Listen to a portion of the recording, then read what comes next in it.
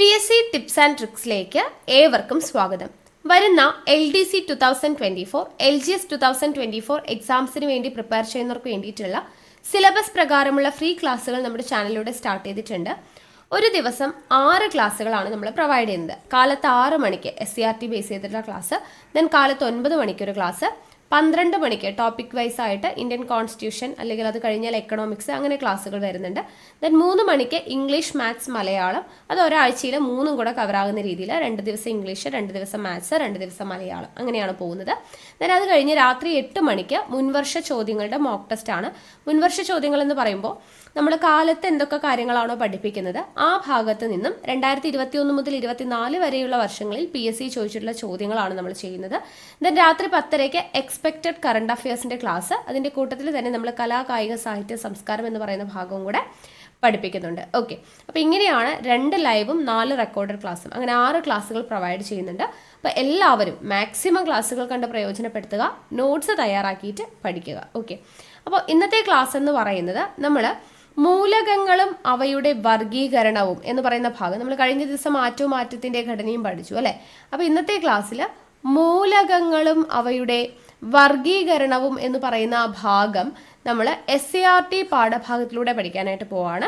ഈ മൂലകങ്ങളും അവയുടെ വർഗീകരണവും എന്ന് പറയുന്ന ആ ഒരു ഭാഗത്ത് വരുന്ന മുഴുവൻ SCRT പാഠഭാഗങ്ങളും ഈ ഒരൊറ്റ വീഡിയോയിലൂടെയാണ് നമ്മൾ നോക്കുന്നത് കേട്ടോ.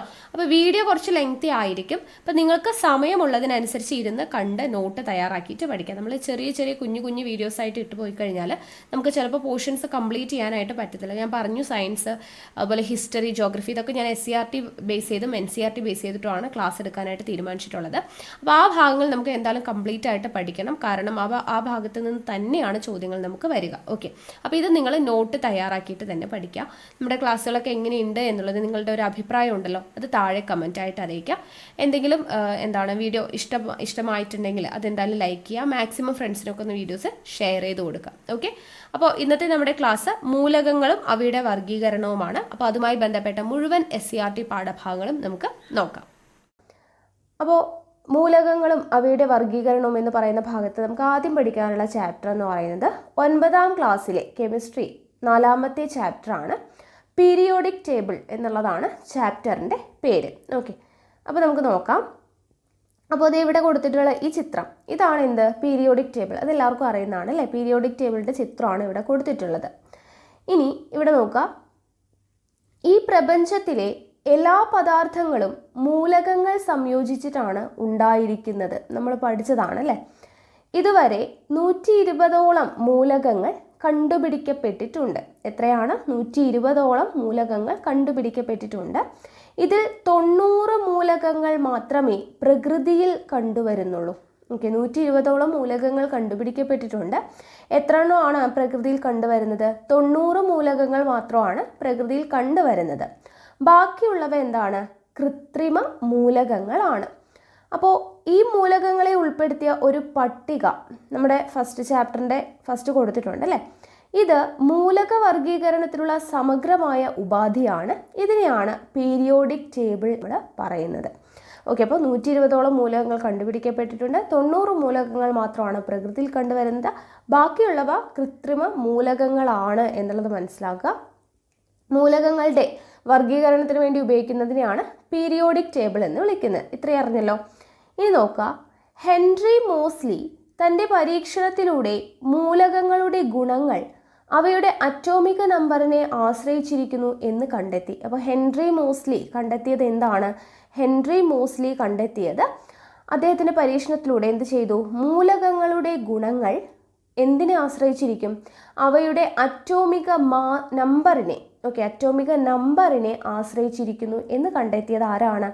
ഹെൻറി മോസ്ലി ആണ്. ഓക്കെ, മൂലകങ്ങളുടെ ഗുണങ്ങൾ അവയുടെ അറ്റോമിക നമ്പറിനെ ആശ്രയിച്ചിരിക്കുന്നു എന്ന് കണ്ടെത്തിയ ശാസ്ത്രജ്ഞൻ ആര് എന്ന് ചോദിച്ചു കഴിഞ്ഞാൽ ഹെൻറി മോസ്ലി ആണ്.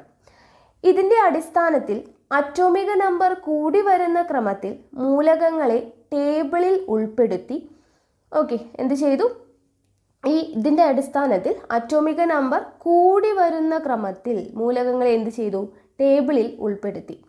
മോഡേൺ പീരിയോഡിക് ടേബിൾ എന്നും ഈ പട്ടിക അറിയപ്പെടുന്നു. അപ്പോൾ ഹെൻറി മോസ്ലിയുടെ പീരിയോഡിക് ടേബിളാണ് മോഡേൺ പീരിയോഡിക് ടേബിൾ എന്നറിയപ്പെടുന്നത്. ഇതിലെങ്ങനെയാണ് മൂലകങ്ങളെ അറേഞ്ച് ചെയ്തിരിക്കുന്നത്? അറ്റോമിക് നമ്പർ കൂടി വരുന്ന ക്രമത്തിലാണ് മോഡേൺ പീരിയോഡിക് ടേബിളിൽ മൂലകങ്ങളെ വർഗീകരിച്ചിരിക്കുന്നത്. ഓക്കെ, ഇതിൽ നിന്നും മുൻപ് ഒരു പീരിയോഡിക് ടേബിൾ ഉണ്ടായിരുന്നു എന്ന്, അല്ലെ, മോഡേൺ പീരിയോഡിക് ടേബിൾ, അല്ലെ, ആധുനിക പീരിയോഡിക് ടേബിൾ എന്നാണ് പറയുന്നത്. അപ്പോൾ ഇതിന് മുന്നേ തന്നെ എന്തുണ്ട്? ഒരു പീരിയോഡിക് ടേബിൾ ഉണ്ട്. അപ്പോൾ അങ്ങനെയുള്ള മൂലകങ്ങളുടെ വർഗീകരണത്തിലോട്ട് നയിച്ച ആദ്യകാല ശ്രമങ്ങളെക്കുറിച്ചാണ് ഇന്ന് നമ്മൾ പറയുന്നത്. അപ്പോൾ നോക്കാം ചരിത്രത്തിലേക്ക്. മൂലകങ്ങളുടെ വർഗീകരണത്തിന് തുടക്കം കുറിക്കുന്നത് ലാവോസിയ ആണ്. ഓക്കെ, ലാവോസിയ ആണ് മൂലകങ്ങളുടെ വർഗീകരണത്തിന് എന്ത് ചെയ്യുന്നത്? തുടക്കം കുറിക്കുന്നത്. 1789 അന്ന് അറിയപ്പെട്ടിരുന്ന 30 മൂലകങ്ങളെ, ഓക്കെ, അന്നറിയപ്പെട്ടിരുന്ന 30 മൂലകങ്ങളെ അദ്ദേഹം എങ്ങനെയാണ് വർഗീകരിച്ചത്? ലോഹങ്ങൾ, അലോഹങ്ങൾ എന്നിങ്ങനെ രണ്ടായിട്ട് വർഗീകരിച്ചു. എപ്പോഴാണ്? 1789 ആദ്യമായിട്ട് ലെവോസിയ, ഓക്കെ, ലെവോസിയ ആണ് മൂലകങ്ങളെ എന്ത് ചെയ്യുന്നത്? വർഗീകരിക്കുന്നത്. അദ്ദേഹം എന്താണ് ചെയ്തത്? അന്ന് അറിയപ്പെട്ടിരുന്ന 30 മൂലകങ്ങളെ ലോഹങ്ങളെന്നും അലോഹങ്ങളെന്നും വർഗീകരിച്ചു. ലോഹങ്ങളുടെയും അലോഹങ്ങളുടെയും സ്വഭാവം കാണിക്കുന്ന ഉപലോഹങ്ങൾ കണ്ടെത്തിയപ്പോൾ ഇവയെ ഇതിൽ ഉൾപ്പെടുത്തുവാൻ കഴിഞ്ഞില്ല എന്നതാണ് ഈ വർഗീകരണത്തിൻ്റെ ഒരു പരിമിതി. ഓക്കെ, അപ്പോൾ ലവോസിയയുടെ കണ്ടുപിടുത്തം അത് എന്താണ്? അതിൻ്റെ പരിമിതി എന്താണ് എന്ന് ചോദിച്ചു കഴിഞ്ഞാൽ അദ്ദേഹം വർഗീകരിച്ചത് എങ്ങനെയാണ്? മൂലകങ്ങളെ ലോഹങ്ങളെന്നും അലോഹങ്ങളെന്നുമാണ് വർഗീകരിച്ചത്. പക്ഷെ അതിൻ്റെ ഇടയ്ക്ക് കാണിക്കുന്ന സ്വഭാവം കാണിക്കുന്ന ഉപലോഹങ്ങൾ എന്ന് പറയുന്ന മൂലകങ്ങളെ കണ്ടെത്തി കഴിഞ്ഞപ്പോൾ അവയെ നമുക്ക് ലോഹങ്ങളിലും പെടുത്താൻ പാടില്ല, അലോഹങ്ങളിലും പെടുത്താൻ പാടില്ല. അപ്പോൾ എന്തു പറ്റി? ആ വർഗീകരണം അങ്ങോട്ട് സക്സസ് ആയില്ല. ഓക്കെ, ഇനി ലവോസിയയ്ക്ക് ശേഷം വർഗീകരണത്തിൽ ശ്രദ്ധേയമായ പ്രവർത്തനം കാഴ്ചവെച്ചത് ഡൊബറൈനർ ആണ്. ഓക്കെ, അപ്പോൾ ആദ്യം ലവോസിയ വന്നു. ലവോസിയ എന്ത് ചെയ്തു? മൂലകങ്ങളെ ലോഹങ്ങളെന്നും അലോഹങ്ങളെന്നും വർഗീകരിച്ചു. അടുത്ത ആൾ ആരാണ്? ലവോസിയയ്ക്ക് ശേഷം വന്നത് ഡൊബറൈനർ ആണ്. ഡൊബറൈനർ എന്താണ് ചെയ്തത്? അദ്ദേഹം സമാന ഗുണങ്ങൾ പ്രകടിപ്പിക്കുന്ന 3 മൂലകങ്ങൾ ഉൾപ്പെടുന്ന ചെറു ഗ്രൂപ്പുകൾ നിർമ്മിച്ചു. സമാന ഗുണങ്ങൾ, ഓക്കെ, ഒരേ സ്വഭാവം പ്രകടിപ്പിക്കുന്ന 3 മൂലകങ്ങൾ ഉൾപ്പെടുന്ന ഗ്രൂപ്പുകളായിട്ട് നിർമ്മിച്ചു. ഇവയാണ് ത്രികങ്ങൾ എന്ന് വിളിക്കുന്നത്. 3 മൂലകങ്ങളല്ലേ, അപ്പോൾ 3, ഓക്കെ, ട്രയാഡ്സ്, ത്രികങ്ങൾ എന്നാണ് വിളിച്ചത്. അപ്പോൾ ത്രികങ്ങൾ എന്ന് പറയുന്ന ഗ്രൂപ്പ് ആക്കിയിട്ട് മൂലകങ്ങളെ തിരിച്ചത് ആരാണ്? ഡൊബറൈനർ ആണ്. ഓക്കെ, ഇത് ഇവിടെ കൊടുത്തിരിക്കുന്നതുണ്ടോ? ഒരേ സമാന ഗുണമുള്ള lithium, sodium, potassium, okay, lithium, sodium, potassium എന്നിവ ഒരേ സമാന ഗുണങ്ങളുള്ളവയാണ്. അപ്പോൾ അത് 3 കൂടെ ചേർത്തിട്ട് അതൊരു ഗ്രൂപ്പായി. അടുത്ത കാൽഷ്യം, സ്ട്രോൺഷ്യം, ബേരിയം ഒരേ ക്യാരക്ടർ കാണിക്കുന്ന 3 മൂലകങ്ങളാണ്. ദെൻ ക്ലോറിൻ, ബ്രോമിൻ, അയഡിൻ അതും ഒരു ഗ്രൂപ്പായി. അങ്ങനെ 3 മൂലകങ്ങൾ വരുന്ന ചെറു ഗ്രൂപ്പുകളാണ് നിർമ്മിച്ചത് അദ്ദേഹം. അതിനെ എന്താണ് വിളിക്കുന്നത്? അപ്പോൾ ത്രികങ്ങൾ. അപ്പോൾ ത്രികങ്ങൾ എന്ന് പറയുന്ന ഒരു മെത്തേഡ് കൊണ്ടുവന്നത് ആരാണ്? ഡൊബറൈനർ ആണ്. ഓക്കെ, ഇനി ത്രികങ്ങളിൽ ഒന്നാമത്തെയും മൂന്നാമത്തെയും മൂലകങ്ങളുടെ അറ്റോമിക മാസിൻ്റെ ഏകദേശ ശരാശരിയാണ് മധ്യഭാഗത്ത് വരുന്ന മൂലകത്തിൻ്റെ അറ്റോമിക മാസ്. അപ്പോൾ ഡൊബറൈനർ കണ്ടെത്തിയ ത്രികങ്ങൾ എന്ന് പറയുന്ന ആ ഒരു മെത്തേഡിൽ അറ്റോമിക മാസ് എന്ന് പറയുന്നത് ആദ്യത്തെ മൂലകത്തിൻ്റെയും രണ്ടാമത്തെ മൂലകത്തിൻ്റെയും എന്താണ്? ശരാശരിയാണ്. അറ്റോമിക മാസിൻ്റെ ഏകദേശ ശരാശരി ആയിരിക്കും എന്ത്? മധ്യഭാഗത്ത് വരുന്ന മൂലകത്തിൻ്റെ അറ്റോമിക മാസ് എന്ന് പറയുന്നത്. അറ്റോമിക മാസും മൂലകങ്ങളുടെ സ്വഭാവവും തമ്മിലുള്ള ബന്ധം കണ്ടെത്തുന്നതിന് ഇത് സഹായിച്ചു. ഓക്കെ, അറ്റോമിക മാസും മൂലകങ്ങളുടെ സ്വഭാവവും തമ്മിലുള്ള ബന്ധം കണ്ടെത്തുന്നതിന് ഇത് സഹായിച്ചു. എല്ലാ മൂലകങ്ങളെയും ഉൾപ്പെടുത്തി ത്രികങ്ങൾ ഉണ്ടാക്കാൻ കഴിഞ്ഞില്ല. കാരണം സമാന ഗുണങ്ങളുള്ള മൂലകങ്ങളെയാണ് ഗ്രൂപ്പുകളാക്കി തിരിക്കുന്നത്, അല്ലേ? അപ്പോൾ എല്ലാ മൂലകങ്ങളെയും ഇതുപോലെ ത്രികങ്ങളാക്കിയിട്ട് ചെയ്യാനായിട്ട് പറ്റിയില്ല. അതാണ് അദ്ദേഹത്തിൻ്റെ മെത്തേഡിലെ ഒരു പരിമിതി എന്ന് പറയുന്നത്. ഓക്കെ, ഇനി അടുത്തത് നോക്കുക. 1866 ന്യൂലാൻഡ് എന്നറിയപ്പെട്ടിരുന്ന 56 മൂലകങ്ങളെ ക്രമമായി എഴുതിയപ്പോൾ 8ാമത് വരുന്ന മൂലകം ആദ്യത്തേതിൻ്റെ ആവർത്തനമാണെന്ന് കണ്ടെത്തി. ഇതിനെ സംഗീതത്തിലെ സപ്തസ്വരങ്ങളുമായി അദ്ദേഹം താരതമ്യം ചെയ്തു. 1866 ആരാണ്? ന്യൂലാൻഡ്സ് എന്ന് പറയുന്ന ശാസ്ത്രജ്ഞനാണ്. ന്യൂലാൻഡ്സ്, ഡൊബറൈനറിന് ശേഷം വന്നത് ആരാണ്? ന്യൂലാൻഡ്സ്. ന്യൂലാൻഡ്സ് എന്താണ് ചെയ്തത്? 56 മൂലകങ്ങളെ ക്രമമായിട്ട് എഴുതി. അപ്പോൾ അദ്ദേഹത്തിന് ഒരു കാര്യം മനസ്സിലായി. എന്താണ്? 8ാമത് വരുന്ന മൂലകം ആദ്യത്തേതിൻ്റെ ആവർത്തനമാണ് എന്ന് കണ്ടെത്തി. അതായത് സംഗീതത്തിൽ ഇപ്പോൾ സ രി ഗ മ പ ധ നി സ അല്ലെ, വീണ്ടും ആവർത്തിച്ച് വരുന്നു അല്ലെ, സ ആവർത്തിച്ച് വരുന്നുണ്ട്. അപ്പോൾ 8ാമത് വരുന്നത് വീണ്ടും ആവർത്തിക്കുകയാണ്, ആദ്യത്തെ മൂലകം തന്നെ ആവർത്തിക്കുകയാണ്. അതുകൊണ്ട് തന്നെ സംഗീതത്തിലെ സപ്തസ്വരങ്ങളുമായിട്ടാണ് അദ്ദേഹം അതിനെ താരതമ്യം ചെയ്തത്. 8ാം സ്വരം ആദ്യത്തേതിൻ്റെ ആവർത്തനം എന്നതുപോലെ ഈ നിയമം അറിയപ്പെടുന്ന പേരാണ് അഷ്ടനിയമം. ഓക്കെ, 8ാമത് മൂലകം ആദ്യത്തേതിൻ്റെ ആവർത്തനമാണ് എന്നുള്ളതനുസരിച്ച് അദ്ദേഹം കൊണ്ടുവന്നതാണ് അഷ്ടനിയമം എന്ന് പറയുന്നത്. അറ്റോമിക മാസ് കൂടിയ മൂലകങ്ങളിൽ ഇത് പാലിക്കപ്പെടുന്നില്ല. ഓക്കെ, അപ്പോൾ അദ്ദേഹത്തിൻ്റെ മെത്തേഡിൻ്റെ പരിമിതി എന്തായിരുന്നു? കണ്ടുപിടുത്തത്തിൻ്റെ അറ്റോമിക മാസ് കൂടിയ മൂലകങ്ങളിൽ ഈ അഷ്ടക നിയമം എന്ന് പറയുന്നത് അവിടെ പാലിക്കപ്പെടുന്നില്ല എന്നുള്ളതായിരുന്നു അദ്ദേഹത്തിൻ്റെ പരിമിതി.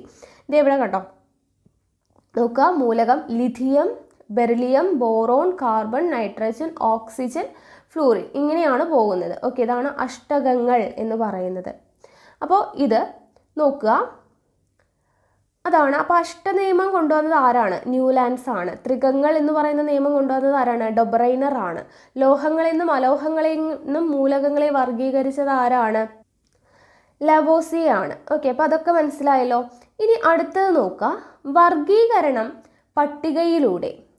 മൂലക വർഗീകരണത്തിന് ആദ്യമായി ഒരു ടേബിൾ ഉണ്ടാക്കിയത് റഷ്യൻ ശാസ്ത്രജ്ഞനായിട്ടുള്ള ദിമിത്രി ഇവാനോവിച്ച് മെൻഡലിയേഫ് ആണ്.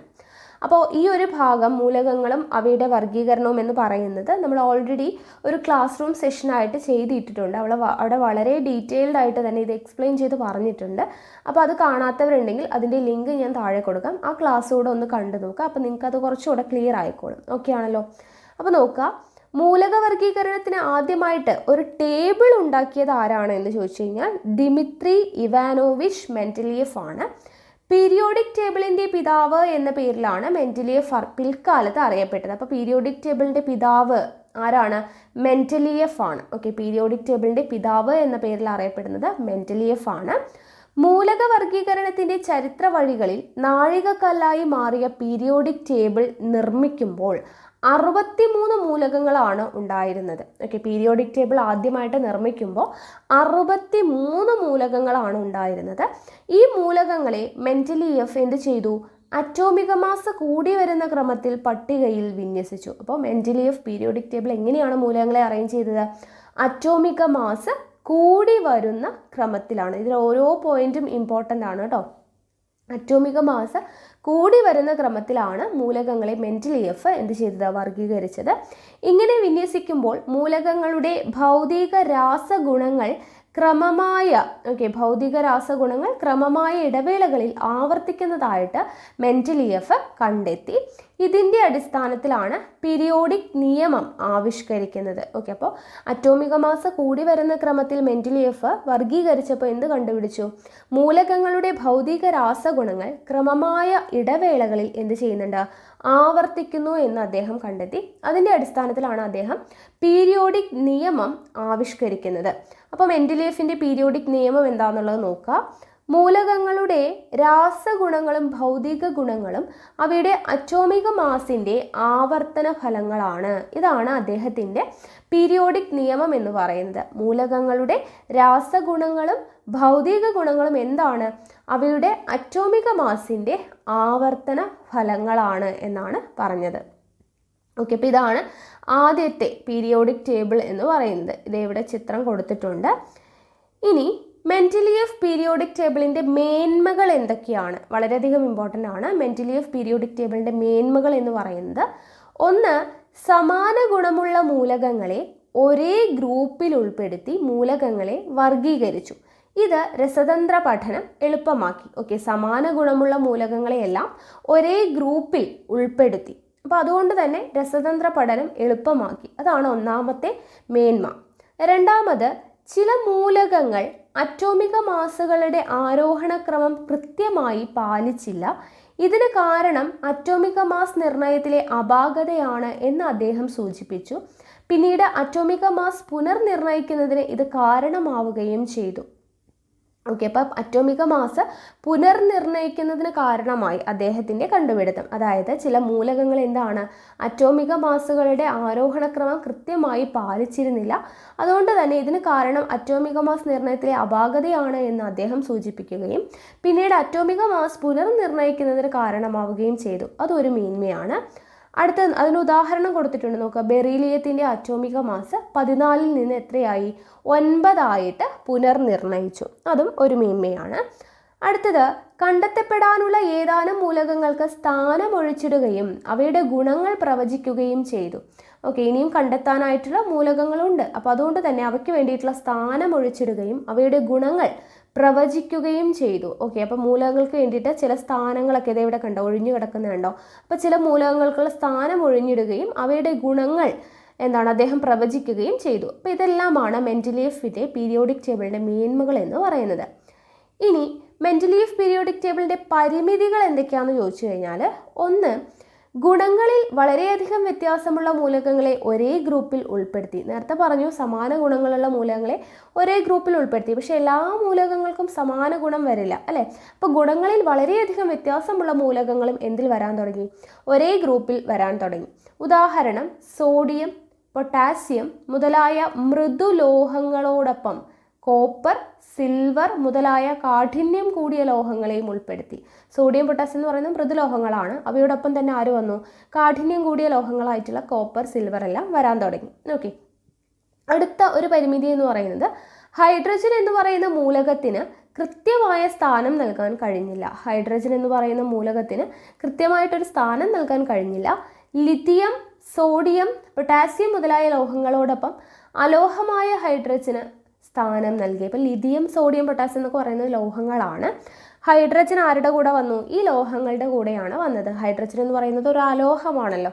ഓക്കെ, അപ്പോൾ അതൊരു പരിമിതിയാണ്. അടുത്തത്, അറ്റോമിക മാസിൻ്റെ ആരോഹണക്രമം എല്ലായിടത്തും കൃത്യമായിട്ട് പാലിക്കാൻ കഴിഞ്ഞില്ല. അറ്റോമിക മാസിൻ്റെ ആരോഹണക്രമം എല്ലായിടത്തും പാലിക്കാൻ കഴിയാത്തത് കൊണ്ടാണ് അറ്റോമിക മാസിൻ്റെ പുനർനിർണയം നടത്തിയത്, അല്ലേ? അപ്പോൾ ആരോഹണക്രമം പാലിക്കാൻ പറ്റിയില്ല എന്ന് പറയുന്നത് എന്താണ്, ഒരു ഡ്രോബാക്ക് തന്നെയാണ്. അതിനുദാഹരണമാണ് കൊബാൾട്ട്, നിക്കൽ, ടെലൂറിയം, അയഡിൻ എന്നൊക്കെ പറയുന്നത്. ഓക്കെ, ഇതിൻ്റെ എല്ലാം അറ്റോമിക മാസിൻ്റെ ആരോഹണക്രമം പാലിക്കാനായിട്ട് പറ്റിയിട്ടില്ല.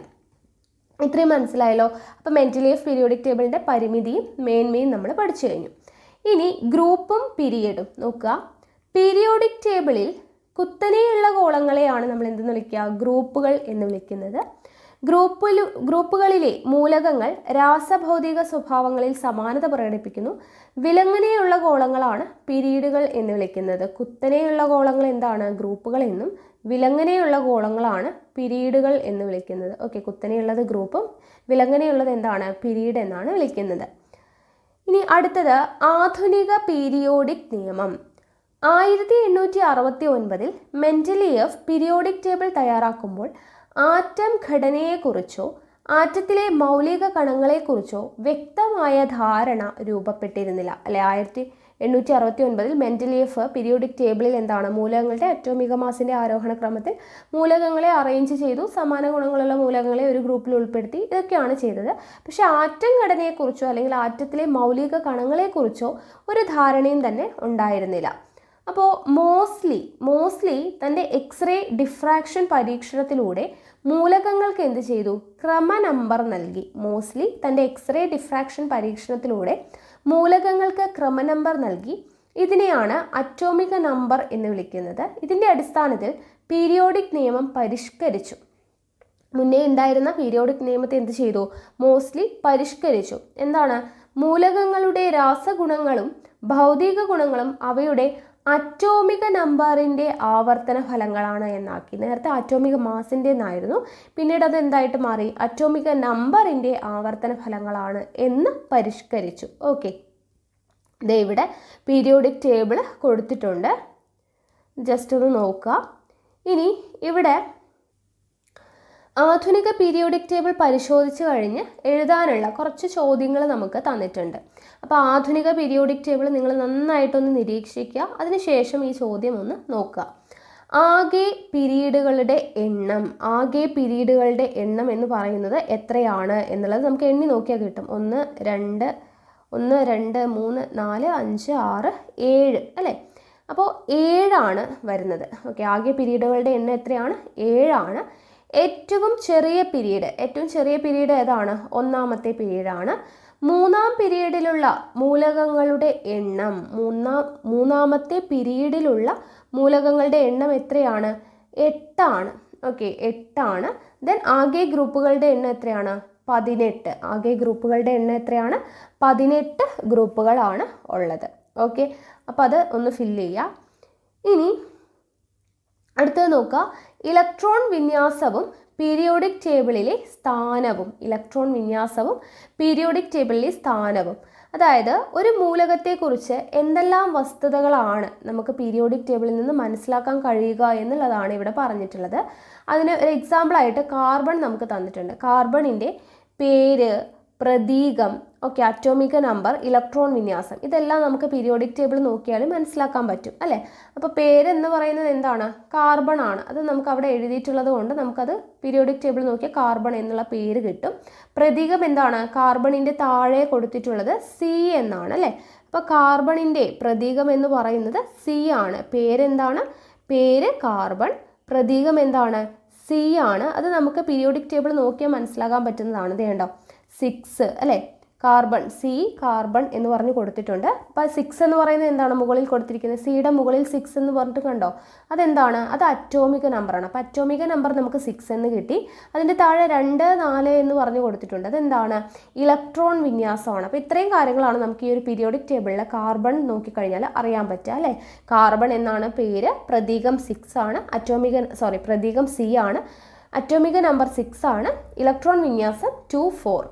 ഇത്രയും കാര്യങ്ങൾ നമുക്ക് ആ കാർബണിൻ്റെ ചിത്രം നോക്കിയാൽ മനസ്സിലാവും. ഇതുപോലെ ഓരോ മൂലകത്തിൻ്റെയും നമുക്ക് അറിയാൻ പറ്റും. അതിന് മുന്നേ കിടക്കുന്ന ബോറോൺ നോക്കുക. ബോറോൺ ബി ആണ്, ബോറോൺ എന്നാണ് പേര്, അറ്റോമിക നമ്പർ 5 ആണ്, ഇലക്ട്രോൺ വിന്യാസം 2 3 ആണ്. അപ്പോൾ ഇങ്ങനെ നമുക്ക് ഓരോ മൂലകത്തിൻ്റെയും ഇത്രയും കാര്യങ്ങളാണ് നമുക്ക് പീരിയോഡിക് ടേബിൾ നോക്കിയാൽ മനസ്സിലാവാനായിട്ട് പറ്റുന്നത്. ഇനി ഇവിടെ ഓരോ മൂലകവും അതിൻ്റെ അറ്റോമിക നമ്പറും ഇലക്ട്രോൺ വിന്യാസവും കൊടുത്തിട്ടുണ്ട് അല്ലേ? ഹൈഡ്രജൻ അറ്റോമിക നമ്പർ 1 ആണ്, ഇലക്ട്രോൺ വിന്യാസം 1. ലിഥിയം 3 ആണ്, 2 1 ആണ് ഇലക്ട്രോൺ വിന്യാസം. സോഡിയം അതുപോലെ എല്ലാത്തിൻ്റെയും തന്നിട്ടുണ്ട് അല്ലേ? അപ്പോൾ ഈ മൂലകങ്ങളുടെ ബാഹ്യതമശില്ലിലെ ഇലക്ട്രോൺ വിന്യാസത്തിൽ എന്ത് പ്രത്യേകതയാണ് കാണുന്നത്? ഇവിടെ ബാഹ്യതമശില്ലിലെ ഇലക്ട്രോണുകളുടെ എന്ത് പ്രത്യേകതയാണ് കാണുന്നത്? എല്ലായിടത്തും ഒന്നാണ് അല്ലേ? ബാഹ്യതമശില്ലിൽ എന്താണ്? എല്ലായിടത്തും ഒന്നാണ് കാണുന്നത്, ഒരു ഇലക്ട്രോൺ ആണ് കാണുന്നത് അല്ലേ? അപ്പോൾ ഇവിടെ ബാഹ്യതമ ഷെല്ലിലെ ഇലക്ട്രോണുകളെല്ലാം തുല്യമാണ്. അതുകൊണ്ട് തന്നെ ഒന്നാം ഗ്രൂപ്പിൽപ്പെട്ട മൂലകങ്ങൾ എന്താണ്? പൊതുവെ ഒരേ രാസഗുണം പ്രകടിപ്പിക്കുന്ന ആളുകളായിരിക്കും. ഇനി ഇതേപോലെ തന്നെ നമ്മൾ രണ്ടാം ഗ്രൂപ്പിലെ മൂലകങ്ങൾ എഴുതി കഴിഞ്ഞാലും ഇലക്ട്രോൺ വിന്യാസം എല്ലാം എഴുതി കഴിഞ്ഞാലും അവയുടെയും ബാഹ്യതമ ഷെല്ലിലെ ഇലക്ട്രോണുകൾ എന്തായിരിക്കും? സെയിം തന്നെ ആയിരിക്കും. ഇവയാണ് ആൽക്കലൈൻ എർത്ത് ലോഹങ്ങൾ എന്നറിയപ്പെടുന്നത്. ഓക്കെ, ആൽക്കലൈൻ എർത്ത് ലോഹങ്ങൾ എന്നറിയപ്പെടുന്നത്. മൂലകങ്ങളുടെ രാസഗുണങ്ങൾക്ക് അടിസ്ഥാനം അവയുടെ ബാഹ്യതമ ഷെല്ലിലെ ഇലക്ട്രോണുകളുടെ എണ്ണമാണ്. അപ്പോൾ ഇതിൽ നിന്ന് നമുക്ക് മനസ്സിലാക്കാൻ പറ്റുന്നത് എന്താണ്? മൂലകങ്ങളുടെ രാസഗുണങ്ങൾക്ക് അടിസ്ഥാനം എന്താണ്? അവയുടെ ബാഹ്യതമ ഷെല്ലിലെ ഇലക്ട്രോണുകളുടെ എണ്ണമാണ്. ഓക്കെ, അപ്പോൾ അതിനാൽ ഒരേ ഗ്രൂപ്പിൽ ഉൾപ്പെടുന്ന മൂലകങ്ങൾ എന്താണ്? രാസഗുണങ്ങളിൽ സാദൃശ്യം കാണിക്കുന്നു. അപ്പോൾ ബാഹ്യതമ ഷെല്ലിലെ ഇലക്ട്രോൺ നോക്കിയിട്ടാണ് ഒരേ രാസഗുണമാണോ എന്ന് നമ്മൾ പ്രവചിക്കുന്നത്. ഓക്കെ ആണല്ലോ. ഇനി നോക്കുക, 1, 2 ഗ്രൂപ്പുകളിലെ മൂലകങ്ങളിലെ ബാഹ്യതമ ഷെല്ലിലെ ഇലക്ട്രോണുകളുടെ എണ്ണമാണ് എന്ത്? അവയുടെ ഗ്രൂപ്പ് നമ്പർ. 1, 2 ഗ്രൂപ്പുകളിൽ അല്ലേ? ഇനി ഇവിടെ കൊടുത്തിരിക്കുന്നത് നോക്കുക, ബോറോൺ, കാർബൺ, നൈട്രജൻ ഇങ്ങനെ പോകുന്നുണ്ട് അല്ലേ? അപ്പോൾ ഇവിടെ ഗ്രൂപ്പ് നമ്പറും ബാഹ്യതമ ഷെല്ലിലെ ഇലക്ട്രോണിൻ്റെ എണ്ണവും തമ്മിലുള്ള വ്യത്യാസം എത്രയാണ് എന്ന് ചോദിക്കുന്നുണ്ട്. ഇവിടെ നോക്കുക, ഗ്രൂപ്പ് നമ്പർ 13 ആണ്, ബാഹ്യതമ ഷെല്ലിലെ ഇലക്ട്രോൺ എത്രയാണ്? 3 ആണ്. അപ്പോൾ 13ഉം 3ഉം തമ്മിലുള്ള വ്യത്യാസം എത്രയാണ്? 10 ആണ് അല്ലേ? 13ൽ നിന്ന് 3 പോയാൽ 10 ആണ്. ഇവിടെ 14 ആണ് ഗ്രൂപ്പ് നമ്പർ, ബാഹ്യതമ ഷെല്ലിൽ 4 ആണ്. അപ്പോൾ 14 - 4 എത്രയാണ്? 10 ആണ്. ഇവിടെയും 15 ആണ് ഗ്രൂപ്പ് നമ്പർ, ബാഹ്യതമ ഷെല്ലിൽ 5 ആണ്. 15 നിന്ന് 5 പോയ എത്രയാണ്? 10 ആണ്. അപ്പോൾ ഇവ തമ്മിലുള്ള ബന്ധം എന്താണ്? ബാഹ്യതമ ഷെല്ലിലെ ഇലക്ട്രോണിൻ്റെ എണ്ണത്തോടൊപ്പം 10 കൂട്ടിക്കഴിഞ്ഞാൽ എന്ത് കിട്ടും? നമുക്ക് ഗ്രൂപ്പ് നമ്പർ കിട്ടും അല്ലേ? ബാഹ്യതമ ഷെല്ലിലെ ഇലക്ട്രോണിൻ്റെ എണ്ണത്തോടൊപ്പം 10 കൂട്ടിക്കഴിഞ്ഞാൽ നമുക്ക് എന്ത് കിട്ടും? ഗ്രൂപ്പ് നമ്പർ കിട്ടും എന്നാണ് ഇവിടെ തമ്മിലുള്ള നമുക്ക് കാണുമ്പോൾ അറിയാനായിട്ട് പറ്റുന്നത്. ഇനി ഇവിടെ നോക്കുക, മൂലകത്തിൻ്റെ ഇലക്ട്രോൺ വിന്യാസം, ഷെല്ലുകളുടെ എണ്ണം, പീരീഡ് നമ്പർ എന്ന് പറഞ്ഞു കൊടുത്തിട്ടുണ്ട്. അപ്പോൾ ഇവിടെ നമുക്ക് ആദ്യം തന്നെ ഒരു എക്സാമ്പിൾ, ഇവിടെ അയഡിൻ്റെ നോക്കൂ, കംപ്ലീറ്റ് ആയിട്ട് കൊടുത്തിട്ടുണ്ട്. ഇലക്ട്രോൺ വിന്യാസം 2, 8, 18, 18, 7, ഷെല്ലുകളുടെ എണ്ണം 5, പീരീഡ് നമ്പർ 5. സോഡിയത്തിൻ്റെ ആണെങ്കിലോ ഇലക്ട്രോൺ വിന്യാസം 2, 8, 1, ഷെല്ലുകളുടെ എണ്ണം എത്രയുണ്ട്? 2, 8, 1 എന്ന് പറയുമ്പോൾ 1, 2, 3 ഷെല്ലുണ്ട് അല്ലേ? അപ്പോൾ 3 ഷെല്ലെന്ന് പറയുമ്പോൾ KLM അതാണ് ഷെല്ല്. അതൊക്കെ നമ്മൾ കഴിഞ്ഞ ക്ലാസ്സിൽ പഠിച്ചതാണ്, ആറ്റവും ആറ്റത്തിൻ്റെ ഘടനയും എന്ന് പറയുന്ന ഭാഗത്ത് അല്ലേ? അടുത്തത് കാൽസ്യത്തിൻ്റെ നോക്കുക, 2, 8, 8, 2. അപ്പോൾ എത്രയുണ്ട്? 2, 8, 8, 2. അപ്പോൾ 4 ഷെല്ലുണ്ട് അല്ലേ? അപ്പോൾ 4 ഷെല്ല് അവിടെ ഓൾറെഡി എഴുതിയിട്ടുണ്ട്. പീരീഡ് നമ്പർ എത്രയാണ്? 4 തന്നെയാണ്. ദെൻ എന്താണ് ഇവിടെ നോക്കുക, ഗാലിയത്തിൻ്റെ 2, 8, 18, 3. അപ്പോൾ ഇവിടെ 4 ഷെല്ലാണ്. പീരീഡ് നമ്പർ എത്രയാണ്? 4 ആണ്. അപ്പോൾ ഇവിടുത്തെ പ്രത്യേകത എന്താണ്? ഒരു മൂലകത്തിലെ ഷെല്ലുകളുടെ എണ്ണവും പീരീഡ് നമ്പറും എന്താണ്? തുല്യമാണ് അല്ലേ? നമ്മൾ ഷെല്ലുകളുടെ എണ്ണവും പീരീഡ് നമ്പറും എഴുതിയിരിക്കുന്നത് നോക്കുക, 5, 5, 4, 4, 3, 3 അങ്ങനെയാണ് എഴുതിയിരിക്കുന്നത് അല്ലേ? അപ്പോൾ ഒരു മൂലകത്തിലെ ഷെല്ലുകളുടെ എണ്ണവും പീരീഡ് നമ്പറും എന്താണ്? തുല്യമാണ് എന്നുള്ളതാണ് നമുക്കിതിൽ നിന്ന് മനസ്സിലാക്കാനായിട്ട് പറ്റുന്നത്. ഇനി ഓരോ ഗ്രൂപ്പിനും ഓരോ പേരുണ്ട്. ഓരോ ഗ്രൂപ്പിലെയും മൂലകങ്ങളുടെ പൊതുവായ സവിശേഷതകൾ അനുസരിച്ച് ചില മൂലകങ്ങളെ നമ്മൾ എന്താണ് കുടുംബങ്ങളായിട്ട് പരിഗണിക്കാറുണ്ട്. അപ്പോൾ അങ്ങനെയുള്ള ഈ കുടുംബം വളരെയധികം ഇമ്പോർട്ടൻ്റ് ആണ്. ഈ ഭാഗത്തു നിന്ന് ചോദ്യം വരാറുണ്ട്. അപ്പോൾ ഏത് ഗ്രൂപ്പ് മൂലകങ്ങളാണ് ആൽക്കലി ലോഹങ്ങൾ എന്നറിയപ്പെടുന്നത് എന്നൊക്കെ ചോദിക്കാറുണ്ട്. അപ്പോൾ നോക്കുക, ഗ്രൂപ്പ് നമ്പർ 1 ഒന്നാം ഗ്രൂപ്പ് മൂലകങ്ങൾ അറിയപ്പെടുന്ന പേരാണ് ആൽക്കലി ലോഹങ്ങൾ. ഒന്നാം ഗ്രൂപ്പ് നമ്പർ മൂലകങ്ങൾ അറിയപ്പെടുന്നത് എന്താണ്? ആൽക്കലി ലോഹങ്ങൾ എന്നാണ് അറിയപ്പെടുന്നത്. രണ്ടാം ഗ്രൂപ്പ് അറിയപ്പെടുന്നതാണ് ആൽക്കലൈൻ എർത്ത് ലോഹങ്ങൾ. എന്താണ്? ആൽക്കലൈൻ എർത്ത് ലോഹങ്ങൾ. ദെൻ 3 മുതൽ 12 വരെയുള്ള ഗ്രൂപ്പ് അറിയപ്പെടുന്നതാണ് സംക്രമണ ലോഹങ്ങൾ എന്നാണ് 3 മുതൽ 12 വരെയുള്ള ഗ്രൂപ്പുകൾ അറിയപ്പെടുന്നത്. ദെൻ 13ാമത് ബോറോൺ കുടുംബം, 14 കാർബൺ കുടുംബം. അത് അവരുടെ മുകളിൽ വരുന്ന മൂലകങ്ങളുടെ പേര് വെച്ചിട്ടാണ് കുടുംബത്തിന് പേര് കൊടുത്തിട്ടുള്ളത്. 13ാമത് ബോറോൺ, 14ാമത് കാർബൺ കുടുംബം, 15 നൈട്രജൻ കുടുംബം, 16 ഓക്സിജൻ കുടുംബം. അത് നമുക്ക് ഈസി ആയിട്ട് ആ മൂലകങ്ങളുടെ പേര് വെച്ചിട്ട് എഴുതാൻ പറ്റും. ദെൻ 17ാമത്തെ ഗ്രൂപ്പ് അറിയപ്പെടുന്നതാണ് ഹാലോജനുകൾ. എന്താണ്? ഹാലോജനുകൾ. 18 ഉത്കൃഷ്ട വാതകങ്ങൾ. അപ്പോൾ ഈ പേര് വളരെയധികം ഇമ്പോർട്ടൻ്റ് ആണ്, നോട്ട് ചെയ്ത് വെച്ചേക്കുക. ഒന്നാം ഗ്രൂപ്പ് മൂലകങ്ങൾ അറിയപ്പെടുന്നത് ആൽക്കലി ലോഹങ്ങൾ, രണ്ടാം ഗ്രൂപ്പ് ആൽക്കലൈൻ എർത്ത് ലോഹങ്ങൾ, 3 to 12 സംക്രമണ ലോഹങ്ങൾ, 13 ബോറോൺ കുടുംബം, 14 കാർബൺ കുടുംബം, 15 നൈട്രജൻ കുടുംബം, 16 ഓക്സിജൻ കുടുംബം, 17 ഹാലോജനുകൾ, 18 ഉത്കൃഷ്ട വാതകങ്ങൾ. ഓക്കെ, ഇനി ഇവിടെ നോക്കുക, പീരിയോഡിക് ടേബിളിൽ ഹൈഡ്രജൻ്റെ സ്ഥാനം എന്ന് പറഞ്ഞു കൊടുത്തിട്ടുണ്ട്.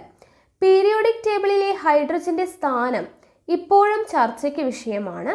മിക്ക പീരിയോഡിക് ടേബിളിലും ഹൈഡ്രജന് ആൽക്കലി ലോഹങ്ങൾക്ക് മുകളിലായിട്ടാണ് സ്ഥാനം നൽകിയിട്ടുള്ളത്. ആൽക്കലി ലോഹങ്ങൾക്ക് മുകളിൽ എന്ന് പറയുമ്പോൾ ഒന്നാം ഗ്രൂപ്പ് മൂലകങ്ങൾക്ക് മുകളിൽ. ഓക്കെ, ആൽക്കലി ലോഹങ്ങൾക്ക് മുകളിലായിട്ടാണ് സ്ഥാനം നൽകിയിട്ടുള്ളത്. എന്നാൽ ഹൈഡ്രജൻ ഒരു അലോഹമാണ് അല്ലെ? ആൽക്കലി ലോഹങ്ങൾക്ക് മുകളിലാണ് സ്ഥാനം കൊടുത്തിട്ടുള്ളത്. പക്ഷെ ഹൈഡ്രജൻ എന്ന് പറയുന്നത് അലോഹമാണ്. അപ്പോൾ ആൽക്കലി ലോഹങ്ങൾ ഏകാറ്റോമികമായിരിക്കുമ്പോൾ ഹൈഡ്രജൻ എന്താണ്? ദ്വയാറ്റോമികമാണ്. ഓക്കെ, ആൽക്കലി ലോഹങ്ങൾ ഏകാറ്റോമികമാണ്, ഹൈഡ്രജൻ ദ്വയാറ്റോമികമാണ്. ആൽക്കലി ലോഹങ്ങളെ പോലെ ചില രാസപ്രവർത്തനങ്ങളിൽ ഹൈഡ്രജൻ ഒരു ഇലക്ട്രോൺ നഷ്ടപ്പെടുത്തുന്നു. അതേസമയം ചില രാസപ്രവർത്തനത്തിൽ ഹാലോജനുകളെ പോലെ ഒരു ഇലക്ട്രോൺ നേടുന്നു. ആൽക്കലി ലോഹങ്ങളെല്ലാം ഖരാവസ്ഥയിലായിരിക്കുമ്പോൾ ഹൈഡ്രജൻ എങ്ങനെയാണ്? വാതകാവസ്ഥയിലാണ്. ആൽക്കലി ലോഹങ്ങൾക്ക് പൊതുവെ അയോണീകരണ ഊർജം കുറവായിരിക്കുമ്പോൾ ഹൈഡ്രജന്റെ അയോണീകരണ ഊർജം ഹാലോജനുകളെ പോലെ ഉയർന്നതാണ്.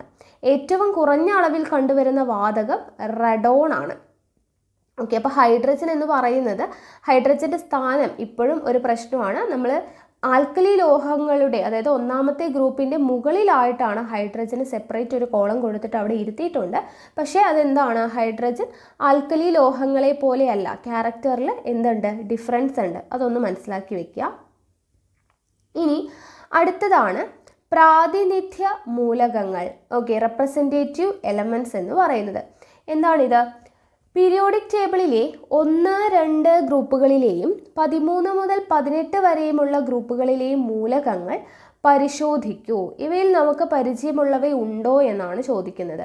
നമുക്ക് പരിചയമുള്ളതുണ്ടല്ലേ, 1, 2 ഗ്രൂപ്പുകളിലൊക്കെ പരിചയമുള്ളവ ഉണ്ട്. ഇവയിൽ ലോഹങ്ങൾ ഉൾപ്പെടുന്നുണ്ടോ? ഉണ്ടല്ലോ. ഒന്നാമത്തെ ഗ്രൂപ്പിലും രണ്ടാമത്തെ ഗ്രൂപ്പിലും ലോഹങ്ങൾ, നമ്മൾ പറഞ്ഞ ആൽക്കലി ലോഹങ്ങൾ അല്ലെ, ആൽക്കലൈൻ എർത്ത് ലോഹങ്ങൾ എന്നൊക്കെയാണ് പറഞ്ഞത്. അപ്പോൾ ലോഹങ്ങൾ ഉൾപ്പെടുന്നുണ്ടോ എന്ന് ചോദിച്ചാൽ ഉണ്ട്. ഇവയിൽ അലോഹങ്ങൾ ഉൾപ്പെടുന്നുണ്ടോ എന്നാണ് അടുത്ത ചോദ്യം. ഓക്കെ, അപ്പോൾ അലോഹങ്ങൾ ഉൾപ്പെടുന്നുണ്ട് അല്ലേ. അപ്പോൾ ലോഹങ്ങൾ ഉൾപ്പെടുന്നത് ഏതാണ്? 1, 2 ഗ്രൂപ്പിലെ മൂലകങ്ങളൊക്കെ ലോഹങ്ങളാണ്. അലോഹങ്ങൾ ഉൾപ്പെടുന്നത് ഏതാണ്? 13 വരെ അല്ലെ, 13 മുതൽ 18 വരെയുള്ള ഗ്രൂപ്പിൽ, അതായത് സംക്രമണ മൂലകങ്ങൾ എന്ന് നമ്മൾ പഠിച്ചല്ലേ, അതെന്താണ്? അലോഹങ്ങളാണ്. ലോഹങ്ങളുടെയും അലോഹങ്ങളുടെയും സ്വഭാവം പ്രദർശിപ്പിക്കുന്ന ഉപലോഹങ്ങൾ ഉൾപ്പെട്ടിട്ടുണ്ടോ? ഉപലോഹങ്ങളും ഉൾപ്പെട്ടിട്ടുണ്ട് അല്ലേ. ഇനി നോക്കുക, ഖരം, ദ്രാവകം, വാതകം എന്നീ വിവിധ അവസ്ഥകളിലുള്ള മൂലകങ്ങളുണ്ടോ? ഉണ്ടല്ലോ. ഖരാവസ്ഥയിലുള്ള മൂലകങ്ങളെ കാണാൻ പറ്റും, ദ്രാവകാവസ്ഥയിലുള്ളത് കാണാൻ പറ്റും, വാതകാവസ്ഥയിലുള്ള മൂലകങ്ങളും കാണാൻ പറ്റും. അപ്പോൾ ഏതൊക്കെയാണ് ഖരാവസ്ഥയിലുള്ള മൂലകങ്ങൾക്ക് എക്സാമ്പിൾ എന്ന് പറയുന്നത്? Sodium, potassium, magnesium, carbon. Okay, sodium, potassium, magnesium, carbon, ഇതൊക്കെയാണ് എന്താ ഖരാവസ്ഥയിലുള്ളത്. ഇനി ദ്രാവകാവസ്ഥയിലുള്ളതാണെങ്കിലോ ബ്രോമിയം, ഓക്കെ, ബ്രോമിൻ, അതുപോലെ തന്നെ ഗാലിയം. ഓക്കെ, ബ്രോമിൻ, ഗാലിയം എന്നിവ ദ്രാവകാവസ്ഥയിലാണ്. വാതകാവസ്ഥയിൽ കാണപ്പെടുന്നതാണ് ഫ്ലൂറിൻ. ഓക്കെ, ഫ്ലൂറിൻ, അതുപോലെ തന്നെ ഏതാണ്? ക്ലോറിൻ, അതുപോലെ നിയോൺ. ഓക്കെ, നിയോൺ, അതുപോലെ തന്നെ helium. Okay, fluorine, chlorine, neon, helium, ഇതെല്ലാം എന്താണ്? വാതകാവസ്ഥയിലുള്ള മൂലകങ്ങളാണ്. അപ്പോൾ ഖരാവസ്ഥയിലുള്ളതും ദ്രാവകാവസ്ഥയിലുള്ളതും വാതകാവസ്ഥയിലുള്ളതും എക്സാമ്പിൾ പഠിച്ചു വെക്കുക. ഈ ഗ്രൂപ്പിലെ മൂലകങ്ങൾ ആറ്റങ്ങളിലെ ഇലക്ട്രോൺ പൂരണത്തിൽ ക്രമാവർത്തന പ്രവണത കാണിക്കുന്നവയാണ്. ബാഹ്യതമശൈലിയിൽ 1 മുതൽ 8 വരെ ഇലക്ട്രോണുകൾ അടങ്ങിയവയാണ് ഇവ. ഈ ഗ്രൂപ്പുകളിലെ മൂലകങ്ങളെയാണ് പ്രാതിനിധ്യ മൂലകങ്ങൾ എന്ന് വിളിക്കുന്നത്. ഓക്കെ, പ്രാതിനിധ്യ മൂലകങ്ങൾ എന്ന് പറയുമ്പോൾ ബാഹ്യതമശൈലിയിൽ 1 മുതൽ 8 വരെ ഇലക്ട്രോണുകൾ അടങ്ങിയിട്ടുള്ള മൂലകങ്ങളെയാണ്, ആ ഗ്രൂപ്പിലുള്ള മൂലകങ്ങളെയാണ് പ്രാതിനിധ്യ മൂലകങ്ങൾ എന്ന് നമ്മൾ വിളിക്കുന്നത്.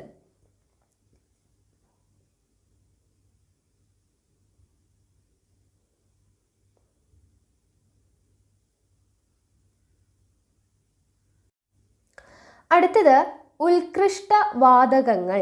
ഉത്കൃഷ്ടവാതകങ്ങൾ എന്ന് പറഞ്ഞു കൊടുത്തിട്ടുണ്ട്. നോക്കുക, 18ാം ഗ്രൂപ്പിൽ ഉൾപ്പെട്ട മൂലകങ്ങളെ തിരിച്ചറിയുക. 18ാം ഗ്രൂപ്പിൽ വരുന്ന മൂലകങ്ങൾ ഏതൊക്കെയാണ്? നമുക്കറിയാം, ഹീലിയം, നിയോൺ, അതുപോലെ തന്നെ ആർഗൺ, ക്രിപ്റ്റോൺ അല്ലേ, അതുപോലെ സിനോൺ, ദെൻ റാഡോൺ അല്ലേ. ഇതെല്ലാം എന്താണ്? 18ാം ഗ്രൂപ്പിൽ ഉൾപ്പെട്ടതാണ്. Helium, neon, argon, krypton, xenon, radon, ഇതെല്ലാം 18ാം ഗ്രൂപ്പിൽ വരുന്ന മൂലകങ്ങളാണ്.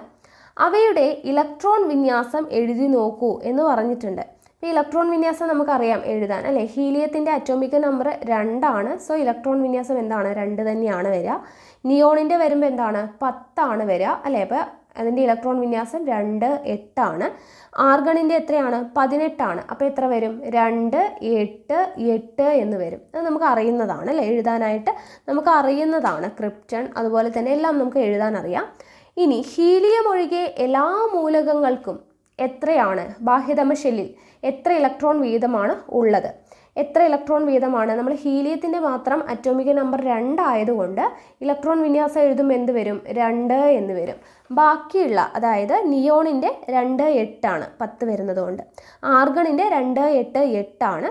ക്രിപ്റ്റണിൻ്റെ 2, 8, 18, 8 ആണ്. അപ്പോൾ ബാക്കിയുള്ള എല്ലാ മൂലകങ്ങളുടെയും ബാഹ്യതമശൈലിയിൽ എത്ര ഇലക്ട്രോണുകളാണ് വരുന്നത്? ഹീലിയത്തിൻ്റെ മാത്രമാണ് ബാഹ്യതമശൈലിയിൽ 2 വരുന്നത്. ബാക്കി എല്ലാ മൂലകങ്ങളുടെയും ബാഹ്യതമശൈലിയിൽ എത്ര വരും? 8 ഇലക്ട്രോൺ ആണ് വരുന്നത്. ഇവ രാസപ്രവർത്തനത്തിൽ പങ്കെടുക്കുമോ? 18ാം ഗ്രൂപ്പ് മൂലകങ്ങൾ ഉത്കൃഷ്ടവാതകങ്ങൾ എന്നാണ് അറിയപ്പെടുന്നത്. ഓക്കെ, ഉത്കൃഷ്ടവാതകങ്ങൾ എന്നറിയപ്പെടുന്ന ഏതാണ്? 18ാം ഗ്രൂപ്പാണ്. അപ്പോൾ എന്തുകൊണ്ടാണ് ഇവ രാസപ്രവർത്തനത്തിൽ പങ്കെടുക്കുന്നില്ല? അതെന്തുകൊണ്ടാണ്? ഇവയുടെ ബാഹ്യതമശലിൽ എന്തുണ്ട്? 8 ഇലക്ട്രോൺ ഉണ്ട് അല്ലെ. 8 ഇലക്ട്രോൺ എന്ന് പറയുന്നത് കംപ്ലീറ്റഡ് ആണ്. പിന്നീട് അവിടെ രാസപ്രവർത്തനത്തിൽ ഏർപ്പെട്ട് ഇലക്ട്രോൺ കൊടുക്കുകയോ വാങ്ങുകയോ ഒന്നും ചെയ്യേണ്ട ആവശ്യമില്ല. അപ്പോൾ ഇവ രാസപ്രവർത്തനത്തിൽ പങ്കെടുക്കുന്നുണ്ടോ എന്ന് ചോദിച്ചു കഴിഞ്ഞാൽ എന്താണ് പറയേണ്ടത്? ഇല്ല അല്ലെ, രാസപ്രവർത്തനത്തിൽ പങ്കെടുക്കുന്നില്ല. കാരണം ഇവിടെ ബാഹ്യതമശലിൽ എന്തുണ്ട്? 8 ഇലക്ട്രോൺ ഉണ്ട്. അതുകൊണ്ട് തന്നെ അവിടെ രാസപ്രവർത്തനത്തിന്റെ ആവശ്യമില്ല. സ്ഥിരത കൈവരിച്ചു എന്നാണ് അർത്ഥം ബാഹ്യതമശലിൽ 8 ഇലക്ട്രോൺ ഉണ്ടെങ്കിൽ.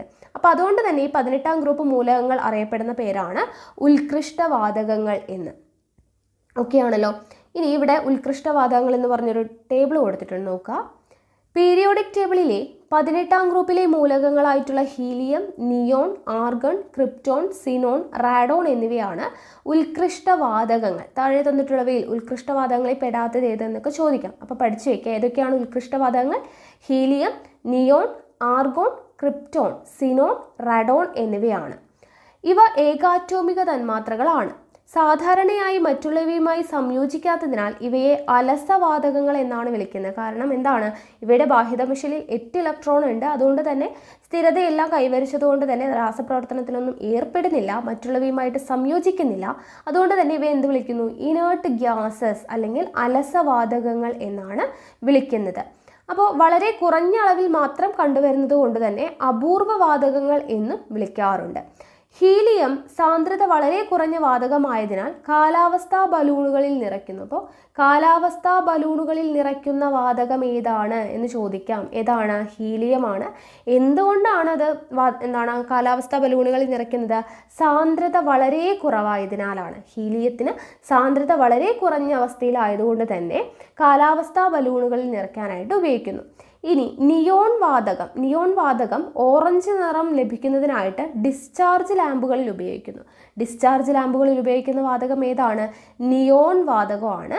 വൈദ്യുത ബൾബുകളിലെ ഫിലമെന്റ് ബാഷ്പീകരിക്കാതിരിക്കാനായിട്ട് അവയിൽ ആർഗോൺ വാതകം നിറയ്ക്കാറുണ്ട്. ഓക്കെ, അപ്പോൾ ബൾബുകളിലെ ഫിലമെന്റ് ബാഷ്പീകരിക്കാതിരിക്കാൻ വേണ്ടി ചേർക്കുന്ന അല്ലെങ്കിൽ ഉപയോഗിക്കുന്ന വാതകം ഏതാണ്? ആർഗോൺ ആണ്. റെഡോൺ എന്തിനു വേണ്ടി ഉപയോഗിക്കുന്നു? റേഡിയോ ആക്ടിവിറ്റി ഉള്ളതാണ്. ഏറ്റവും കുറഞ്ഞ അളവിൽ കണ്ടുവരുന്ന വാതകവും ഏതാണ്? റെഡോൺ ആണ് എന്നുള്ളത് ഓർത്തിരിക്കുക. അപ്പോൾ ഉത്കൃഷ്ടവാതകങ്ങൾ വളരെയധികം ഇമ്പോർട്ടൻ്റ് ആണ്. ഏതൊക്കെയാണ് ഉത്കൃഷ്ടവാതകങ്ങൾ എന്നുള്ളത് ഓർത്തിരിക്കുക. കാലാവസ്ഥാ ബലൂണുകളിൽ ഉപയോഗിക്കുന്നത് ഏതാണ് എന്നുള്ളത് പഠിച്ചു വയ്ക്കുക. ഹീലിയമാണ്. എന്തുകൊണ്ടാണ്? സാന്ദ്രത വളരെ കുറവായതുകൊണ്ടാണ്. അതുപോലെ തന്നെ ബൾബുകളിലെ ഫിലമെന്റിൽ ബാഷ്പീകരിക്കാതിരിക്കാനായിട്ട് ഉപയോഗിക്കുന്നത് ആർഗോൺ ആണ് എന്നുള്ളത് ഓർത്തിരിക്കുക. ഡിസ്ചാർജ് ലാമ്പുകളിൽ ഉപയോഗിക്കുന്നത് ഏതാണ്? നിയോൺ വാതകമാണ്. ഓറഞ്ച് നിറം ലഭിക്കുന്നതിനായിട്ട്. റേഡിയോ ആക്ടിവിറ്റി ഉള്ളതാണ് റെഡോൺ എന്ന് പറയുന്നത്. ഏറ്റവും കുറഞ്ഞ അളവിൽ കാണപ്പെടുന്ന ഉത്കൃഷ്ടവാതകവും ഏതാണ്? റെഡോൺ ആണ്. ഓക്കെ, അപ്പോൾ ഇത്രയും കാര്യങ്ങൾ ഉത്കൃഷ്ടവാതകങ്ങളുമായി ബന്ധപ്പെടുത്തി അറിഞ്ഞിരിക്കുക. ഈ അടുത്തത് സംക്രമണ മൂലകങ്ങൾ അല്ലെ, സംക്രമണ മൂലകങ്ങൾ അല്ലെങ്കിൽ ട്രാൻസിഷൻ എലമെന്റ്സ് എന്ന് പറയുന്നത്. അപ്പോൾ പീരിയോഡിക് ടേബിളിൽ 3 മുതൽ 12 വരെയുള്ള ഗ്രൂപ്പുകളിൽ ഉൾപ്പെടുന്ന മൂലകങ്ങളാണ് എന്ത്? സംക്രമണ മൂലകങ്ങൾ. നമ്മൾ നേരത്തെ പേര് പഠിച്ചില്ലേ, കുടുംബം എന്നൊക്കെ പറഞ്ഞു. അപ്പോൾ പീരിയോഡിക് ടേബിൾ 3 മുതൽ 12 വരെയുള്ള ഗ്രൂപ്പുകളിൽ ഉൾപ്പെടുന്ന മൂലകങ്ങളാണ് സംക്രമണ മൂലകങ്ങൾ. സംക്രമണ മൂലകങ്ങൾ എന്ന് പറയുന്നത് എന്താണ്? ലോഹങ്ങളാണ്.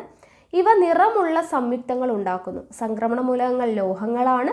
ഇവ നിറമുള്ള സംയുക്തങ്ങൾ ഉണ്ടാക്കുന്നു. ഗ്രൂപ്പുകളിലും പിരീഡുകളിലും ഇവ രാസഗുണങ്ങളിൽ എന്ത് ചെയ്യുന്നുണ്ട്? സാദൃശ്യം കാണിക്കുന്നുണ്ട്.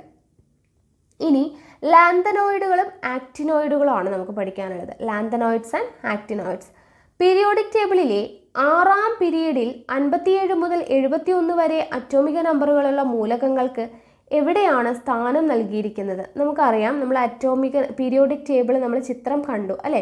പീരിയോഡിക് ടേബിളിൻ്റെ ചിത്രം നമ്മൾ കണ്ടപ്പോൾ അവിടെ എവിടെയാണ് കിടക്കുന്നത് നോക്കുക. ഈ ലാസ്റ്റായിട്ട് കിടക്കുന്ന 2 എണ്ണം അല്ലെ, 57 മുതൽ എന്നാണ് പറഞ്ഞിരിക്കുന്നത്. അപ്പോൾ 57 മുതൽ ഇവിടെ എത്ര വരെയുണ്ട്? 103 അല്ലേ. അപ്പോൾ ഇത്രയും മൂലകങ്ങൾ എവിടെയാണ് കിടക്കുന്നത്? ഏറ്റവും താഴേക്കായിട്ടാണ് കിടക്കുന്നത് അല്ലേ. അപ്പോൾ ഈ ഒരു പിക്ചർ കാണുമ്പോൾ തന്നെ നമുക്ക് അറിയാനായിട്ട് പറ്റും. അവർക്കവിടെ സെപ്പറേറ്റ് സ്ഥാനമാണ് അവിടെ കൊടുത്തിട്ടുള്ളത്. അപ്പോൾ അതെന്തുകൊണ്ടാണ് എന്നുള്ളതാണ് നമ്മൾ പറയുന്നത്. പീരിയോഡിക് ടേബിളിലെ 6ാം പീരീഡിൽ 57 മുതൽ 71 വരെ അറ്റോമിക നമ്പറുള്ള മൂലകങ്ങൾക്ക് സ്ഥാനം കൊടുത്തിരിക്കുന്നു. അതുപോലെ തന്നെ 89 മുതൽ 103 വരെ അറ്റോമിക നമ്പറുള്ള മൂലകങ്ങൾക്കും പീരിയോഡിക് ടേബിളിന് ചുവടെയാണ് പ്രത്യേക സ്ഥാനം നൽകിയിട്ടുള്ളത്. ഈ മൂലകങ്ങളാണ് അന്തസംക്രമണ മൂലകങ്ങൾ, ഇന്നർ ട്രാൻസിഷൻ എലമെന്റ്സ് എന്ന് പറയുന്നത്. ഓക്കെ, ഇങ്ങനെ താഴേക്കായിട്ട് സെപ്പറേറ്റ് സ്ഥാനം കൊടുത്തിട്ടുള്ള മൂലകങ്ങളെയാണ് അന്തസംക്രമണ മൂലകങ്ങൾ എന്ന് വിളിക്കുന്നത്. 6ാം പീരീഡിൽ ഉൾപ്പെടുന്ന ലന്ധാനം മുതൽ ലുട്ടേഷ്യം വരെയുള്ള അന്തസംക്രമണ മൂലകങ്ങളെ ലാന്തനോയിഡ് എന്ന് വിളിക്കുന്നു. ലന്ധാനം മുതൽ ലുട്ടേഷ്യം വരെയുള്ളവയെ ലാന്തനോയിഡുകൾ എന്ന് വിളിക്കുന്നു. 7ാം പീരീഡിൽ ഉൾപ്പെടുന്ന ആക്ടിനിയം മുതൽ ലോറൻഷ്യം വരെയുള്ള അന്തസംക്രമണ മൂലകങ്ങളെ ആക്ടിനോയിഡുകൾ എന്ന് വിളിക്കുന്നു. ആ പേര് തുടങ്ങുന്നത് എവിടെ? മൂലകങ്ങൾ തുടങ്ങുന്നതാണ് അല്ലേ. ലന്ധാനത്തിൽ നിന്ന് തുടങ്ങുന്നത് ലാന്തനോയിഡുകൾ എന്നും ആക്ടിനിയത്തിൽ നിന്ന് തുടങ്ങുന്നത് ആക്ടിനോയിഡുകൾ എന്നാണ് അറിയപ്പെടുന്നത്. ലാന്തനോയിഡുകൾ റയർ എർത്ത്സ് എന്നും അറിയപ്പെടുന്നു. അപ്പോൾ റയർ എർത്ത് മൂലകങ്ങൾ എന്നറിയപ്പെടുന്നത് എന്താണ്? ലാന്തനോയിഡുകളാണ്. ആക്ടിനോയിഡുകളിൽ യുറേനിയത്തിന് ശേഷമുള്ള മൂലകങ്ങൾ മനുഷ്യനിർമ്മിതമാണ്. യുറേനിയത്തിന് ശേഷമുള്ള മൂലകങ്ങൾ എന്താണ്? മനുഷ്യനിർമ്മിതമാണ്. ഓക്കെ, ഇത്രയും കിട്ടിയല്ലോ. ഇനി ഇവിടെ നോക്കുക, ഇവിടെ നമുക്കൊരു ചിത്രം തന്നിട്ടുണ്ട്. ഇവിടെ ഹൈഡ്രജൻ, അതിൻ്റെ ഇലക്ട്രോൺ വിന്യാസമൊക്കെ കൊടുത്തിട്ടുണ്ട്. ഇവിടെ ചിത്രം വരച്ച് കാണിച്ചിട്ടുണ്ട് അല്ലേ. ലിഥിയം, ഓക്കെ, കണ്ടില്ലേ, സോഡിയം, പൊട്ടാസ്യം, റുബീഡിയം, ഇങ്ങനെ പറഞ്ഞ ചിത്രം കൊടുത്തിട്ടുണ്ട് അല്ലേ. ചിത്രം 4.1 ഇതൊന്ന് നോക്കാം. ഇത് നോക്കിയതിന് ശേഷം നമുക്ക് ഇവിടെ ചോദ്യങ്ങൾ അറ്റൻഡ് ചെയ്യണം. ഇവയിൽ വലിയ ആറ്റം ഏതാണ്? നമുക്ക് കാണുമ്പോൾ തന്നെ അറിയാം അല്ലെ, ചെറുതിൽ നിന്ന് വലുതിലോട്ടാണ് വരുന്നത്. Hydrogen, lithium, sodium, potassium. ഏറ്റവും വലുത് ഏതാണ്? RB, അതായത് എന്താണ്? റുബീഡിയം അല്ലേ. റുബീഡിയമാണ് ഏറ്റവും വലിയ ആറ്റം. ഏറ്റവും ചെറുത് ഏതായിരിക്കും? ഏറ്റവും ചെറുതെന്ന് പറയുന്നത് എപ്പോഴും ഹൈഡ്രജൻ ആണ് അല്ലേ. ചെറിയ ആറ്റം ഹൈഡ്രജൻ ആണ്. ഇനി വലിയ ആറ്റവും ചെറിയ ആറ്റവും നമ്മൾ പറഞ്ഞു. വലിയ ആറ്റം ഏത്, ചെറിയ ആറ്റം ഏത്? ഗ്രൂപ്പിൽ താഴോട്ട് പോകുന്തോറും ആറ്റത്തിൻ്റെ വലുപ്പത്തിന് എന്ത് സംഭവിക്കുന്നു? ഗ്രൂപ്പിൽ നിന്നും താഴോട്ട് പോകുന്തോറും ആറ്റത്തിൻ്റെ വലുപ്പം എന്ത് ചെയ്യുന്നു? വലുപ്പം കൂടുന്നു. നമുക്ക് കാണുമ്പോൾ തന്നെ അറിയാം അല്ലേ. ഹൈഡ്രജൻ, ഹീലിയം, ലിഥിയം അങ്ങനെ പോകുന്തോറും വലുപ്പം എന്ത് ചെയ്യാണ്? കൂടുകയാണ്. അപ്പോൾ ഗ്രൂപ്പിൽ നിന്ന് താഴോട്ട് പോകുന്തോറും ആറ്റത്തിൻ്റെ വലുപ്പത്തിന് എന്ത് സംഭവിക്കുന്നു? വലുപ്പം കൂടുന്നു. ഓക്കെ, കൂടുകയാണ് ചെയ്യുന്നത്. കാരണം എന്താണ്? ഗ്രൂപ്പിൽ മുകളിൽ നിന്ന് താഴോട്ട് പോകുന്തോറും ഷെല്ലുകളുടെ എണ്ണം വർദ്ധിക്കും അല്ലേ. ഹൈഡ്രജൻ എന്ന് പറയുമ്പോൾ ഇവിടെ ഒരു ഷെല്ലേ വരുന്നുള്ളൂ. അടുത്ത ലിഥിയം എന്ന് പറയുമ്പോഴേക്കും അടുത്ത 2 ഷെല്ല് വരും. ദെൻ അടുത്ത ആൾ വരുമ്പോഴേക്കും വീണ്ടും ഷെല്ലുകളുടെ എണ്ണം കൂടും. അങ്ങനെ വരുമ്പോഴത്തേനും ഷെല്ലുകളുടെ എണ്ണം കൂടി വരും. ആദ്യത്തെ ആൾക്ക് K എന്ന് പറയുന്ന ഒരു ഷെല്ലേ ഉള്ളൂ. അടുത്ത ആൾക്ക് KL വരും. അടുത്ത ആൾക്ക് KLM വരും. അപ്പോൾ ഷെല്ലുകളുടെ എണ്ണം എന്താണ്? കൂടി വരുന്നുണ്ട്. അപ്പോൾ ഗ്രൂപ്പിൽ മുകളിൽ നിന്ന് താഴോട്ട് വരുന്നവരും ഷെല്ലുകളുടെ എണ്ണം വർദ്ധിക്കുന്നു. ആറ്റത്തിൻ്റെ വലുപ്പം എന്ത് ചെയ്യുന്നു? വർദ്ധിക്കുകയാണ് ചെയ്യുന്നത് അല്ലേ. അപ്പോൾ ഇവിടെ നോക്കുക, പീരിയോഡിക് ടേബിളിൽ ഒരു ഗ്രൂപ്പിൽ മുകളിൽ നിന്നും താഴോട്ട് പോകുന്തോറും ഷെല്ലുകളുടെ എണ്ണം വർദ്ധിക്കുന്നതിനാൽ മൂലകങ്ങളുടെ ആറ്റത്തിൻ്റെ വലുപ്പവും എന്ത് ചെയ്യുന്നു? വർദ്ധിച്ചു വരികയാണ് ചെയ്യുന്നത്. ഇനി ആറ്റത്തിൻ്റെ വലുപ്പം പീരിയോഡിക് ടേബിളിലെ 2ാം പീരീഡിലെ അറ്റോമിക നമ്പർ 3 മുതൽ 9 വരെയുള്ള മൂലകങ്ങളുടെ ബോർ മാതൃകകളാണ് ചിത്രീകരിച്ചിരിക്കുന്നത്. ഇവിടെ താഴെ തന്നിട്ടുണ്ട്. ഇവിടെ അറ്റോമിക നമ്പർ കൂടുന്നതിനനുസരിച്ച് ഷെല്ലുകളുടെ എണ്ണം വ്യത്യാസപ്പെടുന്നില്ലല്ലോ. അറ്റോമിക നമ്പർ കൂടുന്നതിനനുസരിച്ച് ന്യൂക്ലിയർ ചാർജിന് എന്താണ് സംഭവിക്കുന്നത്? അറ്റോമിക നമ്പർ നമുക്കിവിടെ ചിത്രം ഒന്ന് നോക്കാം. ഇവിടെ കാണുന്നുണ്ടല്ലോ. അറ്റോമിക നമ്പർ കൂടുന്നതിനനുസരിച്ച് ഷെല്ലുകളുടെ എണ്ണം കൂടുന്നുണ്ടോ? അറ്റോമിക നമ്പർ കൂടുന്നതിനനുസരിച്ച് ഷെല്ലുകളുടെ എണ്ണം ഇവിടെ കൂടുന്നില്ല. എന്താണ് പ്രത്യേകത നോക്കുക. ഇവിടെ KL എന്ന് പറയുന്ന 2 ഷെല്ലാണ് ഇവിടെ എല്ലായിടത്തും ഉള്ളത് അല്ലേ. KL എല്ലായിടത്തും 2 ഷെല്ല് തന്നെയാണ് ഉള്ളത്. അപ്പോൾ ഷെല്ലുകളുടെ എണ്ണം കൂടുന്നില്ല. അറ്റോമിക നമ്പർ കൂടുന്നുണ്ട്, പക്ഷേ ഷെല്ലുകളുടെ എണ്ണം എന്ത് ചെയ്യുന്നില്ല? കൂടുന്നില്ല. അറ്റോമിക നമ്പർ കൂടുന്നതിനനുസരിച്ച് ന്യൂക്ലിയർ ചാർജ് എന്ത് സംഭവിക്കും? ന്യൂക്ലിയർ ചാർജ് കൂടിക്കൊണ്ടേയിരിക്കും. ഇതെവിടെ ചാർജ് കിടക്കുന്നത് കണ്ടോ? ന്യൂക്ലിയർ ചാർജ് എന്ത് സംഭവിക്കുന്നുണ്ട്? കൂടിക്കൊണ്ടേയിരിക്കുന്നുണ്ട്. അപ്പോൾ അതാണ്. അപ്പോൾ ഇവിടെ എന്താണ് പറയുന്നത് നോക്കുക. അപ്പോൾ നമ്മൾ പറഞ്ഞു അറ്റോമിക നമ്പർ കൂടുന്നതിനനുസരിച്ച് ഷെല്ലുകളുടെ എണ്ണം വ്യത്യാസപ്പെടുന്നില്ല. അറ്റോമിക നമ്പർ കൂടുന്നതിനനുസരിച്ച് ന്യൂക്ലിയർ ചാർജിന് എന്ത് സംഭവിക്കുന്നു? ന്യൂക്ലിയർ ചാർജ് കൂടുന്നുണ്ട്. അപ്പോൾ പോസിറ്റീവ് ചാർജുള്ള ന്യൂക്ലിയസ് ഇലക്ട്രോണുകളെ ആകർഷിക്കുമല്ലോ. അതിനാൽ പീരിയഡിൽ ഇടത്തുനിന്നും വലത്തോട്ട് പോകുന്തോറും ന്യൂക്ലിയർ ചാർജ് എന്ത് ചെയ്യുന്നു? കൂടുന്നു. അതനുസരിച്ച് ബാഹ്യതമ ഇലക്ട്രോണുകളിൽ മേലുള്ള ആകർഷണ ബലവും കൂടുന്നു. അതിനാൽ ആറ്റത്തിൻ്റെ വലുപ്പം പൊതുവെ എന്ത് ചെയ്യുന്നു? കുറഞ്ഞു വരുന്നു. ഇതെവിടെ കാണുന്നുണ്ടല്ലോ. ലിഥിയം 2 ദെൻ ബെറിലിയം എത്തുമ്പോഴേക്കും 2 ആറ്റത്തിൻ്റെ വലുപ്പം എന്താണ് ചെയ്യുന്നത്? Boron, then carbon, nitrogen, oxygen, fluorine പോകുന്തോറും ആറ്റത്തിൻ്റെ വലുപ്പം കുറഞ്ഞു വരികയാണ് ചെയ്യുന്നത്. ഓക്കെ, ഇനി അടുത്തത് അയോണീകരണ ഊർജം, അയണൈസേഷൻ എനർജി നോക്കുക. സോഡിയം, ക്ലോറിൻ എന്നീ ആറ്റങ്ങൾ സംയോജിച്ച് സോഡിയം ക്ലോറൈഡ് തന്മാത്ര ഉണ്ടാവുന്ന വിധം നമ്മൾക്കറിയാം. ഇത് ഒരു അയോണിക സംയുക്തമാണല്ലോ. സോഡിയത്തിൻ്റെയും ക്ലോറിൻ്റെയും ബോർ മാതൃകകൾ നൽകിയിരിക്കുന്നു. ഇവിടെ സോഡിയം ആറ്റത്തിൻ്റെ തന്നിട്ടുണ്ട്, ഇവിടെ ക്ലോറിൻ ആറ്റത്തിൻ്റെ തന്നിട്ടുണ്ട് അല്ലേ. ഇവയിൽ ഇലക്ട്രോൺ നഷ്ടപ്പെടുന്ന ആറ്റം ഏതാണ്? ഇലക്ട്രോൺ നഷ്ടപ്പെടുന്നതാണ് ചോദിച്ചിരിക്കുന്നത്. അപ്പോൾ നമുക്ക് ഇവിടെ നോക്കാം. ഇവിടെ സോഡിയത്തിൻ്റെ അറ്റോമിക നമ്പർ എത്രയാണ്? പ്രോട്ടോണിൻ്റെ എണ്ണം നോക്കിയാൽ മതി, 11 അപ്പോൾ 11 എന്ന് പറയുമ്പോൾ നമ്മൾ ഇലക്ട്രോൺ വിന്യാസം എങ്ങനെയാണ് എഴുതുക? 2, 8, 1 അപ്പോൾ 11 അല്ലേ. ഇനി ക്ലോറിൻ്റെ അറ്റോമിക നമ്പർ 17 അപ്പോൾ നമ്മൾ എഴുതുമ്പോൾ 2, 8, 7 എന്നാണ് എഴുതുന്നത് അല്ലേ. അപ്പോൾ ഇവിടെ നമുക്ക് എന്തായാലും ഈ മൂലകങ്ങളെല്ലാം തന്നെ രാസപ്രവർത്തനത്തിൽ ഏർപ്പെടുന്ന എന്തിനു വേണ്ടിയിട്ടാണ്? സ്ഥിരത കൈവരിക്കാൻ വേണ്ടിയിട്ടാണ്. അപ്പോൾ സ്ഥിരത കൈവരിക്കണമെങ്കിൽ എന്ത് ചെയ്യണം? ബാഹ്യതമ ഷെല്ലിൽ എത്ര ഇലക്ട്രോൺ വേണം? 8 ഇലക്ട്രോൺ ആകുമ്പോഴാണ് നമ്മൾ സ്ഥിരത കൈവരിക്കുന്നത് അല്ലേ. അപ്പോൾ ഇവിടെ 2 മൂലകങ്ങളും സ്ഥിരത കൈവരിക്കണമെങ്കിൽ ആർക്ക് മൂലകങ്ങൾ കൊടുക്കണം? ഇവിടെ സോഡിയത്തിന് ആകെ ഒരെണ്ണേ ഉള്ളൂ അല്ലേ. ഒരാൾ 7 എണ്ണം ഒരാൾക്ക് മറ്റൊരാൾ കൊടുക്കുന്നതാണോ, ഒരെണ്ണം എക്സ്ട്രാ ഉള്ള ആൾ അപ്പുറത്തോട്ട് കൊടുക്കുന്നതാണോ നല്ലത്? 1 കൊടുക്കുന്നതല്ലേ നല്ലത്. സോ ഈ 1 എന്ന് പറയുന്ന സോഡിയത്തിൻ്റെ ഈ ഒരു ഇത് എവിടേക്ക് പോകും? ക്ലോറിനിലോട്ട് പോകും. അപ്പോൾ ഈ 7 പോയിട്ട് എന്താവും? ഇവിടെ 8 ആയിട്ട് മാറും. ഇവിടെ ഈ 1 പോകുമ്പോൾ ഇവിടെയും എന്തായി? 8 ആയിട്ട് മാറി അല്ലേ. അപ്പോൾ രണ്ടാൾക്കും ബാഹ്യതമ ഷെല്ലിൽ എത്ര ഇലക്ട്രോൺ ആയിട്ട് മാറും? 8 ഇലക്ട്രോൺ ആയിട്ട് മാറും. പറഞ്ഞത് മനസ്സിലായല്ലോ. ഇവിടെ സോഡിയത്തിൻ്റെ അറ്റോമിക് നമ്പർ എന്ന് പറയുന്നത് 11 സോ നമ്മൾ ഇലക്ട്രോൺ വിന്യാസം എഴുതുമ്പോൾ 2, 8, 1. ഇവിടെ 17 ആയതുകൊണ്ട് 2, 8, 7. സ്ഥിരത കൈവരിക്കണമെങ്കിൽ ബാഹ്യതമ ഷെല്ലിൽ 8 ഇലക്ട്രോൺ വേണം. സോ സോഡിയത്തിൻ്റെ ഒരെണ്ണം ഇവിടെ നിന്ന് പോയി ഇവിടെ വന്ന് ചേരുമ്പോൾ ക്ലോറിൻ്റെ എന്താവും? 7 പോയിട്ട് 8 ആവും. അപ്പോൾ 2 പേർക്കും ബാഹ്യതമ ഷെല്ലിൽ എത്ര ഇലക്ട്രോൺ ആയി? 8 ഇലക്ട്രോൺ ആയി സ്ഥിരത കൈവരിച്ചു. അപ്പോൾ ഇവിടെ ഇലക്ട്രോൺ നഷ്ടപ്പെടുത്തുന്നത് ആരാണ്? സോഡിയമാണ് അല്ലേ. സോഡിയം അല്ലേ ഒരു ഇലക്ട്രോൺ അങ്ങോട്ട് കൊടുത്തത്. അപ്പോൾ ഇലക്ട്രോൺ നഷ്ടപ്പെടുത്തുന്നത് സോഡിയമാണ്. ഇലക്ട്രോൺ സ്വീകരിക്കുന്നത് ആരാണ്? സ്വാഭാവികമായും ക്ലോറിനാണ്. ഓക്കെ, നഷ്ടപ്പെടുത്തുന്ന ആറ്റം സോഡിയവും ഇലക്ട്രോൺ സ്വീകരിക്കുന്ന ആറ്റം ആരാണ്? ക്ലോറിനുമാണ്. ഓക്കെ, ഇപ്രകാരം ഇലക്ട്രോൺ കൈമാറ്റം നടക്കുമ്പോൾ ആറ്റങ്ങൾ എന്ത് ചെയ്യുന്നു? ചാർജ് ഉള്ളതായിട്ട് നടത്തുന്നു. ഓക്കെ, ചാർജ് ഉള്ളതായിട്ട് മാറുന്നു. ചാർജുള്ള ആറ്റങ്ങളെയാണ് നമ്മൾ എന്തെന്ന് വിളിക്കുക? അയോണുകൾ എന്ന് വിളിക്കുക. ഇവിടെ സോഡിയം അയോണും അതുപോലെ തന്നെ ക്ലോറൈഡ് അയോണുമാണ് ഉണ്ടാവുന്നത്. അപ്പോൾ ഇവിടെ സോഡിയത്തിന് നോക്കുക, പ്ലസ് ചിഹ്നമാണ് കൊടുത്തിട്ടുള്ളത്. സോഡിയത്തിന് പ്ലസ് ചിഹ്നവും ക്ലോറിന് മൈനസ് ചിഹ്നമാണ് കൊടുത്തിട്ടുള്ളത്. അപ്പോൾ ഇത് പ്ലസ് മൈനസും എങ്ങനെ നമ്മൾ അറിയാം?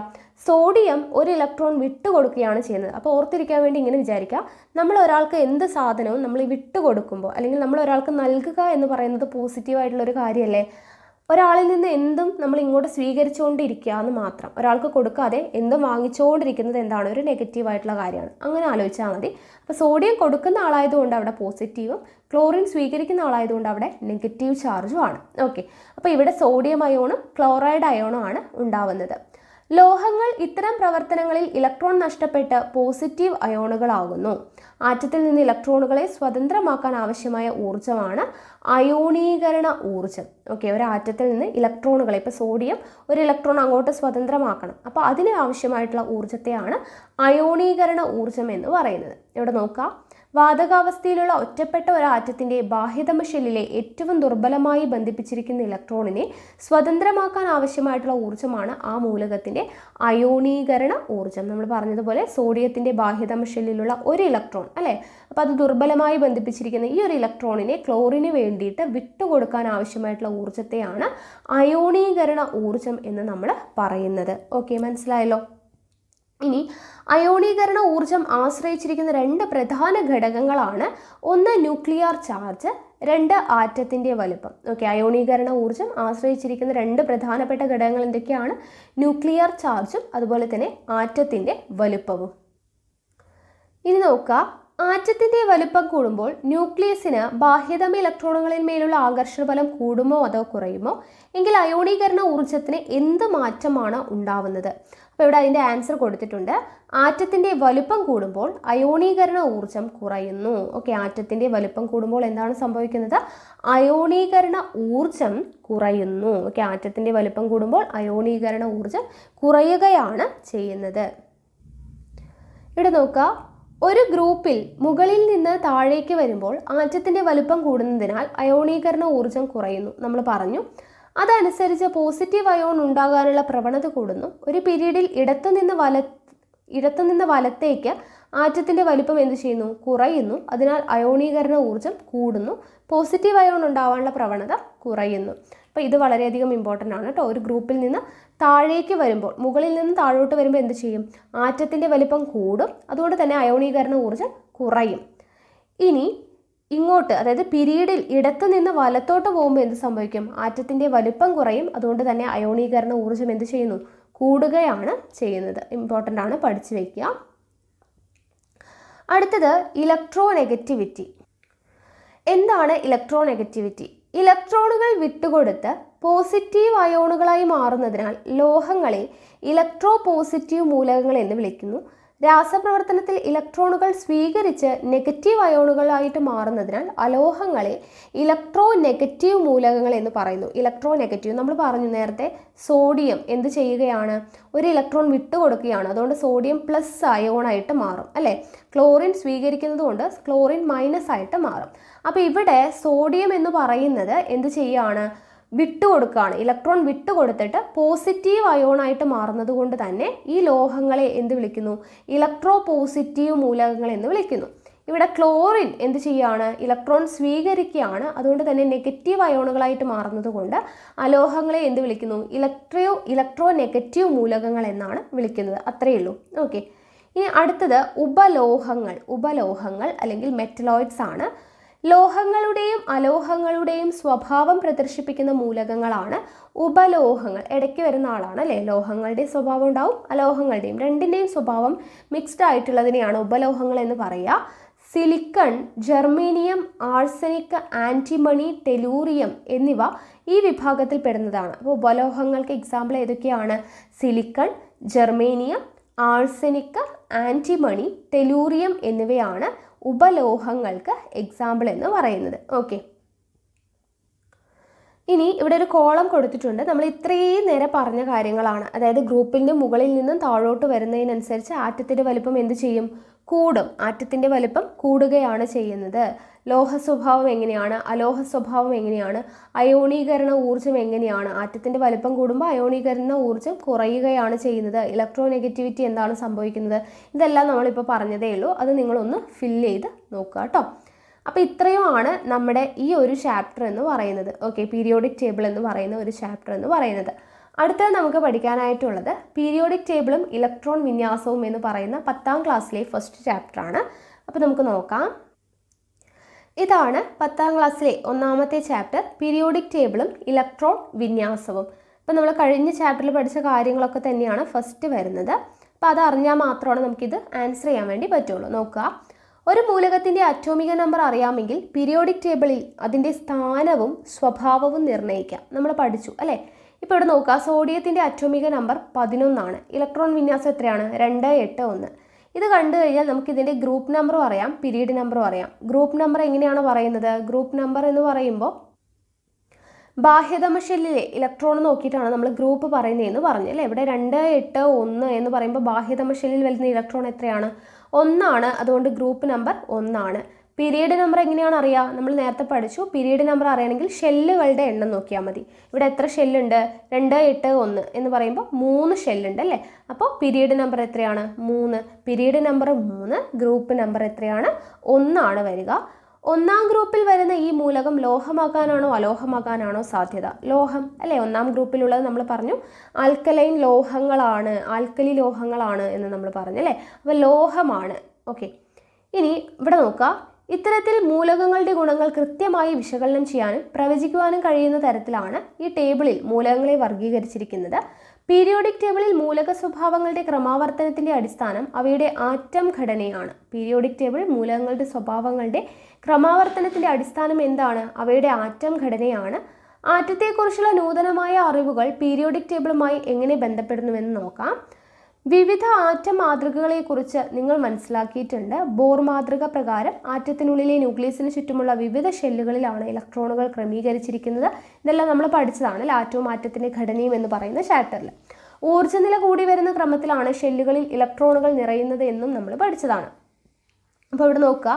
ന്യൂക്ലിയസിൽ നിന്ന് അകലം കൂടുന്നതിനനുസരിച്ച് ഷെല്ലുകളിലെ ഇലക്ട്രോണുകളുടെ ഊർജ്ജം കൂടി വരികയും ന്യൂക്ലിയസും ഇലക്ട്രോണുകളും തമ്മിലുള്ള ആകർഷണ ബലം കുറയുകയും ചെയ്യും. ന്യൂക്ലിയസിൽ നിന്ന് അകലം കൂടുന്നതിനനുസരിച്ച് എന്ത് ചെയ്യുന്നു? ഷെല്ലുകളിലെ ഇലക്ട്രോണുകളുടെ ഊർജ്ജം കൂടുന്നു. ന്യൂക്ലിയസും ഇലക്ട്രോണുകളും തമ്മിലുള്ള ആകർഷണ ബലം കുറയുകയും ചെയ്യുന്നു. ഇവിടെ ലിഥിയത്തിൻ്റെ ഇലക്ട്രോൺ വിന്യാസം 2, 1 എന്നാണ് എന്ന് പറഞ്ഞ് കൊടുത്തിട്ടുണ്ട്. ഇതുപോലെ സോഡിയം, ആർഗോൺ എന്നിവയുടെ ഇലക്ട്രോൺ വിന്യാസം എഴുതാനാണ് പറയുന്നത്. നമുക്കറിയാം, നമ്മളിപ്പോൾ എഴുതിയതേ ഉള്ളൂ അല്ലേ, സോഡിയത്തിൻ്റെ 2, 8, 1, 2, 8, 1. ദെൻ ആർഗൺ 18 ആണ്. അപ്പോൾ 2, 8, 8 ആണ് വരിക. ഇലക്ട്രോൺ വിന്യാസം എഴുതാൻ നമുക്കറിയാലോ. ഇനി ഇവിടെ നോക്കുക, സബ് ഷെല്ലുകൾ എന്ന് പറഞ്ഞ് കൊടുത്തിട്ടുണ്ട്. സബ് ഷെല്ലുകൾക്ക് SPDF എന്ന പേര് കൊടുത്തിരിക്കുന്നത് മൂലകങ്ങളുടെ ആറ്റോമിക ഘടനയുമായി ബന്ധപ്പെട്ട ചില സവിശേഷതകൾ സൂചിപ്പിക്കുന്ന വാക്കുകളിൽ നിന്നാണ്. എസ് എന്ന് പറയുമ്പോൾ sharp, P principal, D diffuse, F fundamental. Atom ഘടനയെ സംബന്ധിച്ച ആധുനിക സിദ്ധാന്ത പ്രകാരം ന്യൂക്ലിയസിന് ചുറ്റും ഇലക്ട്രോണുകൾ ത്രിമാന മേഖലയിലാണ് സഞ്ചരിക്കുന്നത്. പ്രധാന ഊർജ്ജ നിലകളിൽ തന്നെ ഉപ ഊർജ്ജ നിലകൾ ഉണ്ട്, അതായത് സബ്ഷെൽസ് ഉണ്ട്. ഈ ഉപ ഊർജ്ജ നിലകളിൽ ഇലക്ട്രോണുകൾ കാണപ്പെടുവാൻ സാധ്യത കൂടിയ മേഖലകളുണ്ട്. ഇവയാണ് ഓർബിറ്റലുകൾ എന്ന് വിളിക്കുന്നത്. അപ്പോൾ എന്താണ്? ഇലക്ട്രോണുകൾ എന്ന് പറയുന്നത് ത്രിമാന മേഖലയിലാണ് സഞ്ചരിക്കുന്നത് എന്ന് പറഞ്ഞു. പ്രധാന ഊർജ്ജ നിലകളിൽ തന്നെ എന്തുണ്ട്? സബ്ഷെൽസ് ഉണ്ട്, ഉപ ഊർജ്ജ നിലകളുണ്ട്. ഈ സബ്ഷെൽസിൽ ഇലക്ട്രോൺസ് കാണപ്പെടാൻ സാധ്യത ഉള്ള മേഖലകൾ ഏതാണോ അതിനെയാണ് നമ്മൾ ഓർബിറ്റൽ എന്ന് പറയുന്നത്. ഓക്കെ, ഉപ ഊർജ്ജ നിലകളിൽ ഇലക്ട്രോണുകൾ കാണപ്പെടുവാൻ സാധ്യത കൂടിയ മേഖലകളെയാണ് ഓർബിറ്റലുകൾ എന്ന് പറയുന്നത്. ഒരു ഓർബിറ്റലിൽ ഉൾക്കൊള്ളാവുന്ന പരമാവധി ഇലക്ട്രോണുകളുടെ എണ്ണം എത്രയാണ്? 2 ആണ്. ഓക്കെ, പരമാവധി ഇലക്ട്രോണുകളുടെ എണ്ണം 2 ആണ്. എസ് സബ്ഷെല്ലിൽ ഇത്തരത്തിൽ ഒരു ഓർബിറ്റൽ മാത്രമേ ഉള്ളൂ. ഇതിന് ഗോളാകൃതിയാണ്. എസ് സബ്ഷെല്ലിൽ ഒരു ഓർബിറ്റൽ മാത്രമേ ഉള്ളൂ. ഇതിനെന്താണ്? ഗോളാകൃതിയാണ്. പി സബ്ഷെല്ലിൽ 3 ഓർബിറ്റലുകൾ ഉണ്ടായിരിക്കും. ഇതിന് ഡംബലിൻ്റെ ആകൃതിയാണ്. പിയിൽ 3 എണ്ണം ഉണ്ടാകും. ഇതിന് ഡംബൽ എന്ന് പറയുമ്പോൾ ഇങ്ങനെ ഒരു ആകൃതി ആയിരിക്കും. ഓക്കെ, ഡി സബ്ഷെല്ലുകളിൽ 5 ഓർബിറ്റലുകളും എഫ് സബ്ഷെല്ലിൽ 7 ഓർബിറ്റലുകളും ഉണ്ട്. ഈ ഓർബിറ്റുകളുടെ ആകൃതിയും എന്താണ്? സങ്കീർണമാണ്. എസ് സബ്ഷെൽ എന്ന് പറയുമ്പോൾ സർക്കിൾ ഷേപ്പിലാണെന്ന് പറഞ്ഞല്ലോ, അപ്പോൾ അതേ കിടക്കുന്നു. ഓക്കെ, പി എന്ന് പറയുന്നത് നോക്കുക, ഡംബൽ ഷേപ്പിലാണെന്ന് പറഞ്ഞ് കൊടുത്തിട്ടുണ്ട്. അപ്പോൾ ഈ ചിത്രങ്ങൾ മനസ്സിലായല്ലോ. ഇനി ഇവിടെ നമ്മൾ മൂലകങ്ങളുടെ എന്ത് എഴുതിയിട്ടുണ്ട്? ഷെല്ലിൽ നമ്മൾ ഇലക്ട്രോൺ വിന്യാസം കെ ഷെല്ലിൽ എത്രയാണ്, എല്ലിൽ എത്രയാണ്, എമ്മിൽ എത്രയാണെന്നുള്ളത് ടേബിൾ നമ്മൾ എഴുതി അല്ലേ. ആർഗണിൻ്റെ ബാഹ്യതമ ഷെല്ലായ എമ്മിൽ എത്ര ഇലക്ട്രോണുകളാണുള്ളത്? എത്രയാണ്? 2, 8, 8 എന്നാണ്. അപ്പോൾ ബാഹ്യതമ ഷെല്ലിൽ എത്രയുണ്ട്? 8 ഇലക്ട്രോൺ ആണ് ഉള്ളത്. എം ഷെല്ലിൽ ഉൾക്കൊള്ളാവുന്ന പരമാവധി ഇലക്ട്രോൺ എത്രയാണ് എന്നാണ് ചോദിച്ചിരിക്കുന്നത്. അപ്പോൾ അത് നമ്മൾ പഠിച്ചിട്ടുണ്ടായിരുന്നു. പരമാവധി ഇലക്ട്രോണുകളുടെ എണ്ണം കണ്ടുപിടിക്കാനുള്ള ഒരു ഇക്വേഷൻ എന്താണ്? 2n² എന്ന് പറഞ്ഞിട്ടല്ലേ. അതായത് 2 n എന്ന് പറയുന്നത് എന്താണ്? n എന്ന് പറയുന്നത് ഷെല്ലുകളുടെ എണ്ണമാണ് അല്ലേ. അപ്പോൾ ഇവിടെ മൂന്നാമത് എം എന്ന് പറയുന്നത് മൂന്നാമത്തെ ഷെല്ലാണ്. സോ m² 3² അല്ലേ. 3² എത്രയാണ്? 9. 9 × 2 എത്രയാണ്? 18. അപ്പോൾ എം ഷെല്ലിൽ ഉൾക്കൊള്ളാവുന്ന പരമാവധി ഇലക്ട്രോണുകളുടെ എണ്ണം എത്രയാണ്? 18 ആണ്. ഓക്കെ, അത് നമുക്കറിയാം, ഇക്വേഷൻ പഠിച്ചതാണ്. ആർഗോണിൻ്റെ അടുത്ത മൂലകമായ പൊട്ടാസ്യത്തിൽ ആർഗോണിനേക്കാൾ 1 ഇലക്ട്രോണാണ് കൂടുതലുള്ളത്. പൊട്ടാസ്യത്തിൻ്റെ ഇലക്ട്രോൺ വിന്യാസം 2, 8, 8, 1 ആണ്. മൂന്നാമത്തെ ഷെല്ലിന് ഇനിയും 10 ഇലക്ട്രോണുകൾ കൂടി വേണം അല്ലേ. നമ്മൾ പറഞ്ഞു മൂന്നാമത്തെ ഷെല്ലിൽ എത്രയാണ്? 18 ആണ് പരമാവധി ഉൾക്കൊള്ളുക. ഇവിടെ 2, 8, 8 എന്ന് പറയുമ്പോൾ 8 ഇലക്ട്രോണാണ് മൂന്നാമത് വരുന്നത്. അപ്പോൾ എന്താണ്? 10 ഇലക്ട്രോണുകൾ കൂടി വേണം അല്ലേ. അപ്പോൾ മൂന്നാമത്തെ ഷെല്ലിന് ഇനിയും 10 ഇലക്ട്രോണുകൾ കൂടി ഉൾക്കൊള്ളാനുള്ള ശേഷി ഉണ്ടെന്നിരിക്കെ എന്തുകൊണ്ടായിരിക്കാം പൊട്ടാസ്യത്തിലെ അവസാനത്തെ ഇലക്ട്രോണുകൾ മൂന്നാമത്തെ ഷെല്ലിൽ നിറയാതെ 4ാമത്തെ ഷെല്ലിൽ പോയത് എന്നാണ് ചോദിക്കുന്നത്. അതായത് ഒന്നുകൂടെ പറയാം, ക്ലിയർ ആക്കിയിട്ട് മനസ്സിലാക്കുക, നോക്കുക. അതായത് ഇവിടെ നോക്കുക, പൊട്ടാസ്യം കൊടുത്തിട്ടുണ്ട് 2, 8, 8, 1 ഇലക്ട്രോൺ വിന്യാസമാണ് കൊടുത്തിട്ടുള്ളത്. നമ്മൾ പറഞ്ഞു ഒരു ആറ്റത്തിൽ പരമാവധി ഇലക്ട്രോണുകൾ ഉൾക്കൊള്ളാൻ പറ്റുന്നുണ്ടെങ്കിൽ അത്രയും ഉൾക്കൊള്ളുന്നതിന് ശേഷം മാത്രമാണ് അടുത്ത ഷെല്ലിലോട്ട് ഇലക്ട്രോണുകൾ പോവാൻ പാടുള്ളൂ എന്ന് നമ്മൾ പറഞ്ഞിട്ടുണ്ടായിരുന്നു. എന്നാൽ പൊട്ടാസ്യത്തിൻ്റെ 2, 8, 8, 1 എന്നാണ് കൊടുത്തിരിക്കുന്നത്. ഇവിടെ 8 മൂന്നാമത്തെ ഷെല്ലിൽ എം ഷെല്ലിൽ പരമാവധി എത്ര ഉൾക്കൊള്ളാം? 2, 8, ഇവിടെ 18 വരെ ഉൾക്കൊള്ളാം. പക്ഷേ ഇവിടെ 18 കൊടുത്തിട്ടുണ്ടോ? ഇല്ല. 8 കൊടുത്തിട്ട് ബാക്കി 1 അപ്പുറത്തോട്ടാണ് പോയിരിക്കുന്നത്. ഇല്ലെങ്കിൽ നമുക്ക് എങ്ങനെ എഴുതാം? 18 വരെ ഉൾക്കൊള്ളാലോ. അതുകൊണ്ട് തന്നെ 2, 8, 9 എന്ന് എഴുതിക്കൂടെ എന്ന് ചിന്തിക്കുന്നവരുണ്ടാവും. നമ്മൾ അങ്ങനെയാണ് പറഞ്ഞത് മുന്നേ അല്ലേ? പരമാവധി ഇലക്ട്രോണുകൾ ഉൾപ്പെടുത്താൻ പറ്റുന്ന ഉൾപ്പെടുത്തി ബാക്കിയുള്ളത് അടുത്ത ഷെല്ലിലോട്ട് പോകും. അങ്ങനെയാണ് പറഞ്ഞിരിക്കുന്നത്. അപ്പോൾ ഇവിടെ ആറ്റത്തിൻ്റെ ഘടനയുമായി ബന്ധപ്പെട്ട പഠനങ്ങൾക്ക് തുടർച്ചയും വളർച്ചയും ഉണ്ടെന്ന് നമ്മൾ മനസ്സിലാക്കിയിട്ടുണ്ട്. ആറ്റം ഘടനയെക്കുറിച്ചുള്ള ലളിതമായ വിശദീകരണമാണ് എന്ത്? ബോർ മാതൃക. ആറ്റത്തിൽ ഇലക്ട്രോണുകളുടെ സ്ഥാനവും സ്വഭാവവുമായി ബന്ധപ്പെട്ട് തുടർന്ന് നടത്തിയ പഠനങ്ങളിൽ ബോർ മാതൃകയുടെ പരിമിതി ബോധ്യപ്പെടുകയും പുതിയ പരികൽപ്പനകൾ രൂപീകരിക്കുകയും ചെയ്തു. ഇത് പ്രകാരം ഓരോ ഊർജ്ജ നിലകളിലുള്ള ഇലക്ട്രോണുകൾ അതിലെ ഉപ ഊർജ്ജ നിലകളിലാണ് വിന്യസിച്ചിരിക്കുന്നത്. ഓരോ ഷെല്ലിലുമുള്ള ഉപ ഊർജ്ജ നിലകളെ സബ് ഷെല്ലുകൾ എന്നാണ് വിളിക്കുന്നത്. നമ്മൾ പറഞ്ഞു ഏതൊക്കെയാണ്? എസ്, പി, ഡി, എഫ് എന്നിങ്ങനെ ക്രമത്തിൽ നാമകരണം ചെയ്യപ്പെട്ടിരിക്കുന്നു. കെ ഒഴികെയുള്ള എല്ലാ മുഖ്യ ഊർജ്ജ നിലകളിലും ഒന്നിലധികം എന്തുണ്ട്? സബ് ഷെല്ലുകൾ ഉണ്ട്. അപ്പം കെയിൽ ഇത്തരത്തിലുള്ള ഒരു ഊർജ്ജ നില മാത്രമേ ഉള്ളൂ. ഓരോ ഊർജ്ജ നിലയിലും അതിൻ്റെ ഷെല്ലിൻ്റെ ക്രമ നമ്പറിന് തുല്യമായിട്ടുള്ള എണ്ണം സബ് ഷെല്ലുകളാണ് ഉണ്ടായിരിക്കുക. ഓർത്ത് വയ്ക്കുക, ഓരോ ഊർജ്ജ നിലയിലും എന്താണ്? അതിൻ്റെ ഷെല്ലിൻ്റെ നമ്പർ എത്രയാണോ അതിന് തുല്യമായിട്ടുള്ള എണ്ണം സബ് ഷെല്ലുകളാണ് ഉണ്ടായിരിക്കുക. അപ്പോൾ ഒന്നാമത്തെ ഷെല്ലായിട്ടുള്ള കെ എന്ന് പറയുന്നത് ഷെല്ലിൽ 1, അടുത്ത ഷെല്ലായിട്ടുള്ള എല്ലിൽ എത്രയാണ്? ഷെല്ലിൽ 2, എം, എൻ ഷെല്ലുകളിൽ സബ് ഷെല്ലുകളുടെ എണ്ണം അങ്ങനെയാണ് കൊടുത്തിട്ടുള്ളത്. നോക്കുക, ഇവിടെ ഒരു കോളം കൊടുത്തിട്ടുണ്ട്, ഓരോ ഷെല്ലിലെയും സബ് ഷെല്ലുകൾ എത്രയാണ് എന്നുള്ളത്. നമ്മൾ പറഞ്ഞു ഓരോ ഊർജ്ജ നിലയിലും അതിൻ്റെ ഷെല്ലിൻ്റെ ക്രമ നമ്പറിന് തുല്യമായിട്ടുള്ള സബ് ഷെല്ലാണ് എന്ന് പറഞ്ഞു.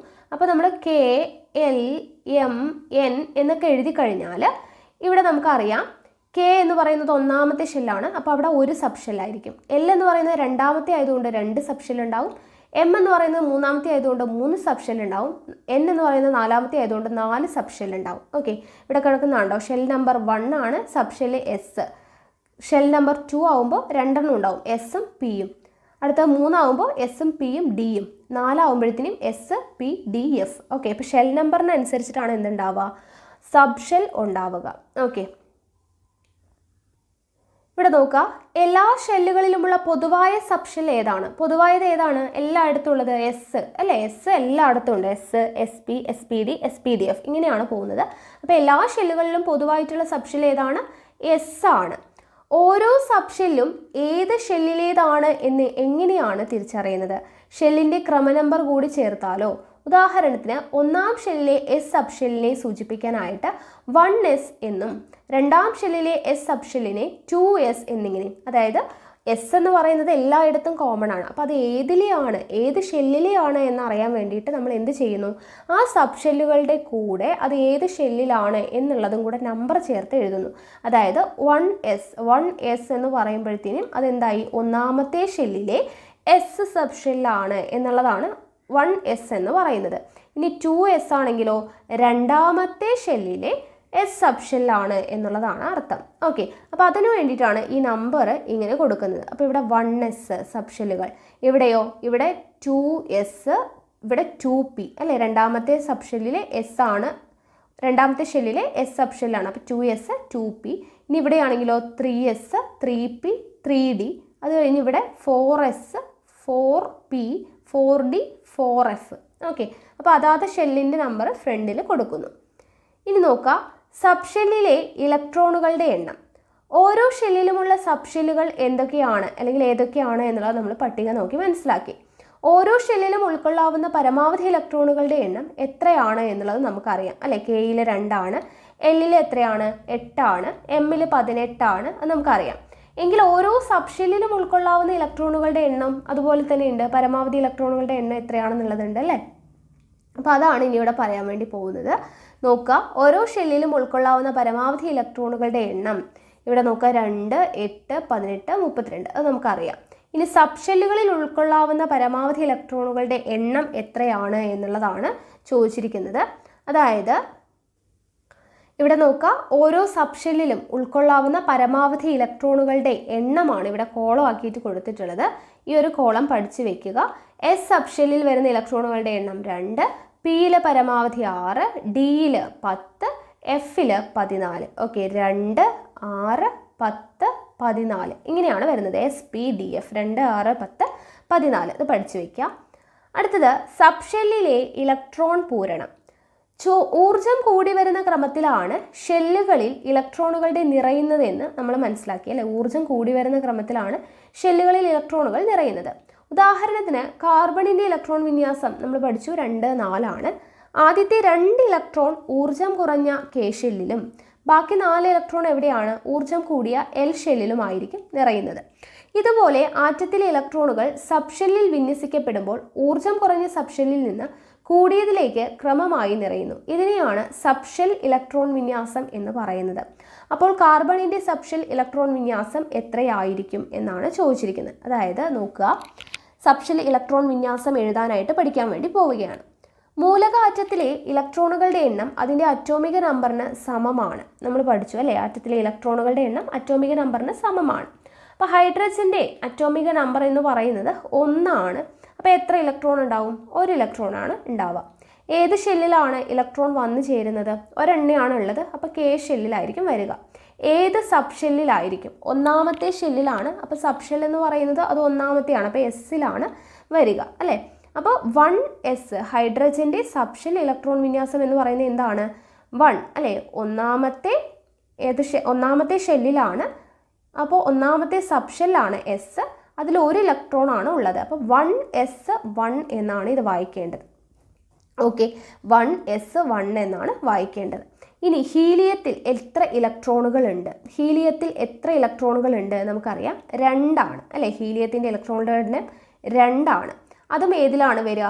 1ാമത്തെ ഷെല്ലിലാണ് വരുന്നത് അല്ലേ.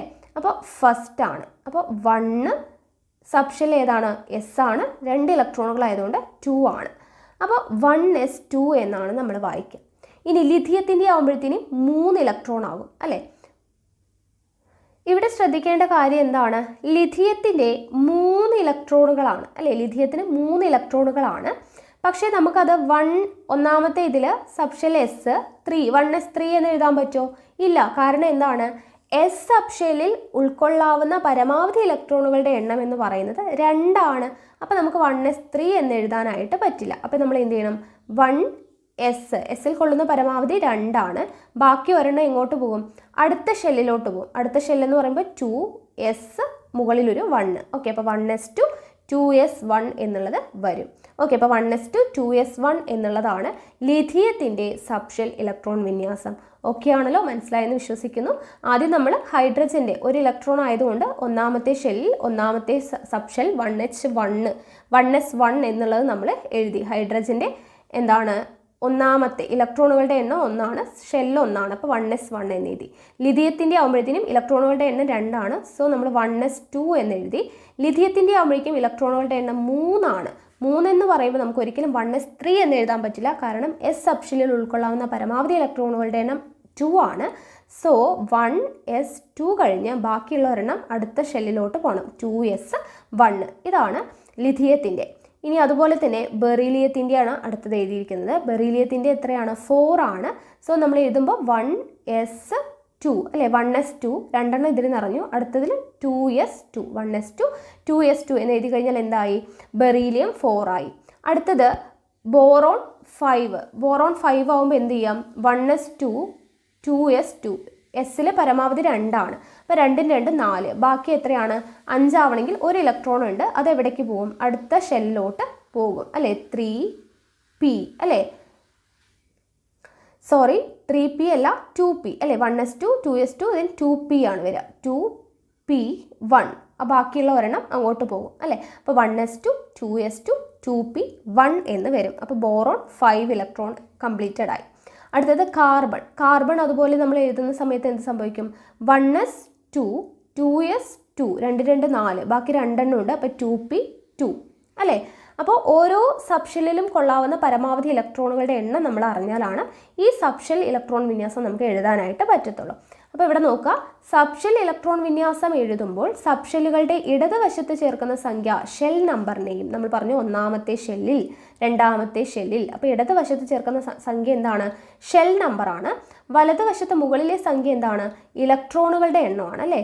അതായത് ഇപ്പോൾ നമ്മൾ പറഞ്ഞ പോലെ ഹൈഡ്രജനിൽ 1 ഇലക്ട്രോൺ ആയതുകൊണ്ട് നമ്മൾ മുകളിൽ 1 എഴുതി. ഹീലിയത്തിൽ 2 ഇലക്ട്രോൺ ആയതുകൊണ്ട് നമ്മൾ 2 എന്ന് എഴുതി അല്ലേ. അപ്പോൾ അങ്ങനെയാണ് നമ്മൾ എഴുതിയത്.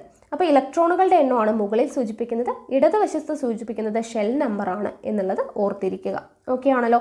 അപ്പോൾ എങ്ങനെയാണ് സബ്ഷെൽ ഇലക്ട്രോൺ വിന്യാസം എഴുതുന്നത് എന്നുള്ളത് മനസ്സിലായെന്ന് വിശ്വസിക്കുന്നു. ഓക്കെ, അപ്പോൾ ഇലക്ട്രോണുകളുടെ എണ്ണം നമ്മൾ സബ്ഷെല്ലിൽ ഓരോ സബ്ഷെല്ലിലും എത്രത്തോളം ഇലക്ട്രോൺസ് ആണ് കൊള്ളാൻ പറ്റുക? എസ്സിൽ 2 ആണ്, പിയിൽ 6 ആണ്, ഡിയിൽ 10 ആണ്, എഫിൽ 14. ഓക്കെ, അപ്പോൾ 2, 6, 10, 14 അത് നമ്മൾ അറിഞ്ഞിരിക്കുക. 2, 6, 10, 14 ഇങ്ങനെയാണ്. അപ്പോൾ അത് അറിഞ്ഞു വെച്ച് കഴിഞ്ഞാൽ നമുക്കിത് എഴുതാനായിട്ട് ഈസിയാണ്. ഇവിടെ നോക്കുക, നൈട്രജൻ 7 ആണ്. അപ്പോൾ ഇവിടെ ഇലക്ട്രോൺ വിന്യാസം നോക്കുക, 1s2 2s2. അപ്പോൾ 2 2 4 ആയി, ബാക്കി 3 എവിടെ? 2p3. അടുത്ത് എഫ് 9 ആണ്. അപ്പോൾ ഇവിടെ എത്ര വരും? 1s2 അല്ലേ, ആദ്യത്തേൽ 2 ആണ്, എസിൻ്റെ പരമാവധി ഇലക്ട്രോൺ 2 ആണ്. ദെൻ 2s2, 2 2 4 ആയി, ബാക്കി എത്രയുണ്ട്? 2p5. ബാക്കി 5 നമുക്ക് എവിടെ ഉൾപ്പെടുത്താം? പിയിൽ ഉൾപ്പെടുത്താം. കാരണം എന്താണ്? പിയിൽ പരമാവധി 6 ഇലക്ട്രോൺ വരെ പോകും അല്ലേ. അപ്പോൾ ഇവിടെ 1s2 2s2 2p5 എന്നാണ് വരിക. ഓക്കെ, ഫില്ല് ചെയ്യുക കേട്ടോ. അടുത്തത് സോഡിയം ആണ്. സോഡിയം 11 അല്ലേ, 11 ആണ്. അപ്പോൾ ഇവിടെ എന്ത് വരും? 1s2 2s2 അത് 2 നമ്മൾ എഴുതി. ഇനി 11 ആയതുകൊണ്ട് ഇവിടെ 4 ആയിട്ടുള്ളൂ. ബാക്കി അപ്പോൾ പിയിൽ എത്ര എണ്ണമാണ് പരമാവധി ഇലക്ട്രോൺ? 6 ആണ്. അപ്പോൾ 2p6 അവിടെ കംപ്ലീറ്റ് ആയിട്ട് എഴുതി. അപ്പോൾ 2 2 4 6 10 ആയി. ബാക്കി ഒരെണ്ണം എങ്ങോട്ട് പോകും? അടുത്ത ഷെല്ലിലോട്ട്, 3s1 പോകും. 1s2 2s2 2p6 3s1. അപ്പോൾ 11 ആയി. ഓക്കെ, ഇനി അടുത്തത് അലൂമിനിയം. അലൂമിനിയം 13 ആണ്. അപ്പോൾ എങ്ങനെ വരും? 1s2 2s2 2p6 എത്രയായി? 6 2 8 2 10. ഇനി ബാക്കി 3 ആണ് ഉള്ളത് അല്ലേ, 3 എണ്ണമാണ് ഉള്ളത്. അപ്പോൾ 3s എത്രയേ പറ്റുള്ളൂ? 3 എണ്ണം ഉണ്ട്. അത് 3 മുഴുവൻ എഴുതാൻ പറ്റുമോ? ഇല്ല. എക്സെപ്ഷനിൽ എത്രയേ പറ്റുള്ളൂ? 2 ഇലക്ട്രോണേ പറ്റുള്ളൂ. അപ്പോൾ 3s2 എന്ന് നമ്മൾ എഴുതി. എസ്സിൽ പരമാവധി 2 ഇലക്ട്രോൺ, ബാക്കി ഒന്നുണ്ട്, അത് പിയിലോട്ട് പോകും. ഓക്കെ, അപ്പോൾ 1s2 2s2 2p6 3s2 3p1. എന്തുകൊണ്ടാണ്? എസ്സിൽ നമുക്ക് പരമാവധി 2 ഇലക്ട്രോണേ പറ്റത്തുള്ളൂ. ഓക്കെ ആണല്ലോ. അടുത്തത് ക്ലോറിൻ്റെ നമുക്ക് എഴുതി നോക്കാം. 17 ആണ് അല്ലേ. അപ്പോൾ നമുക്ക് എഴുതാം 1s2 2s2 എന്നെഴുതി. ദെൻ 2p6 എഴുതി. അപ്പോൾ എത്രയായി? 6 2 8 8 2 10 ആയി. ഇനി ബാക്കി 7 ഉണ്ട് അല്ലേ, 7 ഉണ്ട്. അപ്പോൾ 2p കഴിഞ്ഞ് കഴിഞ്ഞാൽ അടുത്ത ആരാണ്? 3s2. എസ്സിൽ 2 പറ്റുള്ളൂ. അപ്പോൾ 3s2 എഴുതി. അപ്പോൾ എത്രയായി? 10 2 12. ബാക്കി 5 ഉണ്ട്, അത് എങ്ങോട്ട് പോകും? 3p5 പോകും. ഓക്കെ, അപ്പോൾ 1s2 2s2 2p6 3s2 3p5. Okay, 17 ക്ലോറിൻ്റെ കിട്ടി. അടുത്തത് 18 ആർഗണിൻ്റെ ആകുമ്പോഴത്തേനും എങ്ങനെ വരും? 1s2 2s2 2p6 അല്ലേ. അപ്പോൾ 6 2 8 2 10. ഇനി 8 ഉണ്ട് അല്ലേ. അപ്പോൾ 3s2 എഴുതി. ബാക്കി എത്രയുണ്ട്? 2 പോയി കഴിഞ്ഞാൽ 6 ഉണ്ട്. അപ്പോൾ അത് എവിടേക്ക് പോകും? 3p6. ഓക്കെ, പിയിൽ 6 ഉൾക്കൊള്ളാമല്ലോ, അതുകൊണ്ട് 3p6 വരെ. അപ്പോൾ 1s2 2s2 2p6 3s2 3p6 എന്നുള്ളതാണ് ആർഗണിൻ്റേത് വരിക. ഓക്കെ ആണല്ലോ. അപ്പോൾ ഇങ്ങനെയാണ് സബ്ഷെൽ ഇലക്ട്രോൺ വിന്യാസം നമ്മൾ എഴുതുന്നത്. അതൊന്ന് മനസ്സിലാക്കി വയ്ക്കുക. ഓക്കെ, അപ്പോൾ ഇതുപോലെ തന്നെയാണ് അറ്റോമിക നമ്പർ 19 ആയിട്ടുള്ള പൊട്ടാസ്യത്തിൻ്റെ കാര്യം. ഇങ്ങനെയാണ് നമ്മൾ എഴുതുന്നത്. ഇവിടെ നോക്കുക, ഇവിടെ നമുക്കൊരു ഗ്രാഫ് തന്നിട്ടുണ്ട്. ഓരോ ഷെല്ല് ഇവിടെ തന്നിട്ടുണ്ട്, അവിടെ ഊർജ്ജം തന്നിട്ടുണ്ട്. അപ്പോൾ ഓരോ ഷെല്ല് കഴിയുന്തോറും ഊർജ്ജം കൂടി വരികയാണ്. അപ്പോൾ ഊർജ്ജം കൂടുന്ന ക്രമത്തിൽ എഴുതാനാണ് പറഞ്ഞിരിക്കുന്നത്. അപ്പോൾ ഏറ്റവും കുറവ് ഊർജ്ജം ആർക്കാണ്? 1s-നാണ് ഏറ്റവും കുറവ്. അത് കഴിഞ്ഞ് 2s-ഉം 2p-യും ഒരേ ഊർജ്ജമാണ്. ദെൻ 3s-ഉം 3p-യും, അത് കഴിഞ്ഞ് 4s, ദെൻ 3d, പിന്നെ 4p. അതുപോലെ ഫില്ല് ചെയ്യാൻ വേണ്ടിയിട്ടാണ് പറഞ്ഞിരിക്കുന്നത്. 1s 2s 2p 3s എന്ത് ചെയ്യുക? 3p അല്ലേ. ഇവിടെ 3p എന്ന് എഴുതാം. 3s 3p. അത് കഴിഞ്ഞ് ആരാണ് വരിക? 4s ആണ് വരിക. 4s 3p 4s, അത് കഴിഞ്ഞ് 3d, അത് കഴിഞ്ഞ് 4p. ഇങ്ങനെയാണ് വരുന്നത്. എനർജീനനുസരിച്ച്, ഊർജ്ജത്തിനനുസരിച്ചിട്ടാണ് നമ്മൾ എഴുതുന്നത്. അപ്പോൾ ഇതിൻ്റെ ഓർഡർ എങ്ങനെയാണ്? കുറയുന്നതിൽ നിന്ന് കൂടുതലോട്ട് എഴുതുവാണ്. അപ്പോൾ 1s 2s 2p 3s 3p 4s 3d 4p. Okay, 4s കഴിഞ്ഞ് 3d ആണ് വരുന്നത് കേട്ടോ, അത് മാറിപ്പോവരുത്. ഇതൊന്ന് പഠിച്ചു വെച്ചേക്കണം. Okay, 1s 2s 2p 3s 3p 4s 3d കഴിഞ്ഞിട്ടാണ് 4p വരുന്നത്. ഓക്കെ, അപ്പോൾ നമ്മൾ പൊട്ടാസ്യത്തിൻ്റെ ഇലക്ട്രോൺ വിന്യാസം എഴുതുന്ന സമയത്ത് 3dയിൽ വരുന്നതാണ്. ഓക്കെ, അപ്പോൾ അത് നമുക്കൊന്ന് എഴുതി നോക്കാം. പൊട്ടാസ്യത്തിൻ്റെ എത്രയാണ്? 19 ആണ് എന്ന് നമുക്ക് അറിയാം അല്ലേ. അറ്റോമിക നമ്പർ എത്രയാണ് പൊട്ടാസ്യത്തിൻ്റെ? 19 ആണ്. അപ്പോൾ നമുക്കതൊന്ന് എഴുതി നോക്കാം. ഓക്കെ, 19 വരുന്ന സമയത്ത് നമുക്ക് എങ്ങനെ എഴുതാം? ഇപ്പം നമ്മൾ എഴുതിയതുപോലെ തന്നെ 1s2 2s2 2p6. അപ്പോൾ 6 2 8 2 10 ഇനി എത്ര വരണം? 9 എണ്ണം വരണം അല്ലേ. അപ്പോൾ 1s2 2s2 2p6. അടുത്തത് 3s2 എഴുതി. ഇനി എത്ര എണ്ണം ഉണ്ട്? 7 എണ്ണം ഉണ്ട് അല്ലേ. 6 2 8 2 10 2 12. ഇനി 19 ആവണമെങ്കിൽ 7 എണ്ണം വേണം. പക്ഷെ നമ്മുടെ അടുത്തത് 3s കഴിഞ്ഞാൽ 3p ആണ്. 3pയിൽ നമുക്ക് എത്ര എഴുതാൻ പാടില്ല? 3pയിൽ നമുക്ക് 6 പാടുള്ളൂ, 7 എഴുതാൻ പാടില്ല. അപ്പോൾ നമ്മൾ എന്ത് ചെയ്തു? 6 എഴുതി. അപ്പോൾ എത്രയായി? 2 4 6 10 12 6 18. ഇനി ഒരെണ്ണം ഉണ്ട്. അപ്പോൾ 3p6 കഴിഞ്ഞിട്ട് അടുത്ത ആൾ ആരാണ്? 4s ആണ് വരുന്നത് അല്ലേ. ഇപ്പോൾ 4s1. അപ്പോൾ ഇങ്ങനെയാണ് എനർജി ലെവൽ നോക്കിയിട്ടാണ് നമ്മൾ എഴുതുക. അല്ലാതെ 3p6 കഴിഞ്ഞ് 3d എഴുതാൻ പാടോ? ഇല്ല. എനർജി ലെവൽ 3dയേക്കാൾ ഊർജ്ജം കുറവ് 4sനായതുകൊണ്ട് തന്നെ 4s ആണ് വരിക. അപ്പോൾ 3p6 കഴിഞ്ഞ് 4s1 എന്നുള്ളത് വരും. ഓക്കെ ആണല്ലോ. അപ്പോൾ പൊട്ടാസ്യത്തിൻ്റെ അങ്ങനെയാണ് നമ്മൾ എഴുതുന്നത്. അപ്പോൾ ഈ രീതിയിൽ നിങ്ങൾ എഴുതി ശീലിക്കുക. ഓക്കെ. അടുത്തത് സ്കാൻഡിയത്തിൻ്റെ ഇവിടെ എഴുതിയിട്ടുണ്ട്. അപ്പോൾ 4s കഴിഞ്ഞിട്ടാണ് 3d വരുന്നത് എന്നുള്ളത് മനസ്സിലാക്കി വയ്ക്കുക. അടുത്തത് നോക്കുക.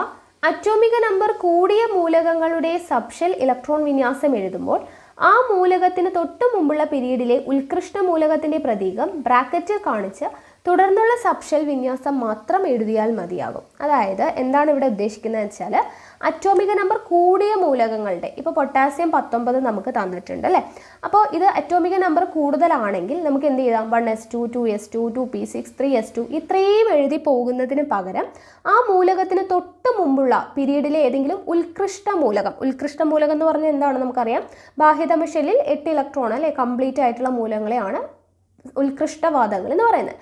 അപ്പോൾ ആ ഒരു മൂലകത്തിൻ്റെ പ്രതീകം ബ്രാക്കറ്റിൽ കാണിച്ചിട്ട് ബാക്കി എത്ര വരുന്നുണ്ടോ അത്രയും എഴുതിയാലും മതി എന്നാണ് പറയുന്നത്. ഉദാഹരണത്തിന് ഇവിടെ കൊടുത്തിട്ടുണ്ട് പൊട്ടാസ്യം 19 ആണ് അല്ലേ. അപ്പോൾ ഇവിടെ 1s2 2s2 2p6 3s2 3p6 4s1 എന്നാണെന്നുള്ളത് നമ്മൾ അറിഞ്ഞു. അപ്പോൾ ഇതിന് തൊട്ട് മുമ്പുള്ള പീരീഡിലെ ഉത്കൃഷ്ട മൂലകമായിട്ടുള്ള ആർഗണിൻ്റെ ഇലക്ട്രോൺ വിന്യാസം എത്രയാണ്? 18 നമുക്കറിയാം. ആർഗൺ 18.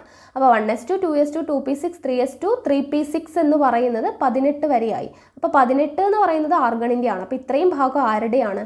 ആർഗണിൻ്റെ ഇലക്ട്രോൺ വിന്യാസമാണ്. സോ ആർഗൺ എന്ന് എഴുതി കഴിഞ്ഞിട്ട് എന്ത് ചെയ്യുക? ഇത് ബ്രാക്കറ്റിൽ ഇട്ടതിന് ശേഷം ബാക്കി എത്രയുണ്ട്? 4s1 ഉണ്ട് അല്ലേ. 4s1 ഉണ്ട്. അത് മാത്രം എഴുതിയാൽ മതി. ആർഗൺ എന്ന് ബ്രാക്കറ്റിൽ എഴുതിയിട്ട് 4s1 എന്ന് എഴുതി കഴിഞ്ഞാലും എന്താണ്? നമുക്ക് അങ്ങനെയും സബ്ഷെൽ വിന്യാസം എഴുതാം എന്നാണ് പറയുന്നത്. ഓക്കെ. അപ്പോൾ ആർഗൺ 4s1 എന്ന് എഴുതി കഴിഞ്ഞാൽ അതെന്താണ്? ആർഗണിൻ്റെ നമുക്കറിയാം 18 പ്ലസ് ഇവിടെ 4s1 എന്ന് പറയുമ്പോൾ ഒന്നും കൂടി ഉണ്ട്. അപ്പോൾ 18 1 19. സോ ഇത് പൊട്ടാസ്യത്തിൻ്റെ സബ്ഷെൽ വിന്യാസമാണ്, ഇലക്ട്രോൺ സബ്ഷെൽ വിന്യാസമാണ് എന്നുള്ളത് നമുക്ക് മനസ്സിലാക്കാനായിട്ട് പറ്റും. മനസ്സിലായല്ലോ. അപ്പോൾ ഇനി അതുപോലെ ഒരു എക്സാമ്പിൾ ഇവിടെ കൊടുത്തിട്ടുണ്ട്. സോഡിയത്തിൻ്റെ Na11 അല്ലേ. അപ്പോൾ സോഡിയത്തിൻ്റെ മുന്നുള്ള ആൾ ആരാണ് എന്നാണ് ചോദിച്ചിട്ടുള്ളത്. നമുക്കറിയാം സോഡിയം 11 ആണ് അല്ലേ. അപ്പോൾ അതിന് മുന്നേ നമുക്കിതൊന്ന് എഴുതാം. ഇലക്ട്രോൺ വിന്യാസം 1s2 2s2 2p6 അല്ലേ. 1s2 2s2 2p6. അപ്പോൾ 6 2 8 2 10 ദെൻ 2p6 കഴിഞ്ഞാൽ 3s1. അപ്പോൾ 11 അപ്പോൾ ഇവിടെ 10 വരുന്നത് 6 2 8 2 10. അപ്പോൾ 1s2 2s2 2p6. ഈ 10 വരുന്നത് ആരുടെയാണ്? നിയോൺ ആണ്. നിയോൺ 10 അല്ലേ. അപ്പോൾ നിയോൺ 10 ആയതുകൊണ്ട് തന്നെ നമുക്ക് നിയോൺ എന്ന് ബ്രാക്കറ്റിൽ എഴുതിയിട്ട് എന്ത് ചെയ്യാം? ബാക്കിയുള്ള 3s1 എന്ന് എഴുതി കഴിഞ്ഞാൽ ഇതെന്തായി? നിയോണിൻ്റെ 10 നമുക്കറിയാം. ഇവിടെ 3s1 ഉണ്ട്. അപ്പോൾ 11 എന്ന് പറയുന്നത് എന്തായി? സോഡിയത്തിൻ്റെ ആണ് എന്നുള്ളത്. ഓക്കെ. അപ്പോൾ നിയോണിൻ്റെ പ്രതീകം ചേർത്തിട്ട് നമുക്ക് എഴുതുമ്പോൾ നിയോൺ ബ്രാക്കറ്റ് ഇട്ടു ദെൻ 3s1 എന്തായി? സോഡിയത്തിൻ്റെ സബ്ഷെൽ ഇലക്ട്രോൺ വിന്യാസമായി. അപ്പോൾ ഇങ്ങനെ നമുക്ക് എഴുതാമെന്നാണ് പറയുന്നത്. അപ്പോൾ ഇതുപോലെ സ്കാൻഡിയം, കാൽഷ്യം, മഗ്നീഷ്യം ഇതെല്ലാം നമുക്ക് ഇവിടെ കൊടുത്തിട്ടുണ്ട്. ഇവിടെ സ്കാൻഡിയം 21. അപ്പോൾ ഇവിടെ 18 എന്ന് പറയുന്നത് ആർഗണിൻ്റെ ആണ്. അത് കഴിഞ്ഞിട്ട് ബാക്കിയുള്ളത് എഴുതിയിട്ടുണ്ട്. അതുപോലെ തന്നെ നമുക്ക് എന്ത് ചെയ്യാം? കാൽഷ്യത്തിൻ്റെയും മഗ്നീഷ്യത്തിൻ്റെയും എല്ലാം എഴുതാൻ വേണ്ടി പറ്റും. ഓക്കെ. അപ്പോൾ അതൊന്ന് എഴുതി ശീലിക്കുക കേട്ടോ. ഇനി അടുത്തത് ക്രോമിയത്തിൻ്റെയും കോപ്പറിൻ്റെയും ഇലക്ട്രോൺ വിന്യാസത്തിലെ പ്രത്യേകതയാണ് പറഞ്ഞിട്ടുള്ളത്. നോക്കുക. ക്രോമിയം 24 അതിൻ്റെ സബ്ഷെൽ ഇലക്ട്രോൺ വിന്യാസം എഴുതുക. നമ്മളിപ്പോൾ എഴുതിയതുപോലെ തന്നെയാണ്. ക്രോമിയത്തിൻ്റെ സ്ഥിരതയുള്ള സബ്ഷെൽ ഇലക്ട്രോൺ വിന്യാസം എത്രയാണ്? 1s2 2s2 2p6 3s2 3p6 3d5 4s1. ഇതാണ് ഇലക്ട്രോൺ വിന്യാസം ക്രോമിയത്തിൻ്റെ. ഇതിന് കാരണം എന്താണ്? അതായത് നമ്മൾ നേരത്തെ പറഞ്ഞതുപോലെ എഴുതുകയാണെങ്കിൽ 3p6 കഴിഞ്ഞ് ശരിക്കും വരേണ്ടത് എന്താണ്? 4s1 ആണ്. അത് കഴിഞ്ഞിട്ടാണ് 3D വരേണ്ടത്. അതായത് നമ്മൾ ഊർജ്ജം അനുസരിച്ച് പറയുമ്പോൾ 4s കഴിഞ്ഞിട്ടാണ് 3D വരുന്നത് എന്ന് നമ്മൾ നേരത്തെ പറഞ്ഞു അല്ലേ. പക്ഷേ ഇവിടെ 3D കഴിഞ്ഞിട്ടാണ് 4s വരുന്നത്. അതെന്തുകൊണ്ടാണ് എന്നാണ് ഇവിടെ പറയുന്നത്. ഓക്കെ, അപ്പോൾ അതിന് കാരണം ക്രോമിയത്തിൻ്റെ ഇങ്ങനെ വരാനായിട്ട് കാരണം എന്താണ്? ഡി സബ്ഷെല്ലിന് പരമാവധി 10 ഇലക്ട്രോണുകൾ ഉൾക്കൊള്ളുവാൻ കഴിയും. ഈ സബ്ഷെൽ പൂർണ്ണമായി നിറഞ്ഞിരിക്കുന്നതോ പകുതി മാത്രം നിറഞ്ഞിരിക്കുന്നതോ ആയിട്ടുള്ള ക്രമീകരണങ്ങൾ മറ്റുള്ളവയേക്കാൾ സ്ഥിരത കൂടിയതാണ്. നമ്മൾ പറഞ്ഞു ഡിയിൽ പരമാവധി 10 ഇലക്ട്രോൺ ആണെന്ന് പറഞ്ഞു. അപ്പോൾ ഈ ഡി സബ്ഷെൽ എന്ന് പറയുന്നത് ഒന്നുകിൽ 10 ഇല്ലെങ്കിൽ 10ൻ്റെ പകുതി 5, 10 അല്ലെങ്കിൽ അതിൻ്റെ പകുതി, ഇങ്ങനെ പൂർണ്ണമായിട്ടോ അല്ലെങ്കിൽ പകുതി മാത്രം നിറഞ്ഞിരിക്കുന്നതോ ആണ് ഏതിനേക്കാൾ മറ്റുള്ളവയേക്കാൾ സ്ഥിരത കൂടുതലായിട്ടുണ്ടാവുക. അപ്പോൾ ഇതിൻ്റെ അടിസ്ഥാനത്തിലാണ് D4s2 D9s2 എന്നീ ഇലക്ട്രോൺ ക്രമീകരണം വരേണ്ട ആറ്റങ്ങളിൽ എന്ത് ചെയ്യുന്നത്? സ്ഥിരതയ്ക്ക് വേണ്ടിയിട്ട് ഇലക്ട്രോൺ പൂരണത്തിൽ ചില മാറ്റങ്ങൾ ഉണ്ടായിരിക്കും. ഇതുപോലെ എഫ് സബ്ഷെല്ലിൽ F7 F14 ക്രമീകരണങ്ങളും കൂടുതൽ സ്ഥിരതയുള്ളവയാണ്. അതായത് ഇപ്പോൾ പറഞ്ഞത് എന്താണ്? ഡിയിൽ 10 എണ്ണമാണ് മാക്സിമം നിറയാൻ പറ്റുക. അപ്പോൾ ഒന്നുകിൽ 10 അല്ലെങ്കിൽ അതിൻ്റെ പകുതി 5 ആയിട്ടുള്ള ക്രമീകരണങ്ങൾ നമ്മൾ നടത്തുന്നത് എന്തിനു വേണ്ടിയിട്ടാണ്? സ്ഥിരത കൂടുതലാവാൻ വേണ്ടിയിട്ടാണ്. ഓക്കെ, അതുപോലെ തന്നെ ഇവിടെ നോക്കുക, കോപ്പറിൻ്റെ ഇലക്ട്രോൺ വിന്യാസങ്ങൾ എഴുതിയിട്ടുണ്ട്. ശരിക്കും നമ്മൾ എഴുതുന്നത് എങ്ങനെയാണ്? എനർജി ലെവൽ നോക്കുമ്പോൾ 1s2 2s2 2p6 3s2 3p6 3d9 4s2 ഇങ്ങനെ. അപ്പോൾ ഇതിൽ കൊടുത്തിട്ടുള്ളതിൽ ശരിയായത് ഏത് എന്നാണ് ചോദിച്ചിരിക്കുന്നത്. നമ്മൾ പറഞ്ഞു എന്ത്? ഇങ്ങനെ കംപ്ലീറ്റ് ആയിട്ട് ഡി കംപ്ലീറ്റ് ആവുന്നതോ അല്ലെങ്കിൽ പകുതി ആവുന്നതോ ആണ് സ്ഥിരത എന്ന് നമ്മൾ പറഞ്ഞല്ലേ. അപ്പോൾ നമുക്ക് എന്ത് ചെയ്യാം? ഇവിടെ ഇതാണ് കറക്റ്റായിട്ട് വരുന്നത്. ഓക്കെ, കാരണം എന്താണ്? ഇവിടെ D10 എന്ന് പറയുമ്പോൾ ഡി കംപ്ലീറ്റ് ആയി, 4s1 എന്ന് പറയുമ്പോൾ എസ്സിൽ ഇവിടെ പകുതി, അപ്പോൾ ഇവിടെ സ്ഥിരത കൂടുതലാണ്. അപ്പോൾ ഇതാണ് ശരിയായിട്ട് ഉള്ളത് അല്ലേ. അപ്പോൾ ക്രോമിയം, കോപ്പർ എന്നീ ആറ്റങ്ങളുടെ സബ്ഷെൽ ഇലക്ട്രോൺ വിന്യാസങ്ങളിൽ ഡി സബ്ഷെല്ലിന് പകുതി നിറഞ്ഞതോ പൂർണ്ണമായി നിറഞ്ഞിരിക്കുന്നതോ ആയ അവസ്ഥയാണ് സ്ഥിരത കൂടുതൽ. അപ്പോൾ നിങ്ങൾ സ്ഥിരത കൂടുതലുള്ളത് ഏതാണ് എന്ന് ചോദിക്കുമ്പോൾ നിങ്ങൾ ഡി സബ്ഷെൽ നോക്കുക. ഡി സബ്ഷെല്ലിൽ ഒന്നുകിൽ 10 അല്ലെങ്കിൽ പകുതി, അതിൻ്റെ 5. ഓക്കെ, പകുതി അല്ലെങ്കിൽ ഫുള്ളായിട്ടുള്ളത് 10 അല്ലെങ്കിൽ 5 അങ്ങനെ തന്നിട്ടുള്ളത് ഏതാണോ അതാണ് നിങ്ങൾ സ്ഥിരതയുള്ളതായിട്ട് ടിക്ക് ചെയ്യേണ്ടത്. ഓക്കെ, അടുത്തത് നോക്കുക. ഇവിടെ ഒരു ആറ്റത്തിൻ്റെ സബ്ഷെൽ ഇലക്ട്രോൺ വിന്യാസം കൊടുത്തിട്ടുണ്ട്. ഇത് വെച്ചിട്ട് കുറേ ക്വസ്റ്റ്യൻസ് കൊടുത്തിട്ടുണ്ട്. അത് ആൻസർ ചെയ്യണം. നോക്കാം നമുക്ക്. 1s2 2s2 2p6 3s2 ഇതാണ് നമുക്ക് തന്നിട്ടുള്ള ഇലക്ട്രോൺ വിന്യാസം. ഈ ആറ്റത്തിൽ എത്ര ഷെല്ലുകൾ ഉണ്ട് എന്നാണ് ചോദ്യം. എത്ര ഷെല്ലുകൾ ഉണ്ട് എന്നറിയാൻ വേണ്ടി നമുക്ക് എന്ത് ചെയ്താൽ മതി? ലാസ്റ്റ് വന്നിട്ടുള്ളത് നോക്കുക. അതായത് 3s2 എന്നാണ് വന്നിട്ടുള്ളത്. ഇവിടെ ഷെല്ലുകളുടെ എണ്ണം ഏതാണ്? നമ്മൾ പറഞ്ഞു ഇടതുവശത്ത് എഴുതുന്നതാണ് അല്ലേ. അപ്പോൾ 1s2 2s2 2p6 3s2 എന്ന് എഴുതിയിട്ടുണ്ട്. അപ്പോൾ 3 എന്ന് പറയുന്നതാണ് ഷെല്ലിൻ്റെ എണ്ണം അല്ലേ. അപ്പോൾ ഇവിടെ എത്ര ഷെല്ലുണ്ട്? 3 ഷെല്ലുണ്ട്. ഓരോ ഷെല്ലിലെയും സബ്ഷെല്ലുകൾ ഏതെല്ലാം? ഓരോ ഷെല്ലിലെയും സബ്ഷെല്ല്, ഒന്നാമത്തെ സബ്ഷെൽ ഏതാണ്? 1s ആണ്. രണ്ടാമത്തതിൽ ഏതൊക്കെയുണ്ട്? രണ്ടാമത്തതിൽ എസ് ഉണ്ട്, പി ഉണ്ട് അല്ലേ.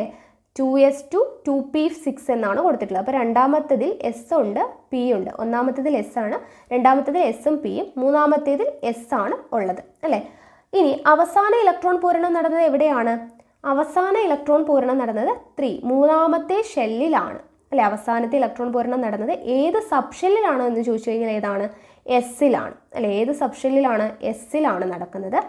ആറ്റത്തിലെ ആകെ ഇലക്ട്രോണുകളുടെ എണ്ണം എത്ര? ആറ്റത്തിലെ ആകെ ഇലക്ട്രോണുകളുടെ എണ്ണം കിട്ടാൻ വേണ്ടിയിട്ട് നമുക്കറിയാം മുകളിൽ എഴുതിയിരിക്കുന്നതാണ് ഇലക്ട്രോണുകളുടെ എണ്ണം അല്ലേ. ഇടതുവശത്ത് എഴുതിയത് ഷെല്ലും മുകളിൽ എഴുതിയത് ഇലക്ട്രോൺ. അപ്പോൾ മുകളിൽ എഴുതിയതെല്ലാം കൂടെ കൂട്ടുക. എത്രയാണ്? 2 4 4 6 10 2 12. അപ്പോൾ ആകെ ഇലക്ട്രോണുകളുടെ എണ്ണം 12 ആണ്. അറ്റോമിക നമ്പർ എത്രയാണ്? എത്രയാണോ ഇലക്ട്രോൺ അതായിരിക്കും അറ്റോമിക നമ്പർ. അപ്പോൾ അറ്റോമിക നമ്പർ എത്രയാ? അതും 12 ആണ്. സബ്ഷെൽ ഇലക്ട്രോൺ വിന്യാസം എങ്ങനെ ചുരുക്കി എഴുതാം എന്ന് ചോദിച്ചിട്ടുണ്ട്. എങ്ങനെയാണ് ചുരുക്കി എഴുതാൻ പറ്റുക? ഇവിടെ നമുക്കറിയാം 6 2 8 2 10 10 വരെ വരുമ്പോഴത്തേനും അത് ആരാകും? നിയോൺ ആവും അല്ലേ. അപ്പോൾ നിയോൺ എന്ന് പറയുന്നതിൻ്റെ 10 ആയി. ബാക്കിയുള്ളത് 3s2 എന്ന് പറയുന്നത് ഇവിടെ എഴുതി കഴിഞ്ഞാൽ എന്തായി? ഇത് 12 ആയി. അപ്പോൾ നിയോൺ 3s2 എന്ന് എഴുതി കഴിഞ്ഞാൽ നമുക്ക് ചുരുക്കി എഴുതലും ആയി. ഓക്കെ ആണല്ലോ. അപ്പോൾ ഒരു ഇലക്ട്രോൺ വിന്യാസം, ഒരു സബ്ഷെൽ ഇലക്ട്രോൺ വിന്യാസം തന്നു കഴിഞ്ഞാൽ ഇത്രയും കാര്യങ്ങൾ നമുക്ക് എഴുതാനായിട്ട് പറ്റണം. ഒന്നുകൂടെ പറയാം. ആറ്റത്തിൽ എത്ര ഷെല്ലുണ്ട് എന്ന് ചോദിച്ചു കഴിഞ്ഞാൽ നമുക്കറിയാം 1s2 2s2 2p6 3s2 ആണ് കിടക്കുന്നത്. അപ്പോൾ 3s2 ആണ്. അപ്പോൾ അതിൽ 3 ആണ് ഷെല്ലുകളുടെ എണ്ണം. അപ്പോൾ 3 എന്ന് പറയുന്നത് 3 ആണ്. അപ്പോൾ മൂന്നാമത്തെ ഷെല്ലാണ്. അപ്പോൾ 3 ഷെല്ലുകളുണ്ട്. ഓരോ ഷെല്ലിലെയും സബ് ഷെല്ലുകൾ എന്താണ് എന്ന് ചോദിച്ചു കഴിഞ്ഞാൽ നമുക്കറിയാം 1s2 എന്ന് പറയുമ്പോൾ ഒന്നാമത്തെ ഷെല്ലിൽ എസ് ഉണ്ട്. രണ്ടാമത് 2s2 2p6 എന്ന് പറയുമ്പോൾ രണ്ടാമത്തെ ഷെല്ലിൽ 2 സബ് ഷെല്ലുണ്ട്, എസും പിയും. മൂന്നാമത്തേൽ 3s2, അപ്പോൾ മൂന്നാമത്തേൽ എസ് ഉണ്ട്. അപ്പോൾ ഇത്രയും സബ് ഷെല്ലുകളുണ്ട്. ഇനി അവസാനമായിട്ട് ഇലക്ട്രോൺ പൂരണം നടന്നത് എവിടെയാണ്? 3s2 എന്നാണ് എഴുതിയിരിക്കുന്നത്. അപ്പോൾ എസ് സബ് ഷെല്ലിലാണ് അവസാനമായിട്ട് ഇലക്ട്രോൺ പൂരണം നടന്നിരിക്കുന്നത്. മൂന്നാമത്തേതിൽ എസ് സബ് ഷെല്ലിൽ 3sലാണ് അവസാനത്തെ ഇലക്ട്രോൺ പൂരണം നടന്നത്. ഇനി അടുത്ത ചോദ്യം എന്തായിരുന്നു? ആറ്റത്തിലെ മൊത്തം ഇലക്ട്രോണുകൾ എന്ന് പറയുമ്പോൾ നമ്മളിപ്പോൾ 3s2 എന്ന് എഴുതി കഴിഞ്ഞാൽ മുകളിൽ എഴുതിയതാണ് എന്ത്? ഇലക്ട്രോണുകളുടെ നമ്പർ. അപ്പോൾ അതെല്ലാം കൂടെ കൂട്ടുക. മുകളിലെ എല്ലാം കൂടെ കൂട്ടിയപ്പോൾ നമുക്ക് എത്ര കിട്ടി? 12 കിട്ടി. ഇനി അവിടെ അറ്റോമിക നമ്പർ ചോദിക്കുന്നുണ്ട്. ഇലക്ട്രോണുകളുടെ എണ്ണം എത്രയാണോ അത് തന്നെയാണ് അറ്റോമിക നമ്പർ. സോ അതും 12 തന്നെയാണ്. ഇനി സബ്ഷെൽ ഇലക്ട്രോൺ വിന്യാസം ചുരുക്കി എഴുതുക എന്ന് പറഞ്ഞു. 12 ആണ്. നമുക്കറിയാം 10 എന്ന് പറയുന്ന ആരുടെയാണ്? നിയോണിൻ്റേതാണ്. സോ നമുക്ക് ചുരുക്കി എഴുതുമ്പോൾ നമുക്ക് എങ്ങനെ എഴുതാം? ആദ്യം നിയോൺ എന്ന് എഴുതാം, അത് 10 ബാക്കി എത്രയുണ്ട്? 2 ഉണ്ട്. അപ്പോൾ 3s2 എന്നുള്ളത് എഴുതി കഴിഞ്ഞാൽ ചുരുക്കി എഴുത്തുമായി. ഓക്കെ ആണല്ലോ. അപ്പോൾ ഒരു സബ്ഷെൽ ഇലക്ട്രോൺ വിന്യാസം തന്നാൽ ഇത്രയും കാര്യങ്ങൾ എഴുതാനായിട്ട് മനസ്സിലായെന്ന് വിശ്വസിക്കുന്നു. അടുത്തത് സബ്ഷെൽ ഇലക്ട്രോൺ വിന്യാസവും ബ്ലോക്കും നോക്കുക. മൂലകങ്ങളുടെ സബ്ഷെൽ ഇലക്ട്രോൺ വിന്യാസത്തിൻ്റെ അടിസ്ഥാനത്തിൽ മോഡേൺ പീരിയോഡിക് ടേബിളിൽ അവയെ SPDF എന്നിങ്ങനെ വിവിധ ബ്ലോക്കുകളിലായിട്ട് ക്രമീകരിച്ചിട്ടുണ്ട്. ഇത്തരത്തിൽ രേഖപ്പെടുത്തിയ പീരിയോഡിക് ടേബിളാണ് താഴെ തന്നിട്ടുള്ളത്. ഓക്കെ, മൂലകങ്ങളുടെ സബ്ഷെൽ ഇലക്ട്രോൺ വിന്യാസത്തിൻ്റെ അടിസ്ഥാനത്തിൽ എന്ത് ചെയ്യുന്നുണ്ട്? മോഡേൺ പീരിയോഡിക് ടേബിളിൽ അവയെ SPDF എന്നിങ്ങനെ വിവിധ ബ്ലോക്കുകളായിട്ട് തിരിച്ചിട്ടുണ്ട്. ബ്ലോക്കിൻ്റെ കാര്യമാണ് പറയുന്നത്. ഇത് എവിടെ കണ്ടോ? ആദ്യം കൊടുത്തിരിക്കുന്നത് S block, then D block, P block, F block, ഇങ്ങനെ 4 ബ്ലോക്കായിട്ട് തിരിച്ചിട്ടുണ്ട് എന്നാണ് പറയുന്നത്. ഇവിടെ മൂലകം, അറ്റോമിക നമ്പർ, സബ്ഷെൽ ഇലക്ട്രോൺ വിന്യാസം, അവസാന ഇലക്ട്രോൺ പൂരണം നടന്നത്, ബ്ലോക്ക് എന്ന് പറഞ്ഞ് ചോദിച്ചിട്ടുണ്ട്. അപ്പോൾ ഇത് നമുക്ക് പൂരിപ്പിക്കാൻ പറ്റുന്നതേ ഉള്ളൂ അല്ലേ. ലിഥിയത്തിൻ്റെ അറ്റോമിക നമ്പർ എത്രയാണ്? 3 ആണ്. സബ്ഷെൽ ഇലക്ട്രോൺ വിന്യാസം എഴുതുമ്പോൾ എങ്ങനെ എഴുതാം? 1s2 2s1 അല്ലേ. അപ്പോൾ 1s2 2s1 സബ്ഷെൽ ഇലക്ട്രോൺ വിന്യാസം എഴുതി. അവസാനത്തെ ഇലക്ട്രോൺ പൂരണം നടന്ന സബ്ഷെൽ ഏതാണ്? 2s ആണ് അല്ലേ. 2sലാണ് നടക്കുന്നത്. ബ്ലോക്ക് ഏതാണ്? 2s വരുന്നത്. എസ് സബ്ഷെല്ലാണ് പറയുന്നത്. അപ്പോൾ അത് ഏത് ബ്ലോക്കിലാണ് വരുന്നത്? നമുക്ക് നോക്കുമ്പോൾ അറിയാം എവിടെയാണ്? എസ് ബ്ലോക്കിലാണ് വരുന്നത് അല്ലേ. എസ് ബ്ലോക്കിലാണ് വരുന്നത്. അപ്പോൾ ഇവിടെ എസ് ബ്ലോക്ക്. അടുത്തത് മഗ്നീഷ്യത്തിൻ്റെ 12 ആണ് അറ്റോമിക നമ്പർ. അപ്പോൾ നമുക്ക് എഴുതുമ്പോൾ എങ്ങനെ എഴുതാം? 2 8 2. അറ്റോമിക നമ്പർ എത്രയാണ്? 12 ആണ്. 12. സോ സബ്ഷെൽ ഇലക്ട്രോൺ വിന്യാസം എങ്ങനെയാണ് എഴുതുക? നിങ്ങൾ എഴുതുക കേട്ടോ, ഞാൻ പറയാം. 1s2 അല്ലേ, 1s2 2s2 ദെൻ 2p6 അപ്പോൾ എത്രയായി? 6 2 8 2 10 ഇനി 2 കൂടെ വേണം അല്ലേ 12 ആവാനായിട്ട്. അപ്പോൾ 12 ആവാനായിട്ട് വരുമ്പോൾ 3s2. അപ്പോൾ 1s2 2s2 2p6 3s2. അപ്പോൾ എത്രയായി? 12 അപ്പോൾ മഗ്നീഷ്യത്തിൻ്റെ ആയി. ഇനി അവസാന ഇലക്ട്രോൺ പൂരണം എവിടെയാണ് നടക്കുന്നത്? 3s2 എന്നാണ് പറഞ്ഞിരിക്കുന്നത്. അപ്പോൾ എസ് സബ്ഷെല്ലിലാണ്, 3sലാണ്. ബ്ലോക്ക് ഏതാണ് വരിക? മഗ്നീഷ്യം. ഇതിൻ്റെ ബ്ലോക്ക് എന്ന് പറയുന്നത് എസ് തന്നെയാണ് വരിക അല്ലേ. എസ്സിലാണ് നമ്മൾ അവസാനമായിട്ട് ഇലക്ട്രോൺ പൂരണം നടക്കുന്നത്, എസ്സിലാണ്. അപ്പോൾ എസ് ബ്ലോക്ക് തന്നെയാണ് വരുന്നത്. അടുത്തത് നൈട്രജൻ 7 എന്ന് പറയുമ്പോഴത്തേനും അറ്റോമിക നമ്പർ 7 ആണ്. സബ്ഷെൽ ഇലക്ട്രോൺ വിന്യാസം എത്രയാണ്?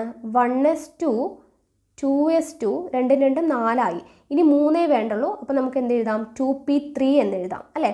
1s2 2s2 പിയിൽ എത്രയാണ്? 6 ആണ് പരമാവധി. ഇവിടെ നമുക്ക് 3 മതി. അപ്പോൾ നമ്മൾ 2p3 എന്ന് എഴുതി. അപ്പോൾ 7 അപ്പോൾ ഇവിടെ അവസാനമായിട്ട് പൂരണം നടന്നത് എവിടെയാണ്? പിയിലാണ് അല്ലേ. 2p എന്നാണ് പറഞ്ഞിരിക്കുന്നത്. അപ്പോൾ പിയിലാണ്. അപ്പോൾ അത് ഏത് ബ്ലോക്കിലാണ് വരിക? പി ബ്ലോക്കിലാണ് വരിക. അത് നമുക്കിവിടെ നോക്കാം. എൻ എവിടെയാണ് കിടക്കുന്നത്? പി ബ്ലോക്ക് നോക്കിക്കഴിഞ്ഞാൽ ഇവിടെ നമുക്കത് എൻ കാണാനായിട്ട് പറ്റും. അപ്പോൾ അവസാനമായിട്ട് ഇലക്ട്രോൺ പൂരണം നടന്നത് എവിടെയാണ് എന്ന് നോക്കിക്കഴിഞ്ഞാൽ നമുക്കത് ഏത് ബ്ലോക്കിലാണ് എന്ന് മനസ്സിലാക്കാനായിട്ട് പറ്റും. അപ്പോൾ ഇവിടെ പി ബ്ലോക്കിലാണ് കിടക്കുന്നത്. അടുത്തത് സ്കാൻഡിയം അതുപോലെ തന്നെ എഴുതുക. ഓക്കെ, അപ്പോൾ അവസാനത്തെ അല്ലേ ലിഥിയത്തിൽ അവസാന ഇലക്ട്രോൺ പൂരണം നടന്നത് എവിടെയാണ്? ലിഥിയം അവസാനത്തെ ഇലക്ട്രോൺ പൂരണം നടന്നത് എസ് സബ്ഷെല്ലിലാണ്. നൈട്രജനിൽ അവസാന ഇലക്ട്രോൺ പൂരണം നടന്നത് എവിടെയാണ്? പി സബ്ഷെല്ലിലാണ്. അപ്പോൾ അവസാന ഇലക്ട്രോൺ പൂരണം നടന്ന സബ്ഷെല്ലും ആ മൂലകം ഉൾപ്പെട്ട ബ്ലോക്കും തമ്മിലുള്ള ബന്ധം എന്താണ്? രണ്ടും ഒന്നാണ് അല്ലേ. അവസാനമായിട്ട് ഇലക്ട്രോൺ പൂരണം നടന്നത് എവിടെയാണോ അതേ ബ്ലോക്കാണ് നമ്മളിവിടെ എഴുതി വെച്ചിരിക്കുന്നത് അല്ലേ. എസ്സിലാണെങ്കിൽ എസ് ബ്ലോക്ക്, എസ്സിലാണെങ്കിൽ എസ് ബ്ലോക്ക്, പിയിലാവുമ്പോൾ പി ബ്ലോക്ക്, അങ്ങനെയാണ് കൊടുത്തിട്ടുള്ളത് അല്ലേ. അപ്പോൾ ഓരോ മൂലകങ്ങളുടെയും സബ്ഷെൽ ഇലക്ട്രോൺ വിന്യാസം എഴുതി കഴിഞ്ഞാൽ നമുക്ക് എന്തൊക്കെ മനസ്സിലാക്കാൻ പറ്റും? അറ്റോമിക നമ്പർ മനസ്സിലാക്കാൻ പറ്റും, സബ്ഷെൽ ഇലക്ട്രോൺ വിന്യാസം എഴുതാൻ പറ്റും, അവസാന ഇലക്ട്രോൺ പൂരണം നടന്ന സബ്ഷെൽ കണ്ടെത്തി കഴിഞ്ഞാൽ ഏത് ബ്ലോക്കിലാണെന്ന് നമുക്ക് കണ്ടെത്താനായിട്ട് പറ്റും. അപ്പോൾ ഇവിടെ നോക്കുക, അവസാന ഇലക്ട്രോൺ പൂരണം നടക്കുന്നത് ഏത് സബ്ഷെല്ലിലാണോ അതായിരിക്കും ആ മൂലകം ഉൾപ്പെടുന്ന ബ്ലോക്ക് എന്ന് പറയുന്നത്. പീരിയോഡിക് ടേബിളിൽ 1, 2 ഗ്രൂപ്പുകളിൽ ഉൾപ്പെട്ട മൂലകങ്ങളെ എസ് ബ്ലോക്കിലും 13 മുതൽ 18 വരെയുള്ള ഗ്രൂപ്പുകളിൽ പി ബ്ലോക്കിലും 13 മുതൽ 12 വരെയുള്ളത് ഡി ബ്ലോക്കിലും ഉൾപ്പെടുത്തിയിരിക്കുന്നു. എഫ് ബ്ലോക്ക് മൂലകങ്ങളെ പീരിയോഡിക് ടേബിളിൽ ചുവടെ 2 പ്രത്യേക നിരകളിലായിട്ടാണ് ക്രമീകരിച്ചിരിക്കുന്നത്. ഓക്കെ, അപ്പോൾ ബ്ലോക്ക് കണ്ടുപിടിക്കാൻ എങ്ങനെയാണെന്നുള്ളത് മനസ്സിലായി. ഓക്കെ, ഇനി അടുത്തത് സബ്ഷെൽ ഇലക്ട്രോൺ വിന്യാസത്തിൻ്റെ അടിസ്ഥാനത്തിൽ പീരീഡ്, ഗ്രൂപ്പ് എന്നിവ കണ്ടുപിടിക്കാം. ഇപ്പം നമ്മൾ ബ്ലോക്ക് കണ്ടുപിടിക്കുന്ന കാര്യമാണ് പറഞ്ഞത് അല്ലേ. ഇലക്ട്രോൺ പൂരണം ലാസ്റ്റ് എവിടെയാണോ നടന്നത് ആ ബ്ലോക്ക് ആയിരിക്കും. ഇവിടെ ഇനി പീരീഡും ഗ്രൂപ്പും കണ്ടുപിടിക്കുന്നതാണ്. മൂലകങ്ങളുടെ ഷെൽ ഇലക്ട്രോൺ വിന്യാസത്തിൻ്റെ അടിസ്ഥാനത്തിൽ പീരീഡ് നമ്പർ കണ്ടെത്തുവാൻ നിങ്ങൾക്കറിയാമല്ലോ. ഓക്കെ, അതായത് പീരീഡ് നമ്പർ നമ്മൾ പഠിച്ചു. സബ്ഷെൽ ഇലക്ട്രോൺ വിന്യാസത്തിൽ എങ്ങനെയാണ് പീരീഡ് കണ്ടെത്താം എന്നുള്ളതാണ് പറയുന്നത്.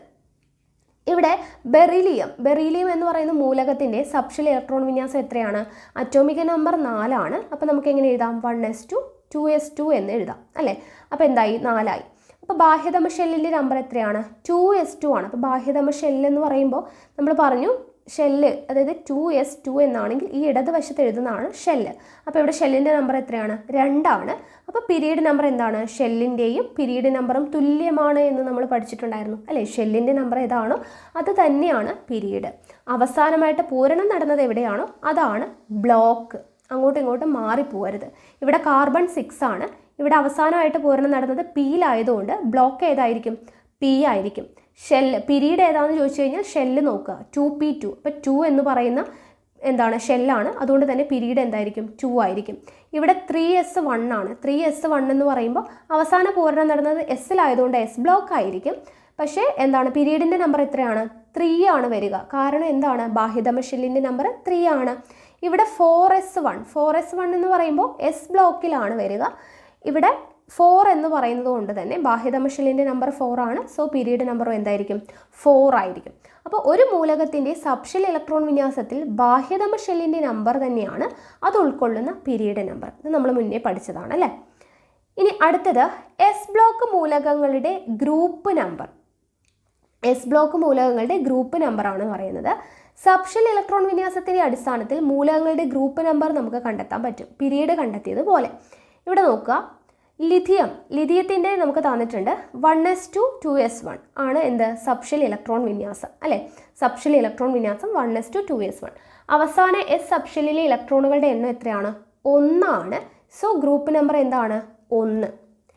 ഇനി സോഡിയത്തിൻ്റെ 1s2 2s2 2p6 3s1. അവസാനത്തെ എസ് സബ്ഷെല്ലിൽ എത്രയാണ് ഇലക്ട്രോൺ? 1 ആണ്. So group number 1. അടുത്ത 1s2 2s2 2p6 3s2 magnesium. ഇവിടെ അവസാനത്തെ ഇലക്ട്രോണുകളിൽ എത്രയാണ്? 2 ആണ് വരുന്നത്. So group number 2. അടുത്തത് 1s2 2s2 2p6 3s2 3p6 4s2 എന്ന് പറയുമ്പോൾ ലാസ്റ്റ് എത്ര ഇലക്ട്രോൺ? 2 ആണ്. So group number 2. അപ്പോൾ ഗ്രൂപ്പ് കണ്ടുപിടിക്കുന്നത് എങ്ങനെയാണെന്ന് മനസ്സിലായല്ലോ. അപ്പോൾ ഒരു സബ്ഷെൽ ഇലക്ട്രോൺ വിന്യാസം എടുത്തിട്ട് നമുക്ക് എല്ലാം കണ്ടുപിടിക്കാനായിട്ട് പറ്റും. ഗ്രൂപ്പ് കണ്ടുപിടിക്കാം, പീരീഡ് കണ്ടുപിടിക്കാം, ബ്ലോക്ക് കണ്ടുപിടിക്കാം. എങ്ങനെയാണ് എന്നുള്ളത് മനസ്സിലായോ?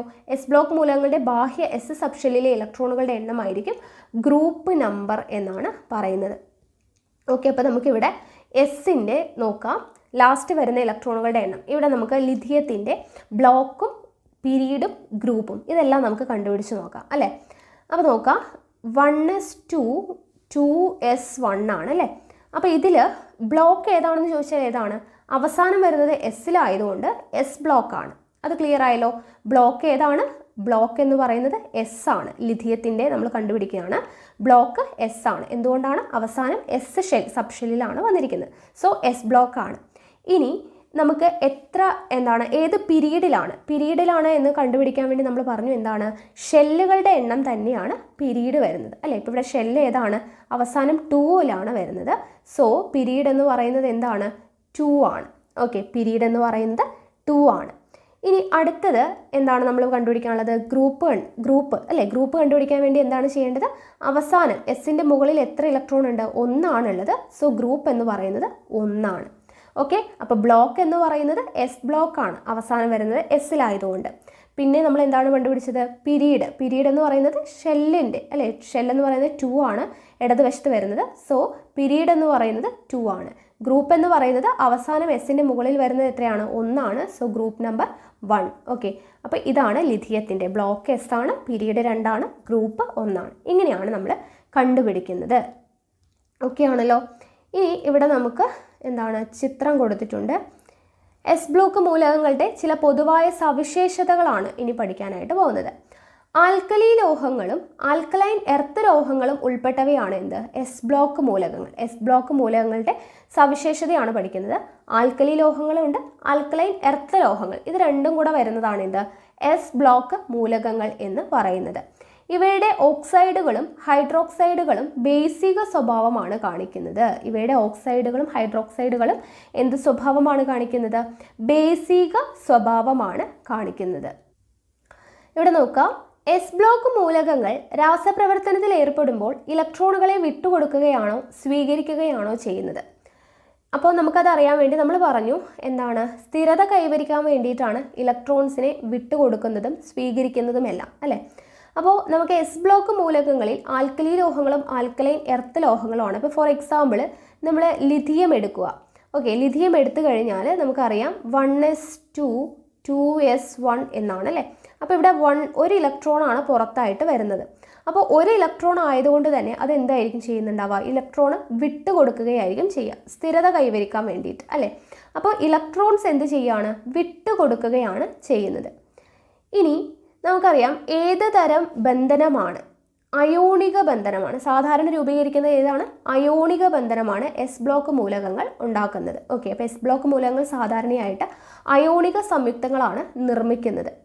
ഒന്നാം ഗ്രൂപ്പ് മൂലകങ്ങൾ രാസപ്രവർത്തന വേളയിൽ എത്ര ഇലക്ട്രോണുകളെ വിട്ടുകൊടുക്കും? ഒന്നാം ഗ്രൂപ്പ് മൂലകങ്ങളാവുമ്പോൾ അവസാനം എത്രയായിരിക്കും? നമ്മൾ പറഞ്ഞു ഗ്രൂപ്പ് നമ്പർ നമ്മൾ കണ്ടുപിടിക്കുന്നത് അവസാനത്തെ ഷെല്ലിൻ്റെ മുകളിൽ എത്രയുണ്ട്. അപ്പോൾ എസ് ഗ്രൂപ്പിൻ്റെ മുകളിൽ എപ്പോഴും എന്തായിരിക്കും? 1 ആയിരിക്കും അല്ലേ. അപ്പോൾ ഒന്നാം ഗ്രൂപ്പ് മൂലകങ്ങൾ നമ്മൾ ഒന്നാം ഗ്രൂപ്പാണെന്ന് നിർണ്ണയിക്കുന്നത് മുകളിൽ 1 വരുന്നത് കൊണ്ടാണ് ഒന്നാം ഗ്രൂപ്പ് എന്ന് പറയുന്നത്. അപ്പോൾ അവിടെ ഒരു ഇലക്ട്രോൺ എന്തുണ്ടാവുള്ളൂ? വിട്ടുകൊടുക്കാനായിട്ട് ഉണ്ടാവത്തുള്ളൂ. ഓക്കെ, മനസ്സിലായോ പറയുന്നത്? അതായത് ഇപ്പോൾ നമ്മൾ ലിഥിയത്തിൻ്റെ പറഞ്ഞപ്പോൾ 1s2 2s1 എന്ന് നമ്മൾ പറഞ്ഞില്ലേ. അപ്പോൾ അവിടെ 2s1 എന്ന് പറയുന്നത് എസിൻ്റെ മുകളിൽ ഒരു ഇലക്ട്രോൺ ആണ്. അപ്പോൾ നമ്മുടെ ലാസ്റ്റ് വരുന്നത് 1 ആയതുകൊണ്ട് ഗ്രൂപ്പ് എത്രയാണ്? 1 ആണ്. അപ്പോൾ ഒന്നാമത്തെ ഗ്രൂപ്പിലെ എല്ലാ മൂലകങ്ങളുടെയും അവസാനം എത്രയായിരിക്കും വരിക? 1 ആണ് വരിക. എസിൻ്റെ മുകളിൽ 1 ആണ് വരിക. അതുകൊണ്ടാണ് അത് ഒന്നാം ഗ്രൂപ്പിലെ മൂലകങ്ങൾ എന്ന് പറയുന്നത് എന്ന് നമ്മൾ പഠിച്ചു അല്ലേ. അപ്പോൾ ഒരു ഇലക്ട്രോണേ ഉണ്ടാവുള്ളൂ. അപ്പോൾ ആ ഒരു ഇലക്ട്രോണല്ലേ വിട്ടുകൊടുക്കാൻ പറ്റത്തുള്ളൂ. ഓക്കെ, അപ്പോൾ ഒന്നാം ഗ്രൂപ്പ് മൂലകങ്ങൾ രാസപ്രവർത്തന വേളയിൽ എത്ര ഇലക്ട്രോൺ വിട്ടുകൊടുക്കും? ഒരു ഇലക്ട്രോൺ. രണ്ടാം ഗ്രൂപ്പ് മൂലകങ്ങളാവുമ്പോഴോ 2 ഇലക്ട്രോൺ വിട്ടുകൊടുക്കും അല്ലേ. അപ്പോൾ 1ഉം 2ഉം ഗ്രൂപ്പ് മൂലകങ്ങളെ യഥാക്രമം XY എന്നീ പ്രതീകങ്ങൾ കൊണ്ട് സൂചിപ്പിക്കുന്നുവെന്ന് കരുതുക. അപ്പോൾ ഇവിടെ എങ്ങനെയാണ് വരിക? നോക്കുക, ഗ്രൂപ്പ് സംയോജകത അതായത് വാലൻസി, ഒന്നാം ഗ്രൂപ്പിൻ്റെ ഓക്സീകരണാവസ്ഥ +1, 1 വിട്ടുകൊടുക്കുകയാണ്. അപ്പോൾ പ്ലസ് സൈൻ ആണ് അല്ലേ. എല്ലാം കൊടുക്കുന്ന ആൾക്ക് എപ്പോഴും പോസിറ്റീവാണ് വരിക. അപ്പോൾ അയോണുകളുടെ പ്രതീകം എങ്ങനെയായിരിക്കും? അതിൻ്റെ പേര് എങ്ങനെയാണ്? ഇപ്പോൾ X ആണെങ്കിൽ X+1 അങ്ങനെയായിരിക്കും വരിക അല്ലേ. ഓക്സൈഡുകളുടെ രാസസൂത്രം X2O. രണ്ടാം ഗ്രൂപ്പ് ആകുമ്പോഴേക്കും സംയോജകത വാലൻസി എത്രയാണ്? 2 ആണ്. ഓക്സീകരണാവസ്ഥ എന്ന് പറയുന്നത് എത്രയാണ്? +2 ആണ് വരിക അല്ലേ. അപ്പോൾ Y2+ എന്നുള്ളതാണ് വരിക. ഓക്കെ, അപ്പോൾ ഇവിടെ നോക്കുക, എസ് ബ്ലോക്ക് മൂലകങ്ങൾ നിശ്ചിത വാലൻസിയും ഓക്സീകരണാവസ്ഥയും കാണിക്കുന്നവയാണ് അല്ലേ. എസ് ബ്ലോക്ക് മൂലകങ്ങൾ നിശ്ചിത വാലൻസിയും ഓക്സീകരണാവസ്ഥയും കാണിക്കുന്നവയാണ്. പീരിയോഡിക് ടേബിളിൽ ഏറ്റവും ഇടതുഭാഗത്തുള്ളവയാണ് എസ് ബ്ലോക്ക് മൂലകങ്ങൾ എന്ന് പറയുന്നത്. അപ്പോൾ ഈ എസ് ബ്ലോക്ക് മൂലകങ്ങളുടെ സവിശേഷതകളാണ് പറയുന്നത്. എന്തൊക്കെയാണ്? ലോഹ സ്വഭാവം കൂടുതലാണ്, അയോണീകരണ ഊർജം കുറവാണ്, ഇലക്ട്രോ നെഗറ്റിവിറ്റി കുറവാണ്. എന്തൊക്കെയാണ് എസ് ബ്ലോക്ക് മൂലകങ്ങളുടെ സവിശേഷതകൾ? ലോഹ സ്വഭാവം കൂടുതലാണ്, അയോണീകരണ ഊർജം കുറവാണ്, ഇലക്ട്രോ നെഗറ്റിവിറ്റി കുറവാണ്. ഇപ്പോൾ നമ്മൾ എസ് ബ്ലോക്കിനെ കുറിച്ച് പഠിച്ചു. അടുത്തത് പി ബ്ലോക്ക് മൂലകങ്ങൾ. പി ബ്ലോക്ക് മൂലകങ്ങളെ കുറിച്ച് പറയുമ്പോൾ ഏതെല്ലാം ഗ്രൂപ്പുകളാണ് പി ബ്ലോക്കിൽ ഉൾപ്പെട്ടിരിക്കുന്നത് നമ്മൾ പഠിച്ചതാണ് അല്ലേ. ഇത് എവിടെ കിടക്കുന്ന? Boron, carbon, nitrogen, oxygen, fluorine, neon, ഇതൊക്കെയാണ് എന്ത്? പി ബ്ലോക്ക് മൂലകങ്ങൾ. രണ്ടാം പീരീഡിലെ പി ബ്ലോക്ക് മൂലകങ്ങൾ അടങ്ങുന്ന പീരിയോഡിക് ടേബിളിൻ്റെ ഭാഗമാണ് ഈ കൊടുത്തിട്ടുള്ളത്. അതിൻ്റെ ബാഹ്യതമ ഷെല്ലിലെ സബ്ഷെൽ ഘടനയും നമുക്കിവിടെ കൊടുത്തിട്ടുണ്ട്. അപ്പോൾ ഇവിടെ അവസാന ഇലക്ട്രോൺ പൂരണം നടക്കുന്നത് ഏത് സബ്ഷെല്ലിലാണ്?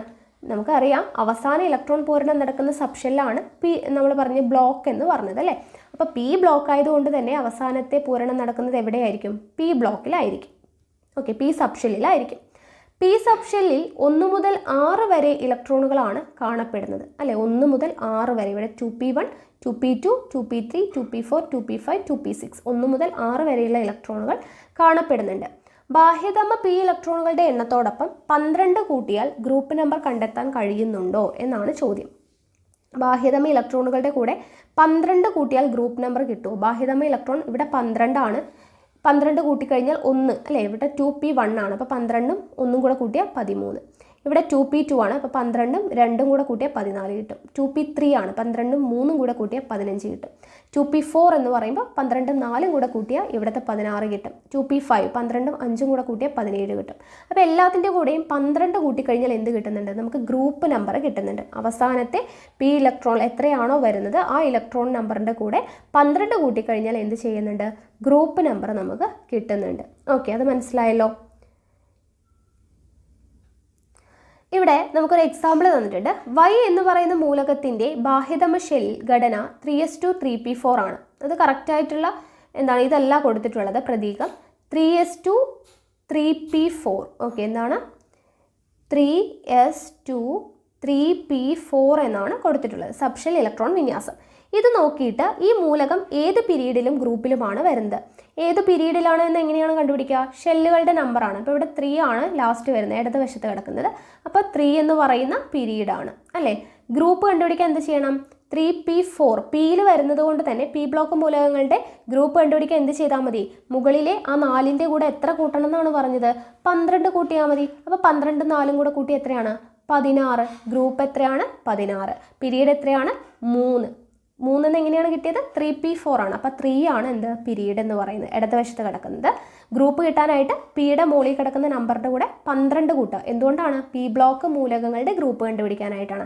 എസ് ബ്ലോക്ക് മൂലകങ്ങളുടെ ഗ്രൂപ്പ് എങ്ങനെയാണ്? പിയുടെ മുകളിൽ, അതായത് എസിൻ്റെ മുകളിൽ കിടക്കുന്ന നമ്പർ അതുപോലെ തന്നെ എടുത്തു കഴിഞ്ഞാൽ ഗ്രൂപ്പ് നമ്പർ കിട്ടും. എസ് ബ്ലോക്കാണ്. അപ്പോൾ എസിൻ്റെ മുകളിൽ 1 ആണെങ്കിൽ S1 എന്ന് പറഞ്ഞാൽ ഒന്നാമത്തെ ഗ്രൂപ്പാണ് എന്നാണ് അർത്ഥം. പിയുടെ മുകളിൽ എത്രയാണ് നമ്പർ കിടക്കുന്നതെങ്കിൽ അതിൻ്റെ കൂടെ 12 കൂട്ടിക്കഴിഞ്ഞാൽ ഗ്രൂപ്പ് കിട്ടും. അപ്പോൾ പിയുടെ 4 ആണ്. 4 + 12 എത്രയാണ്? 16 ആണ്.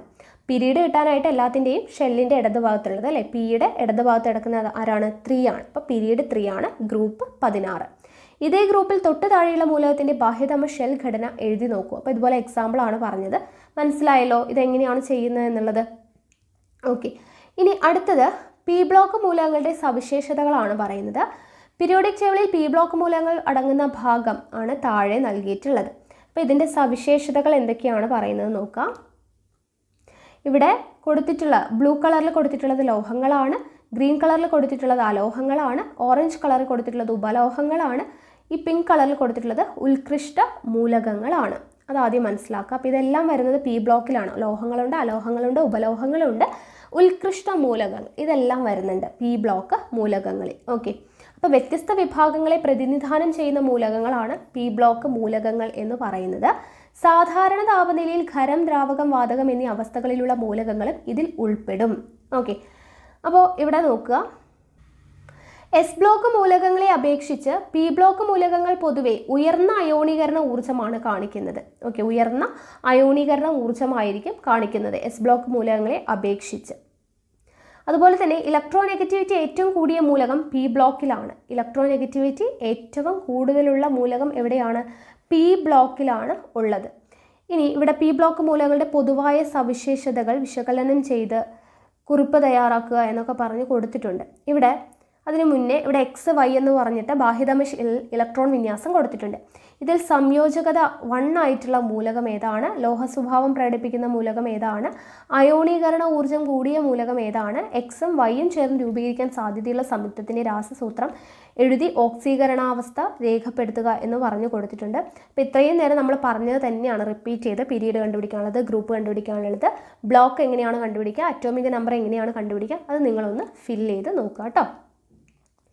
അടുത്തത് ഡി ബ്ലോക്ക് മൂലകങ്ങൾ. ഡി ബ്ലോക്ക് മൂലകങ്ങളെക്കുറിച്ച് പറയുമ്പോൾ ഇവിടെ ഡി ബ്ലോക്ക് മൂലകങ്ങൾ ഏതാണെന്ന് കൊടുത്തിട്ടുണ്ട്. നോക്കുക, 4ാം പീരീഡിൽ വരുന്ന ഡി ബ്ലോക്ക് മൂലകങ്ങളുടെ പട്ടികയാണ് കൊടുത്തിട്ടുള്ളത്. സ്കാൻഡിയം മുതൽ തുടങ്ങി അങ്ങോട്ട് പോകുന്നത് titanium, vanadium, chromium, manganese, iron, cobalt, nickel, copper, zinc. ഇത്രയാണ് എന്ത് വരുന്നത്, ഡി ബ്ലോക്ക് മൂലകങ്ങൾ വരുന്നത്.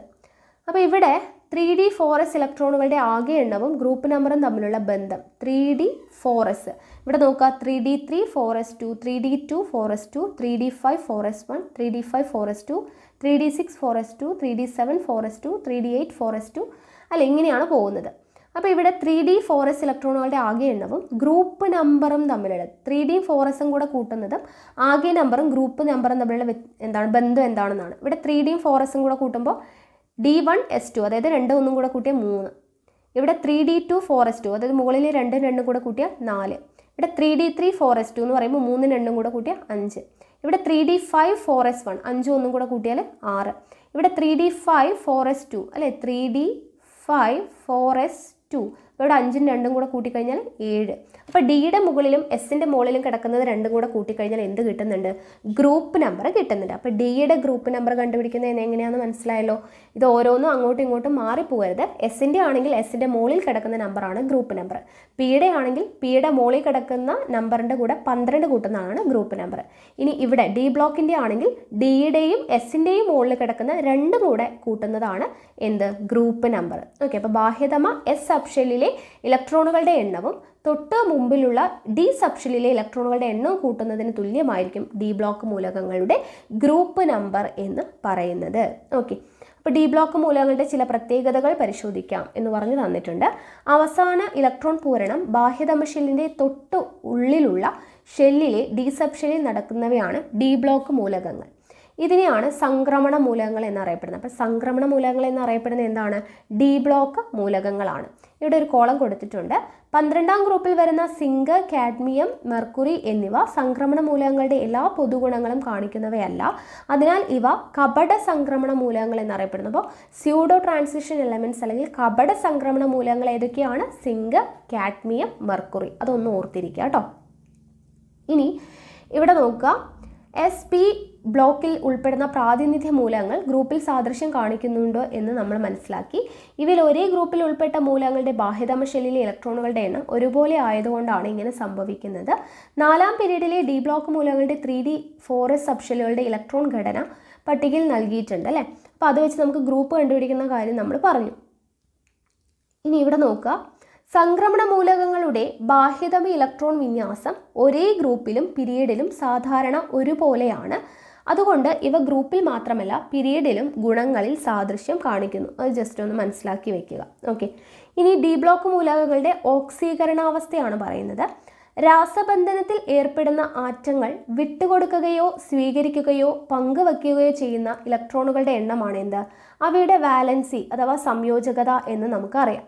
അപ്പോൾ ഓക്സീകരണാവസ്ഥയെക്കുറിച്ചാണ് ഇനി പറയുന്നത്. അയണിൻ്റെ 2 ക്ലോറൈഡുകളുടെ പേരും രാസസൂത്രവും എഴുതിയിരിക്കുന്നുണ്ട്. അതായത് ferrous chloride FeCl2, ferric chloride FeCl3. ഇവിടെ ക്ലോറിന് -1 ഓക്സീകരണാവസ്ഥയാണ്. ഈ സംയുക്തങ്ങളിലെ Feയുടെ ഓക്സീകരണാവസ്ഥകൾ എഴുതുക എന്നാണ് പറഞ്ഞിട്ടുള്ളത്.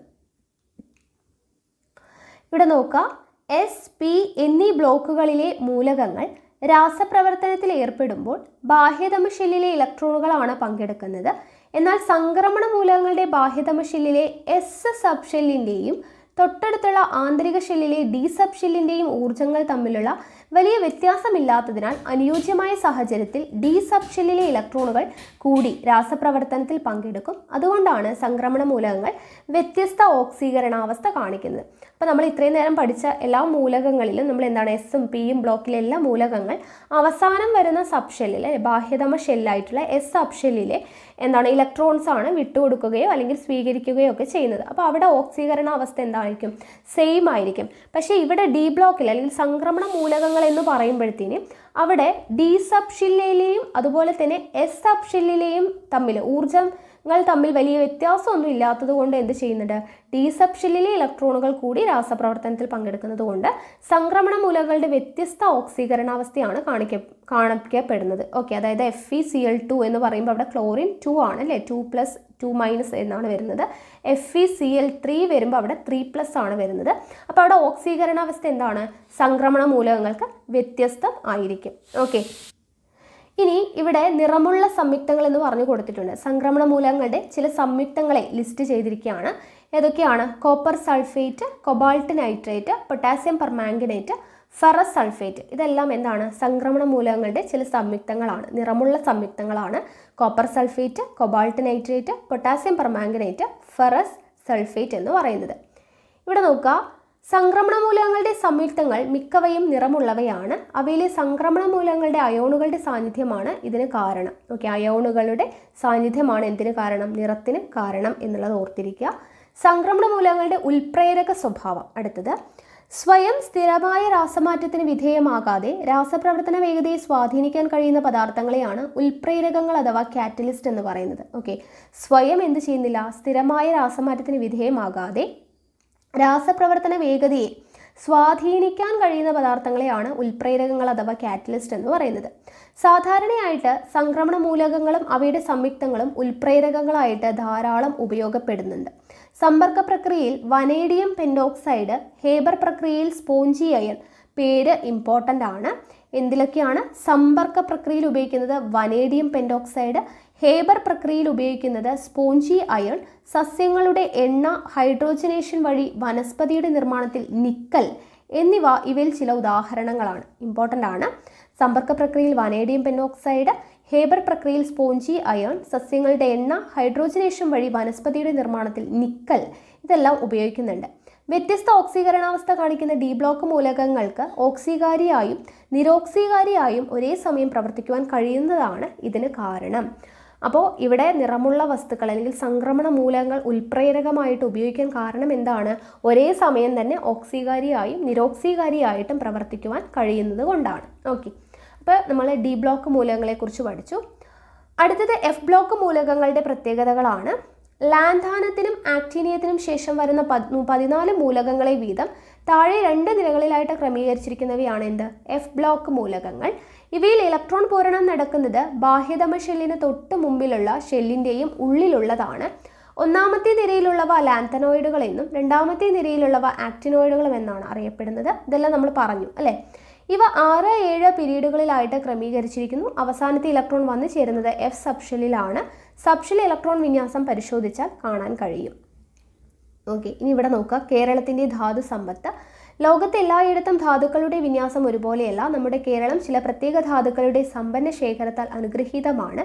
മോണോസൈറ്റ്, ഇൽമനൈറ്റ്, സിർക്കോൺ, റൂട്ടൈൽ തുടങ്ങിയ വിവിധങ്ങളായിട്ടുള്ള ധാതുക്കളുടെ കലവറയാണ് കേരളത്തിലെ തീരപ്രദേശത്തെ മണൽ ശേഖരം. നിത്യജീവിതത്തിൽ വളരെയധികം ഉപയോഗമുള്ള ടൈറ്റാനിയം ഡയോക്സൈഡ് ഉൽപ്പാദനത്തിലെ അസംസ്കൃത വസ്തുവാണ് ഇൽമനൈറ്റ്. ബ്രീഡർ ന്യൂക്ലിയർ റിയാക്ടറിൽ ഉപയോഗിക്കുന്ന തോറിയത്തിൻ്റെ ഉറവിടം മോണോസൈറ്റ് ആണ്. ഓക്കെ, തോറിയത്തിൻ്റെ ഉറവിടം മോണോസൈറ്റ് ആണ്. അതൊന്ന് ഓർത്തിരിക്കുക. മോണോസൈറ്റ് എന്ന് പറയുന്ന ധാതുവാണ്. നിയോഡീമിയം ലോഹം ഉൽപ്പാദിപ്പിക്കാനുള്ള അസംസ്കൃത വസ്തുവും മോണോസൈറ്റ് തന്നെയാണ്. ശക്തിയേറിയതും ഭാരമില്ലാത്തതുമായിട്ടുള്ള കാന്തങ്ങൾ നിർമ്മിക്കാൻ ഇന്ന് വ്യാപകമായി ഉപയോഗപ്പെടുത്തുന്ന ലോഹമാണ് നിയോഡീമിയം. ഉരകല്ലുകൾ നിർമ്മിക്കാൻ ആവശ്യമായിട്ടുള്ള സീറിയം ലോഹത്തിൻ്റെ ധാതുവും മോണോസൈറ്റ് ആണ്. അമൂല്യമായ ഈ ധാതുശേഖരം നാം വേണ്ട വിധം പ്രയോജനപ്പെടുത്തേണ്ടതുണ്ട്. അപ്പം മോണോസൈറ്റിൻ്റെ പ്രാധാന്യം എന്തൊക്കെയാണെന്നുള്ളത് ഒന്ന് ഓർത്തിരിക്കുക. ഓക്കെ, ഇനി എഫ് ബ്ലോക്ക് മൂലകങ്ങളുടെ നോക്കാം പ്രത്യേകതകൾ. ഡി ബ്ലോക്ക് മൂലകങ്ങളെ പോലെ ഇവയിൽ മിക്കവയും വ്യത്യസ്ത ഓക്സീകരണാവസ്ഥ പ്രകടിപ്പിക്കുന്നു. ഓക്കെ, വ്യത്യസ്ത ഓക്സീകരണാവസ്ഥ പ്രകടിപ്പിക്കുന്നവയാണ് എഫ് ബ്ലോക്ക് മൂലകങ്ങൾ. ആക്ടിനോയിഡുകൾ ഭൂരിഭാഗവും റേഡിയോ ആക്റ്റീവ് മൂലകങ്ങളാണ്. ഇവ പലതും കൃത്രിമ മൂലകങ്ങളാണ്. ആക്ടിനോയിഡുകൾ എന്ന് പറയുന്നത് ഭൂരിഭാഗവും റേഡിയോ ആക്റ്റീവ് മൂലകങ്ങളാണ്. ഇവ പലതും കൃത്രിമ മൂലകങ്ങളാണ്. യുറേനിയം, തോറിയം, പ്ലൂട്ടോണിയം തുടങ്ങിയവ ന്യൂക്ലിയർ റിയാക്ടറിൽ ഇന്ധനമായിട്ട് ഉപയോഗിക്കുന്നു. അപ്പോൾ ന്യൂക്ലിയർ റിയാക്ടറുകളിൽ ഇന്ധനമായിട്ട് ഉപയോഗിക്കുന്ന എഫ് ബ്ലോക്ക് മൂലകങ്ങൾ ഏതൊക്കെയാണ്? Uranium, thorium, plutonium. ഇവയിൽ പലതും ഉൽപ്രേരകങ്ങളായിട്ട് പെട്രോളിയം വ്യവസായത്തിലും ഉപയോഗിക്കുന്നുണ്ട്. അപ്പോൾ അത്രയും കാര്യങ്ങൾ പഠിക്കാം. ഇവിടെ പീരിയോഡിക് ടേബിളിൻ്റെ ഒരു ഭാഗം, യഥാർത്ഥമല്ല, ജസ്റ്റ് ഒരു പിക്ചർ, ഒരു പ്രതീകങ്ങളൊക്കെ ആയിട്ട് ഇങ്ങനെ കൊടുത്തിട്ടുണ്ട്. ABCDEFGH എന്ന് പറഞ്ഞിട്ട് അടയാളപ്പെടുത്തിയിരിക്കുന്നതുണ്ടോ?